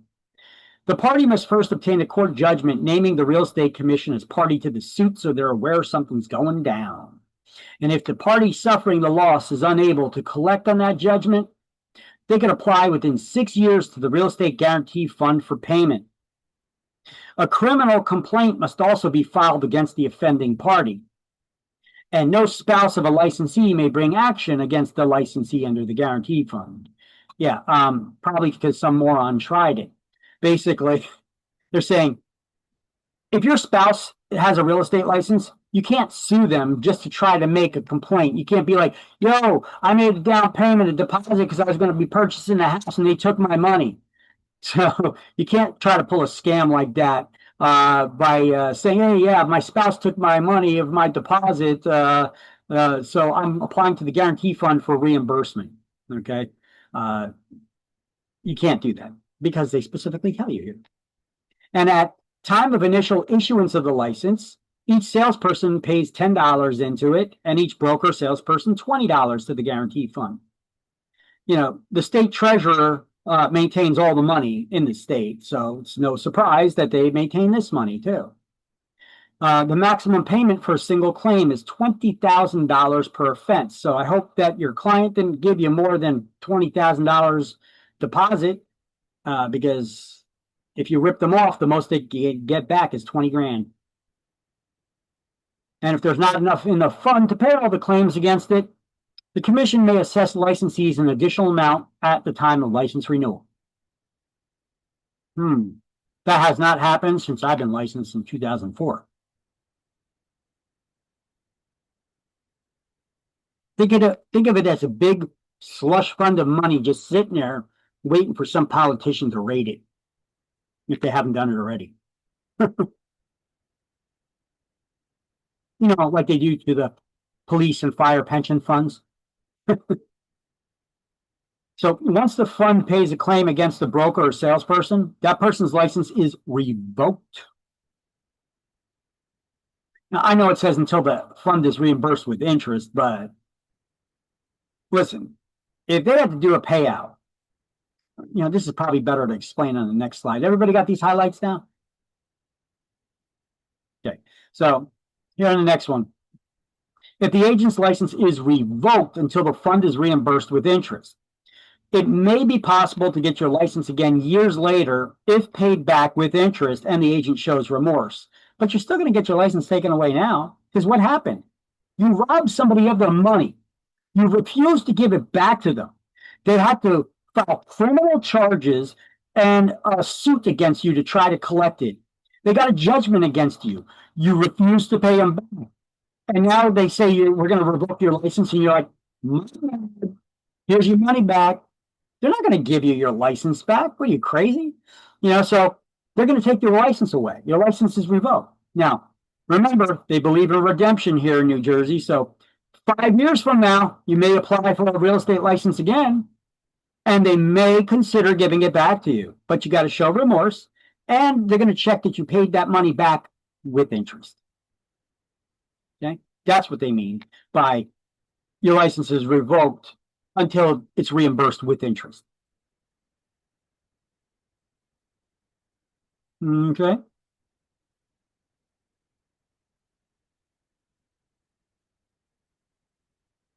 Good.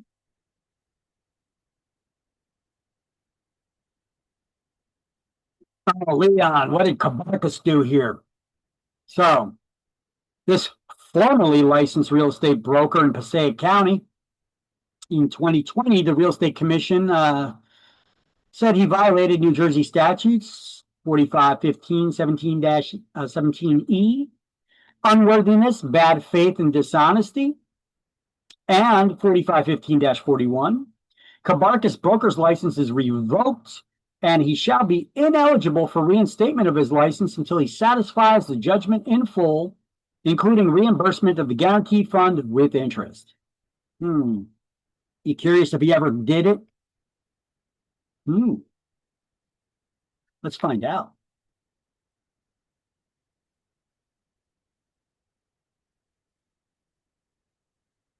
Let me pull up one of those pages, njreclicense.com.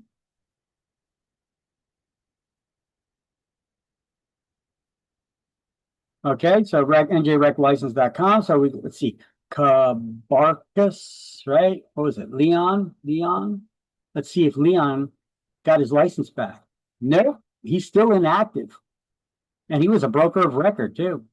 They yanked his license. He didn't pay the money back. He's still inactive. He had to reinstate it by 2021.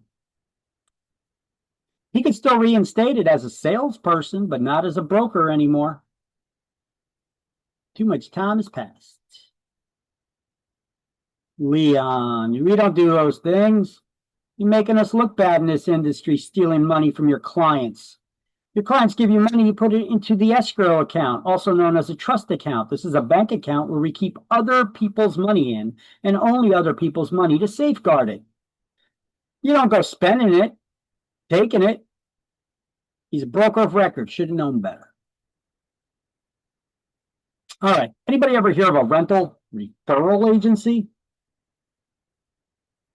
Rental referral company? One example of this is bestrentnj.com. I don't usually put out names of real estate companies, but there's very few companies that do this. So I know there's a couple in the area, but I don't remember their names. I only remember these guys because they got their buildings all over the place. A referral agency is one that goes, they specialize in rentals, okay? With apartment complex owners. They go to big apartment complex owners, which usually have their own rental offices, you know what I'm saying? But they go to these big apartment complex owners and they say, hey, listen, we got a website, got high traffic, a lot of renters come to us looking for rental properties. We're going to create a page specifically for your property, have high quality photos, floor plans, diagrams, all kinds of stuff. We get a lot of high traffic, get a lot of renters through. We're going to put you and feature you on your own page on our website. But if we get somebody who signs a lease with you to rent from you, you agree to pay us a referral fee. Now, however they negotiate whatever that fee is going to be, that's between them. But that's basically what a rental referral agency is. Most real estate agents, they don't deal with apartment complex owners. Instead, we deal with, single family or multifamily, maybe small apartment buildings, but usually not with these large complexes and having agreements for all of their units and putting together this. So this was a pretty bright idea. And actually, they specialize and only do rentals. So that's what they do there at their page there. So every person that's working for a rental referral agency who for a fee refers prospective tenants to rental units is required to have a real estate license and to enter into a written contract with each prospective tenant and landlord of the apartment complex. No property can be offered or commission earned without the owner's written consent. Yes, you cannot list somebody's property for sale without their permission. And have it in writing, right? Can I put your home up for sale and put a for sale sign on your front lawn or advertise it in the MLS or on third-party websites without your permission?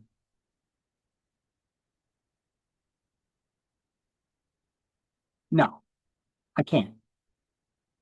Neither can you.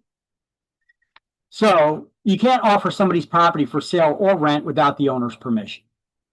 Either listing or referral agreement, as an example. Now, availability of properties, advertising must be accurate. So if you do get a listing, if you're publicly advertising it, you need to check with the owner every day to see if one of those units are still available for rent. Now, if you get a listing but it's not advertised, you need to check every 3 days with the owner to make sure that the units are still available, because they got their own rental office and they could rent it out on their own, right? So this is usually an exam question, by the way. Hint, hint, hint, hint, hint. Advertised properties must be checked every day to see if the unit's still available. Listings that are not advertised must be checked every 3 days. And any advance fees of $25 or more have to be deposited into an escrow account to safeguard that client's money. So let's highlight it right here on page 10 and 11 under rental referral companies. See, page 11, this all used to be on one page. I got the screenshot when it was all on one page. So this paragraph begins at the top of page 11 right here. Okay. This sentence you'll get from page 10.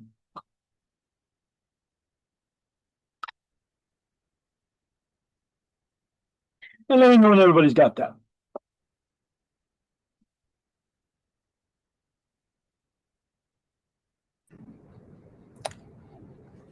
I was a little bit ahead looking at some of the questions for the review.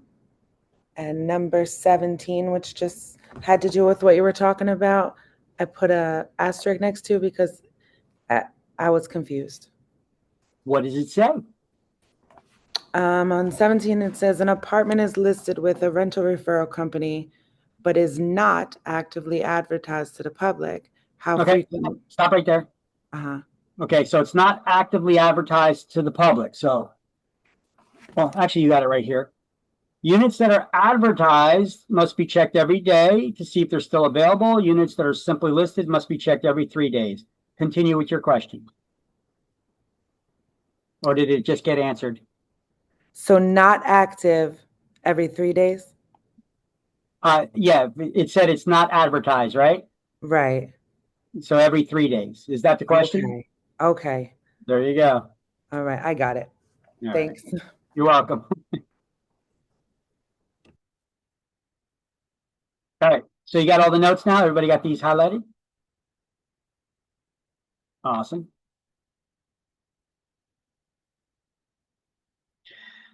All right, now I added something in. We're done with this chapter pretty much, but I throw this slide in. You'll see it in several different chapters that I created. I suggest you take a screenshot of it too, because it talks about rights of rescission.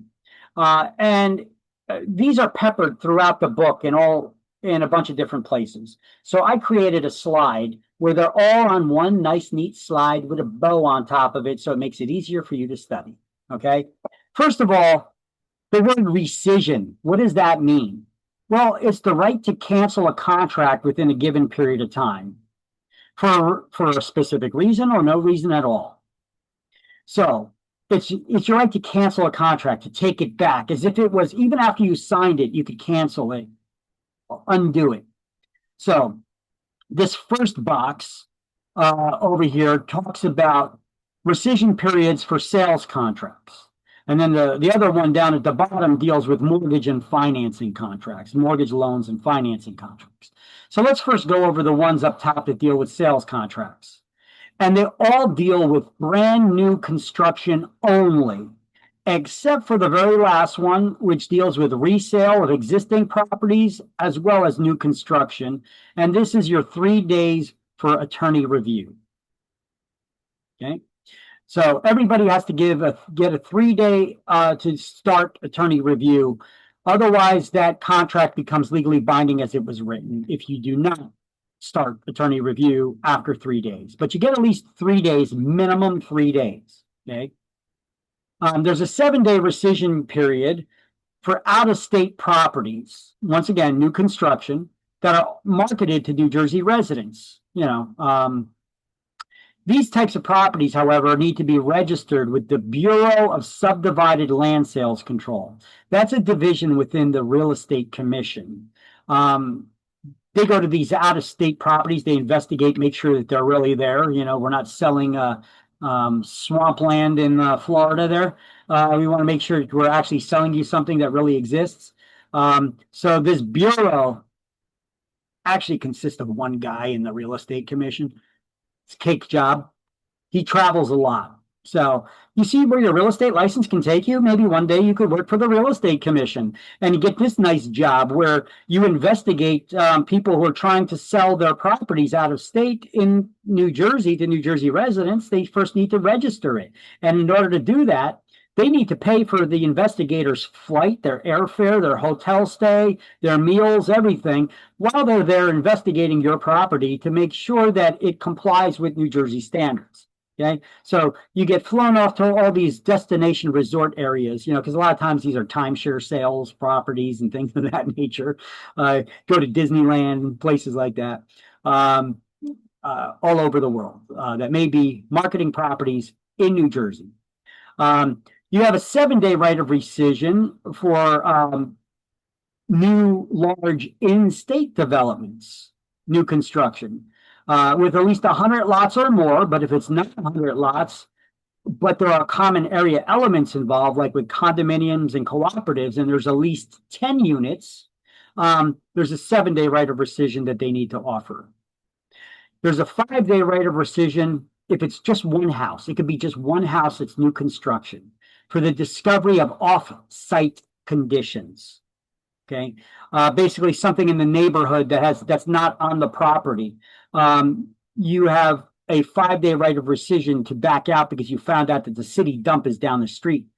Okay, you didn't know that previously, but now you drove around the block finally, and you've seen that the city dump is right around the corner. I don't want to buy the house around the dump, around this corner from the city dump.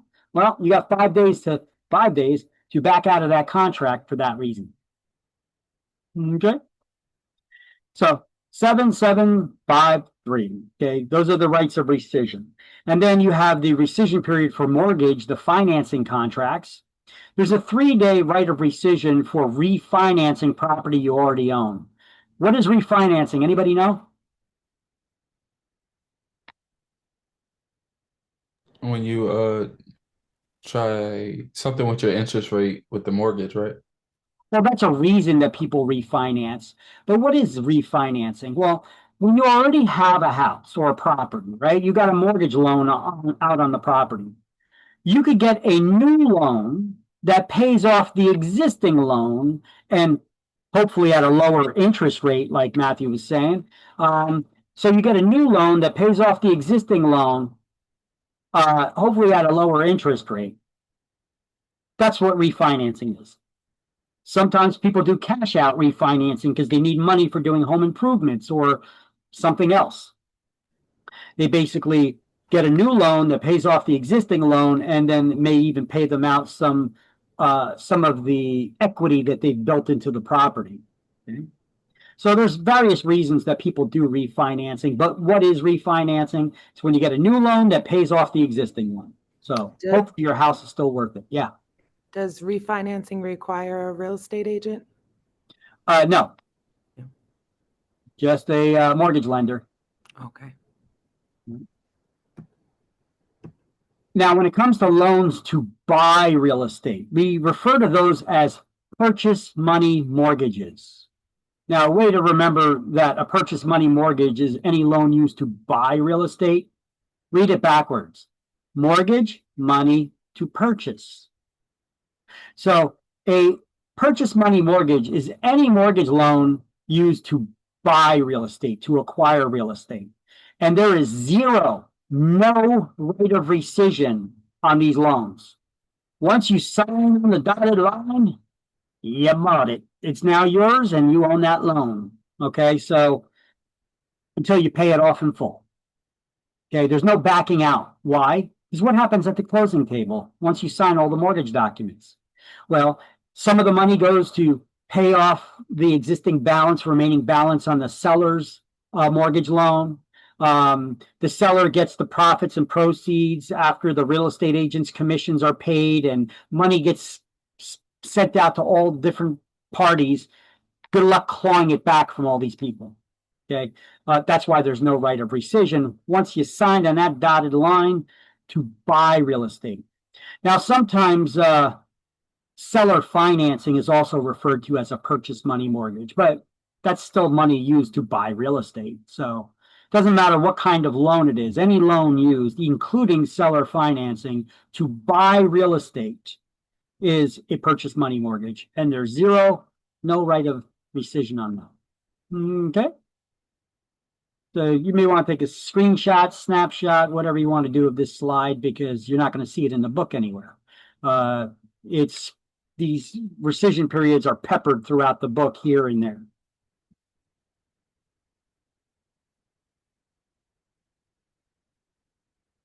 Everybody good?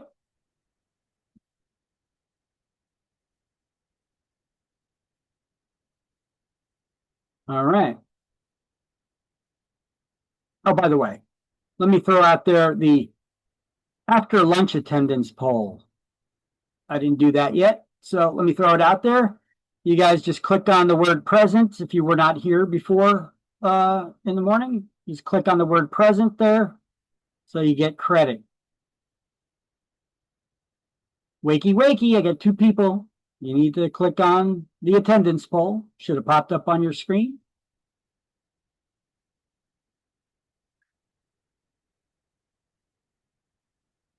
One more person. Come on, come on. Click on that attendance poll on your screen.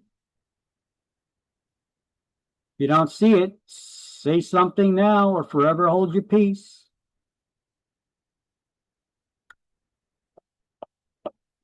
One person still. Attendance poll. We have an attendance poll. Please answer the attendance poll if you want credit for today. Wakey, wakey. Eggs and bakey. Come on. Oh, well. I tried, right? You heard me. I tried. Attendance poll. Wakey, wakey. Eggs and bakey.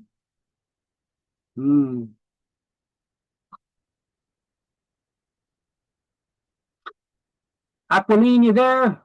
Swetha, you there? You guys answer the poll? You guys, two people I can't see. Yeah, I did.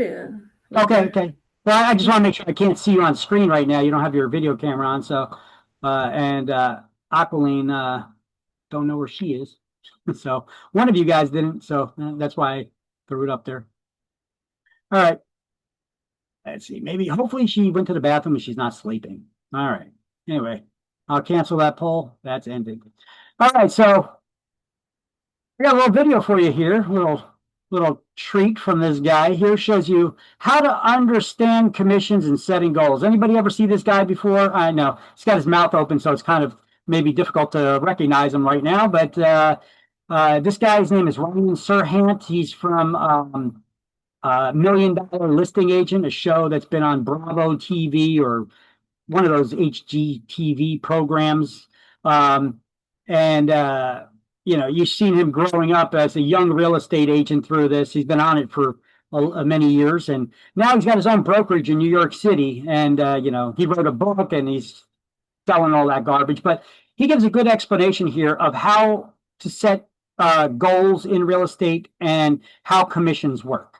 Okay, even though now they can be charged separately. I think he even discusses it that way in here. So I'm going to share that video with you, and you guys can watch it. Let me optimize the video for sharing, and here we go.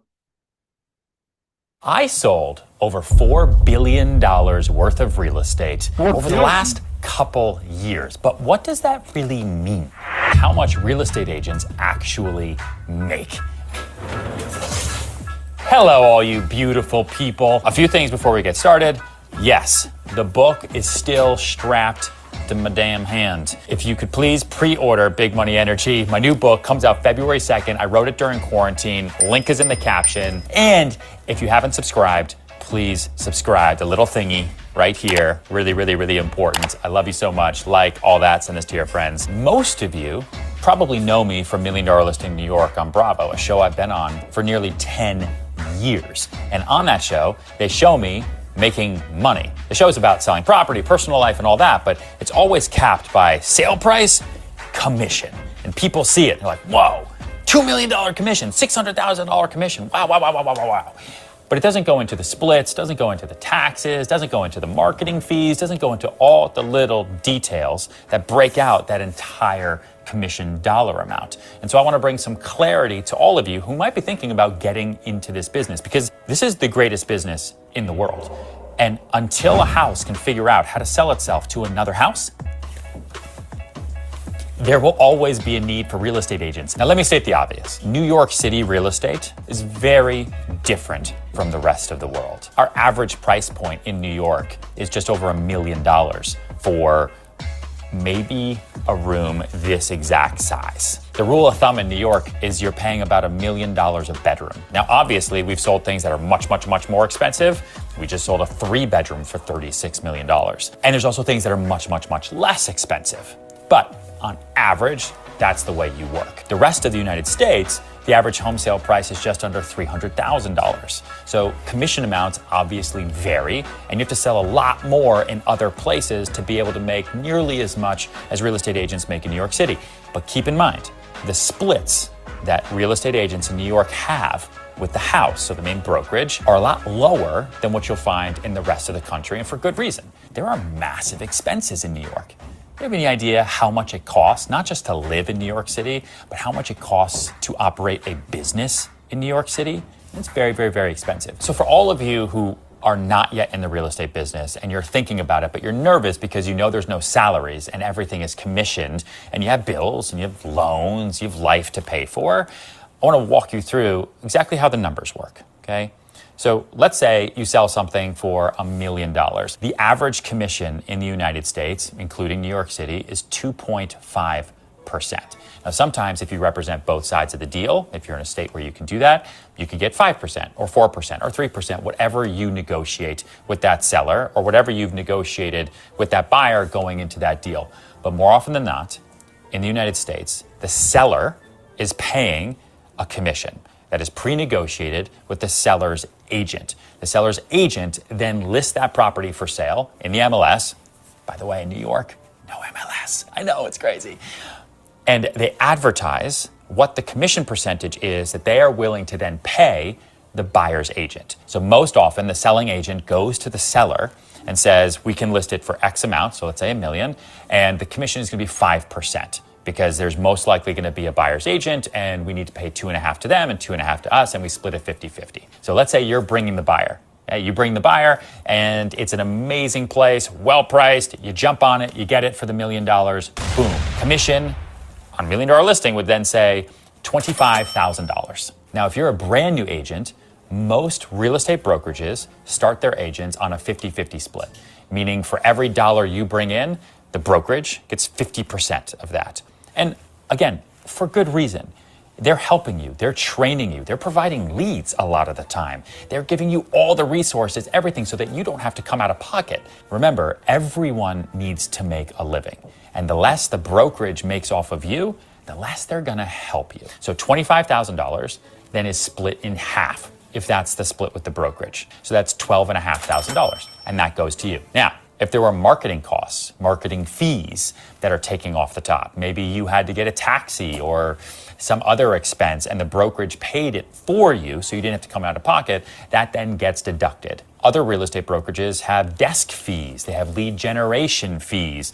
So make sure you know when you sign up with your brokerage to be very, very clear as to what fees, costs, and expenses you are going to be responsible for, both upfront and what will be deducted from your check. I have agents who reach out to me every day who got into the business because of me, flattered, thank you, who say, hey, I just sold my first place. I was supposed to get $3,000, but I got $2,252 and all these things taken out. This is bullshit. Sirhan, have you ever dealt with this? Yeah, that's how the business works. Now, if you've only sold one place and you sold it for $1 million, and you're a brand new agent and you're split with your brokerages 50-50, then all you're gonna make that whole year is $12,500. And if you don't have any other marketing expenses, that's great. Your check will be for $12,500. Boom, bang, models and bottles. Hold the phone. Now remember, there's also taxes. One of the big things that independent contractors, which all of us in the United States and most of us in the world, forget, net after taxes, costs, and expenses. Remember that. You live in the net. You don't live in the gross, you live in the net. That was important for me to remember too when I first got into the business. One of my first checks ever was for $24,000. And I was like, dude, I can do anything now. Smarts come a lot later, especially when your tax accountant then says to you, oh, hey, by the way, we need X amount of dollars. And you're like, from where? From you. But I don't have that. If you're in New York, it's upwards of 50%. So make sure you understand what your income tax liability is in every single state. One of the reasons I love this business so much is that everything is in your control, which is good and bad, right? The good is that you can sell as much as you want. No one is ever gonna tell you that you've sold too much real estate. The way you're gonna make the most money isn't by just selling one home, it's by selling lots of homes. I haven't sold billions and billions and billions of dollars worth of real estate because I sit there and count every single commission check and every single expense. I focus on goals. Let's say you want to get to $100,000 in income by year 2 or 3. Okay? How are we going to do that? Let's break it down by how much you need to actually sell. So if the average home sales price in the United States is just under $300,000, let's say $300,000. Okay? The average commission is 2.5%. So $300,000 times 0.025, okay, is $7,500. That is the total commission. Whatever the split is with your brokerage, you can do the math, follow along with me. But let's say, like we did at the beginning, you're a brand new agent, you're getting tons of resources, you're getting a lot of help. So you agreed 50-50 with your brokerage, that's what makes sense. So 50% of $7,500 is $3,750. That's how much you're gonna make on average from one sale of a home that on average is $300,000. You want to make $100,000? Your average home sale price where you are is $300,000. You need to sell, on average, just over 2 homes, hopefully more, every single month to make that number. The more people you know and that know you as a real estate salesperson, the more leads you're going to generate, the better your chances are of getting those 2+ homes sold every single month. That is the business. There's obviously a whole lot more that goes into it. Maybe we'll do more videos like that. If you like this type of vlog, if you like this type of video where I just sit here at a desk and talk at your face, tell me in the comments. All right, he's done with his explanation, so that's good enough. Doopy-doopy-doo, I don't know where all these means is good to know. Yes. Yeah,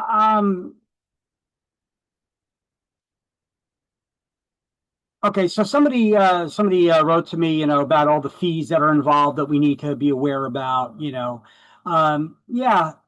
there's some fees involved in getting started in real estate. You got your errors and omissions insurance, your MLS membership dues, you got your Supra lockbox key fee to access those lock boxes for the software.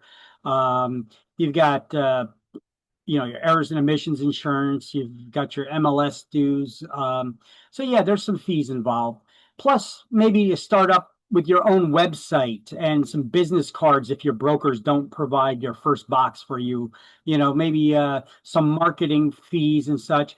I would say to get a good start in real estate, it'll take between $1,500 and $2,000, including the cost of the class that you're taking right now. You could get started cheaper, and then work up to it. But like, if you want to just like jump in full on, full steam ahead, I'd say about $1,500 to $2,000 bucks to get a good start right out from the get go. Okay, in real estate.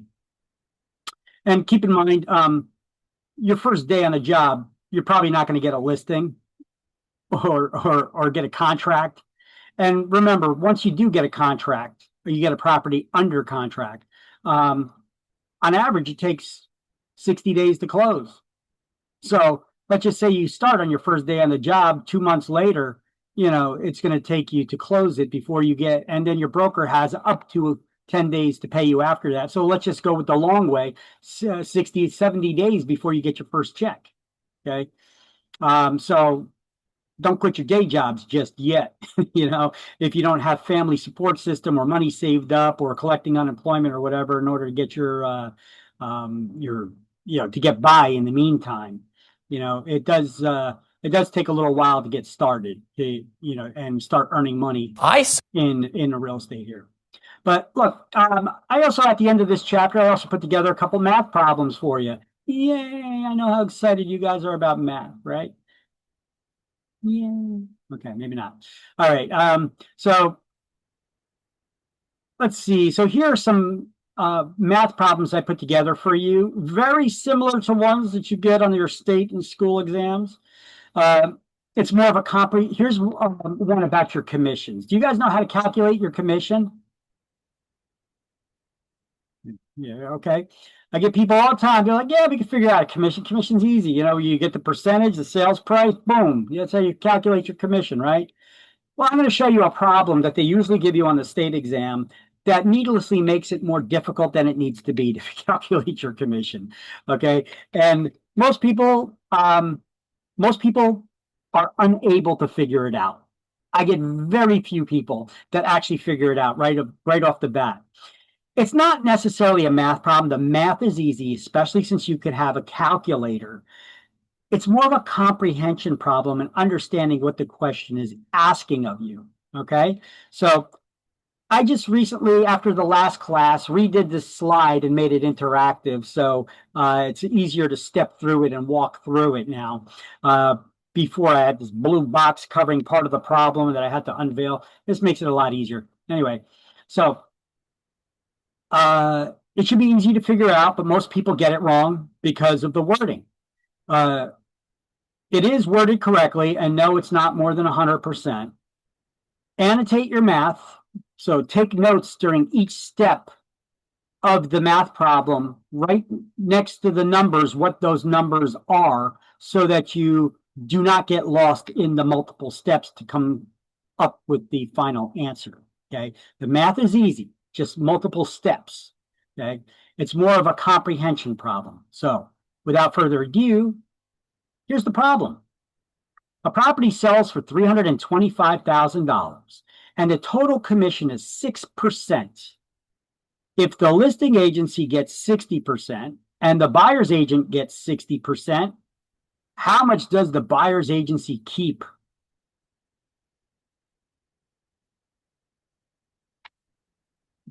Joe.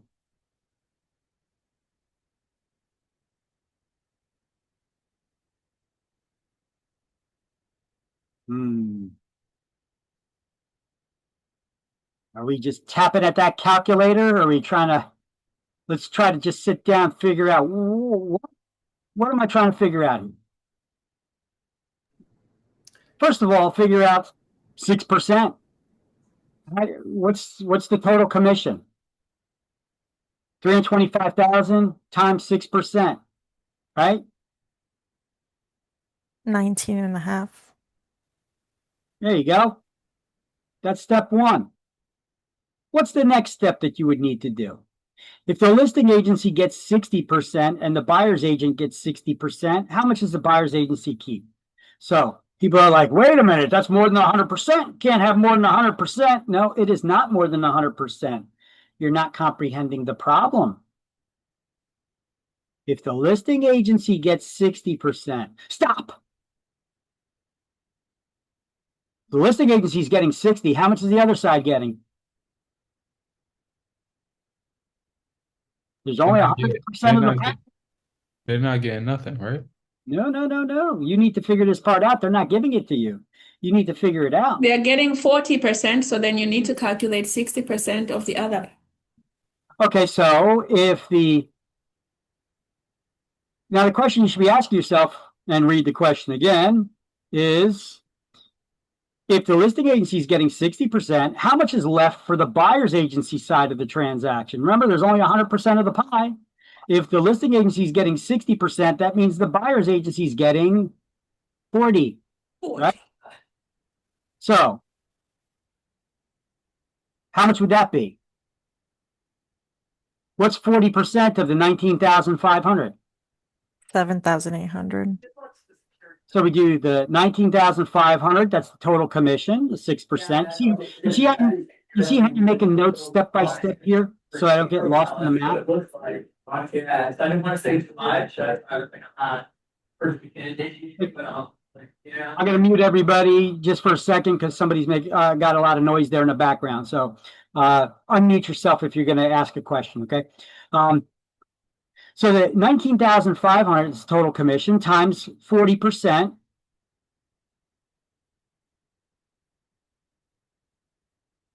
That's $7,800.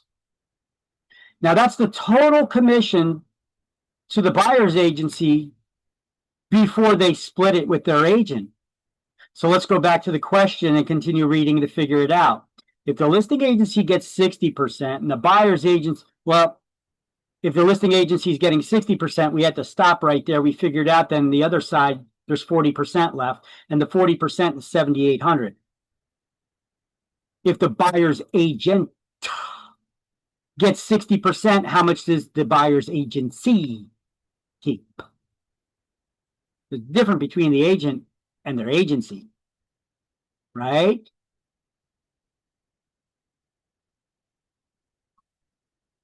So if the buyer's agent is you, you're working for me, the total commission on our side is $7,800. And I got you on a 60% split. How much am I, the agency, the broker, getting to keep? 40. There you go, 40. So what's 40% of 7,800? 3,120. So we can figure this out two ways. 7,800 times the 60% the agent gets, which is 4680 to the buyer's agent. And then you subtract it from the total commission to get that 3,120. Or you could just do 40% again. 7,800 times 40%. And it comes out to the same thing, 3,120, right? So there's two ways to come to the same answer at that last step. Everybody following on that?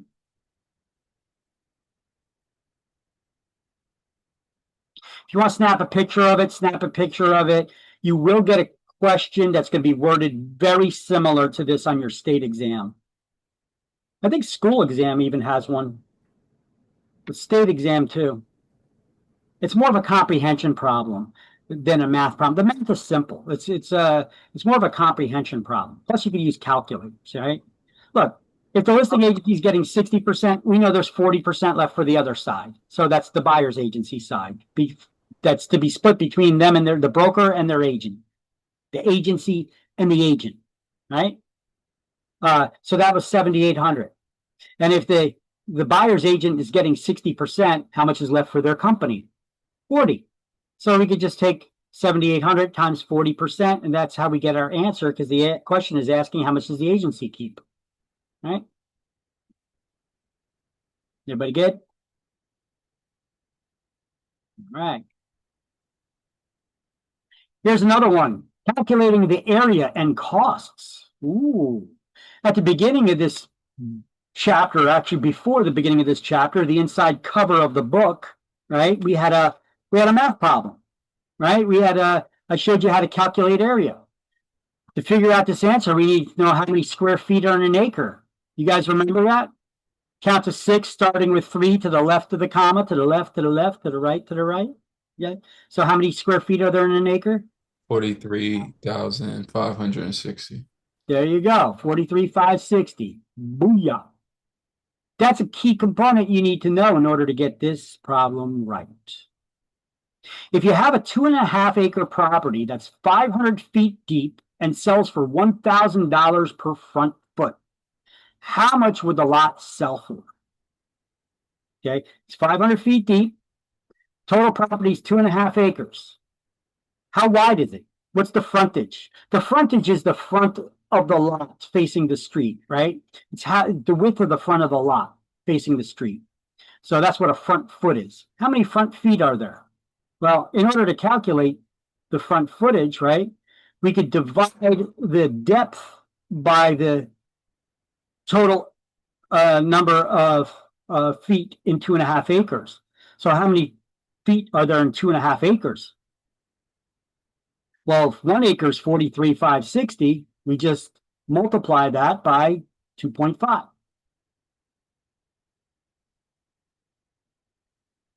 And we get 108,900. There you go. Right? 43,560 times 2.5 number of acres. It's 108,900. Booyah. So now we take that 108,900 divided by 500 to find out the frontage.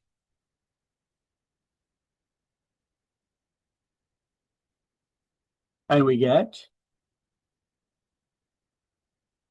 1,250. You got a little bit something wrong there. 108,900 divided by 500, that's 217.3. 80, okay? Or let's just round it down because you're not going to pay for less than a full foot, you know. So $1,000 for less than a full foot. So it's rounded down to 217. So it's 217 feet. That's the frontage. And if it's going for $1,000 per front foot, how much did they sell the lot for?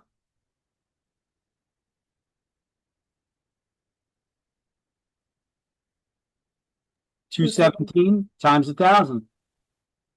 Well, go ahead, say it. 217,000. Boom, there you go. You got it.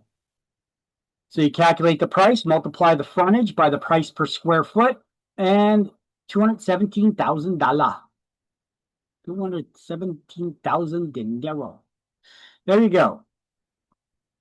You may want to snap a picture of this one too. Is there a lot of math questions on the test? Tons of them. No. I'm just messing with you. Okay. Look, the school exam, I think we got 4, maybe 5. The state exam, it's between 6 and 10. Okay. Will we be doing some more math problems in this course? Oh, yeah. Okay, just making sure. We're going to go over all the possible types of math problems you could get. Okay. So we already started, first day here, we already started on a couple, right? That's why I don't like doing one chapter only on math, because that's like boring day. That's when people's brains explode or they play hooky. So I like to do math as we come across math problems, get them out of the way. It's not that big of a deal. We move on. Okay. Look, I broke it down step by step how we figured this out. Snap a picture of it. And these are in the slides, right? The math problems? These are in the new updated slides. I just added this one recently since the last class. Because like the older slides, it was kind of cockamamie the way I had the same problems there, but it was kind of cockamamie how I had it. So I just made them more interactive here. So, you know, they reveal step by step, you know. Okay, thank you. You're welcome. Yeah, and you guys can download all these slides. I believe I updated them all since I made changes to them.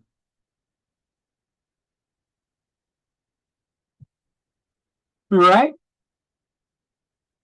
I could change the slide. Everybody good? Okay, here, look, another math problem. Yay! So once again, how many square feet in an acre? 43,560, right? So the problem here is, if we got a 3-acre lot that could be subdivided into 50 by 100 minimum lot sizes, how many lots can be made? And how much will a seller make if each lot sells for $150,000? What's the first step? Tell me. Tell me. Multiply the 3 acres times 43,560. Yeah, you need to find out how many feet are there in a 3-acre lot. So you take 3 times the number of square feet in an acre. And that number you need to memorize, right? And I told you, 43,560. You count to 6, starting with 3 to the left of the comma. 3, 4, and then to the right, 5, 6. You throw a 0 on there for good luck. 43,560 square feet per acre. So we do that and we get 130,680. Booyah. No rocket science involved here, right? This is basic, simple math. You got a calculator. You don't need to do it in your head. You don't need to be a mathematical genius to do this because you're using a calculator. I just want you to know the steps. The steps in the formula are the key for you guys to get this stuff right. So you don't hyperventilate when you hear the word M-A-T-H. I know some people, when they hear the word math, they start hyperventilating. I know. All right, so now what? Do you multiply the 50 times 100 minimum for the lot size to make it a number? Yeah, that's right. By the way, a little tip for you. Anytime you see a lot size like this that says 50 by 100, the first number indicates the frontage, the width of the front of the lot. Okay, and when you only have 2 numbers like that, it indicates that it's a square or rectangular. In this case, these are not all even numbers, so it's a rectangular shape. So, how many feet? 5,000. 5,000. There you go. 50 by 100 is 5,000 square feet. So how many 5,000 square feet lots can we get out of 130,680 square feet? 26. So we take those 5,000 square foot lots, figuring out how many we could get out of there, and we divide. And we get 26.14. So let's just call it 26. Somebody's going to have a little extra.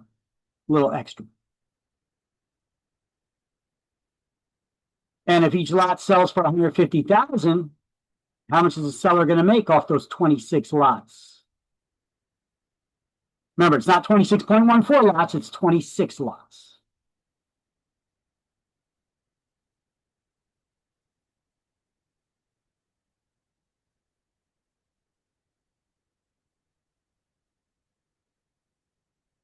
$3.9 million. That sounds like a lot of money. 150,000 times 26 lots. 3.9 mil. That's like today's pick 5. Which is huge right now. I got to get some lottery tickets. Pick 5 got the best odds in the house. And it's like over $3 million right now. It's crazy. Never seen it this big. Sorry, I'm one of those people who panic about math. Okay, so wait a minute. Where'd you get this 150,000? It's just the number that we said in the problem. How much will the seller make if each lot sells for 150,000? Okay, and then it was 26 lots we figured out, and then the 3.9. Okay, Yeah. sorry. No, you're good. Snap a picture, snap a screenshot.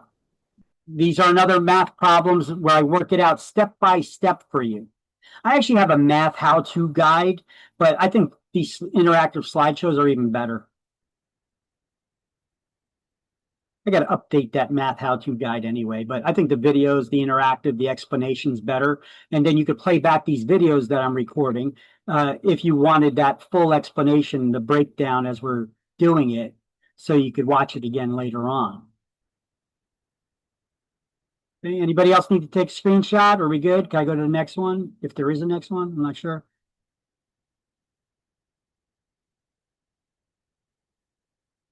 Okay, I'll take your silence as a, you got it, we got it, we're good. Oh, look at that. We're done with this chapter. So what do we got to do now? Well, at the end of each chapter, there are key terms to review, and then there's a bunch of review questions. I don't do the review questions with you. You do that stuff on your own. The answers are in the back of the book. But if you got a question, you can't figure out how one of the answers have been, how they got to one of the answers, and you want me to help you walk you through it, you ask me and I'll help do it in class the next day, right? Today, Erin gave me one and I, she did it ahead and I gave her the walkthrough and she figured it out herself. But the key terms to review I like to do with you because it gets you used to the wording. The slight differences in wording can make a big difference. The first one is pretty easy, but as we get into the later chapters, there's more and more key terms to review per chapter, and it could get a little bit tougher. By the way, the answer key to all of these key terms and review questions and sample exams and all that can be found in the back of the book on page 617. You may want to make a note of that in your notes or put a sticky note there marking that page 617. That's where the answer guide is if you're going to be doing those quizzes. I'm not going to give any homework assignments or anything like that. You study if you want to, you don't if you don't. It's your education. I'm here just teaching you the stuff. Your study depends on you. So we will do the key terms to review right now, though. So the way it works is like this. There's the key term, and then there's the definition. on the right side.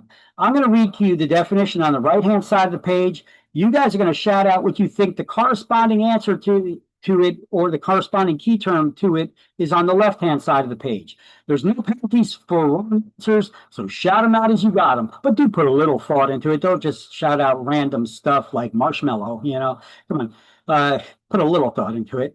So, are you ready? I can't hear you. Yes. So, law governing the practice of real estate in New Jersey.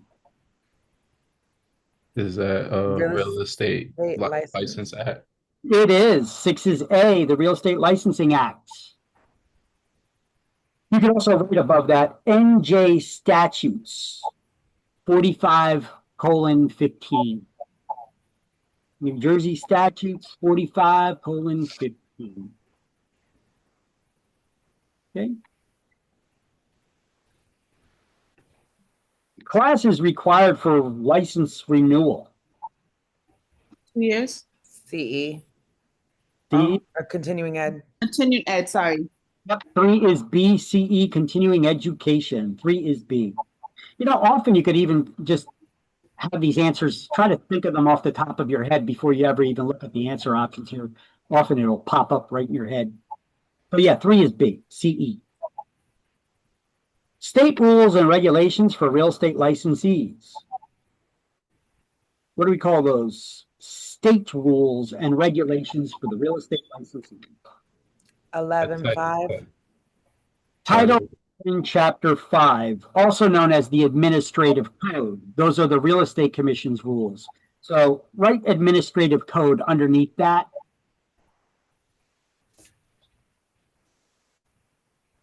So 11 is C. That is correct. And that also is known as the Administrative Code. So you need to know that because you will get a question on exam with multiple choice answer options, you know, like New Jersey statutes or New Jersey real estate law is also known as 45:15, 45:11, 45:5, 11:15. They'll give you a bunch of, and you need to, options like that. You need to know which one it is. So 45:15 is statutes. 11:5 is the administrative code, the rules and regulations of the rec. Those are the only two you need to study and know. Okay. Administrator of real estate licenses. Who that? New Jersey Real Estate Commission. It is. 5 is D. Member of a private real estate trade organization. Who is the member? What do we call the member? Realtor. The realtor is correct. 9 is E.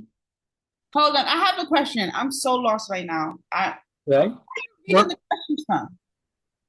We're on page 12. Okay, I went too far ahead. I'm sorry. Okay. So go to page 12. Page 12. We got the key terms to review we're doing. That's all we do is the key terms to review. And the review questions, the unit review questions, you do them on your own. The answers are in the back of the book. Oh, by the way, Aaron, you're doing those review questions. Did you finish them at all or no? Because one of them, number 19, you got 2 answers that describe the same exact thing.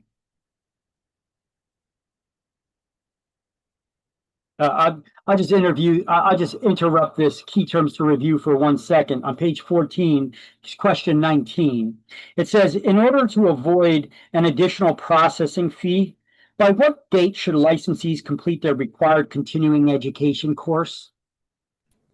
D. April 30th. Yeah, 2 months before license renewal, right? So let's see what the answer options that they give here. Prior to May 1st of the renewal year. What's prior to May 1st? April 30th, right? Mine doesn't say prior, though. Yours does not say prior. What does yours say? May 1st of the renewal year, making it too late. Really? No, the second one, B, it says prior to May 31st. Yeah, then there's prior to May 31st, but A just says May 1st. Does anybody else say that on A? Yeah, it says the same thing. Oh, they may have corrected it then. Okay, so you got the same edition of the book. Does it say like B on yours? Like 18B or something? It just says 18? No? Wow. I guess they, with the new prints, they correct some of the things and they didn't put it in there because mine says prior May 1st of the renewal year. Okay, so now it just says May 1st of the renewal year, right? Uh-huh. Okay. And then answer option. So May 1st of the renewal year, that would be wrong. Too late. Yep, too late. Prior to May 31st of the second year, May 31st. Too late. That's too late. June 1st of the renewal year, Too late. too late. April 30th of the renewal year. Correctamundo. There you go. That's the correct answer. Okay, so so everybody here, right? Everybody's book that I gave you for letter A does not have the word prior in letter A for question 19. Is that right? For everybody? Right. Okay. They corrected it. Okay, so let me change that up in my book here. So I've been letting everybody know that. No, my book has the prior to May 1st. So yours says it too. Okay. So it must be a recent change because you got the same batch of books that everybody else did, but on yours it says prior to May 1st and everybody else it just says May 1st. Okay. So cross out the words prior to there. So you got the same book as me. So they corrected it in some of them, but not all of them. All right. So where do we leave off now on the key terms to review? Let's go back to page 12. I think we last did administrator of real estate licenses, and that was 5 is D, right? So member of a, oh no, we did member of a private real estate trade organization. That was Realtor. 7 is E. That was the last one we did. And yes, notice how they spell Realtor. It's with an O-R, not with an I-R or E-R. Okay, it is so embarrassing when I see new agents out there in their advertisements and they misspell the word Realtor. I am a proud Realtor. I just don't know how to spell it. All right. Money paid another broker for sending a client or customer. Ooh, talking about money. Referral fee. It would be a referral fee. 8 is F. One license to assist a real estate broker in a real estate transaction. Salesperson? It's a salesperson. 9 is G. Reimburses people defrauded or badly served by a licensee in a real estate transaction. What would reimburse them? Guarantee fund. It would be the guarantee fund. 4 is H. Individual licensed to charge the public for real estate services. Who's the only one that could charge the public for real estate services? A broker. Broker. 1 is I. Licensee limited to presenting prospective clients and customers to the broker, and that's all they could do. Salesperson licensed with a real estate referral? Yep. Salesperson licensed with a real estate referral company, or in other words, a referral agent. Okay, so 10 is J. Fully qualified broker who remains under another broker's supervision. Broker salesperson. 2 is K, broker salesperson. And that concludes chapter 1. So let me stop the recording.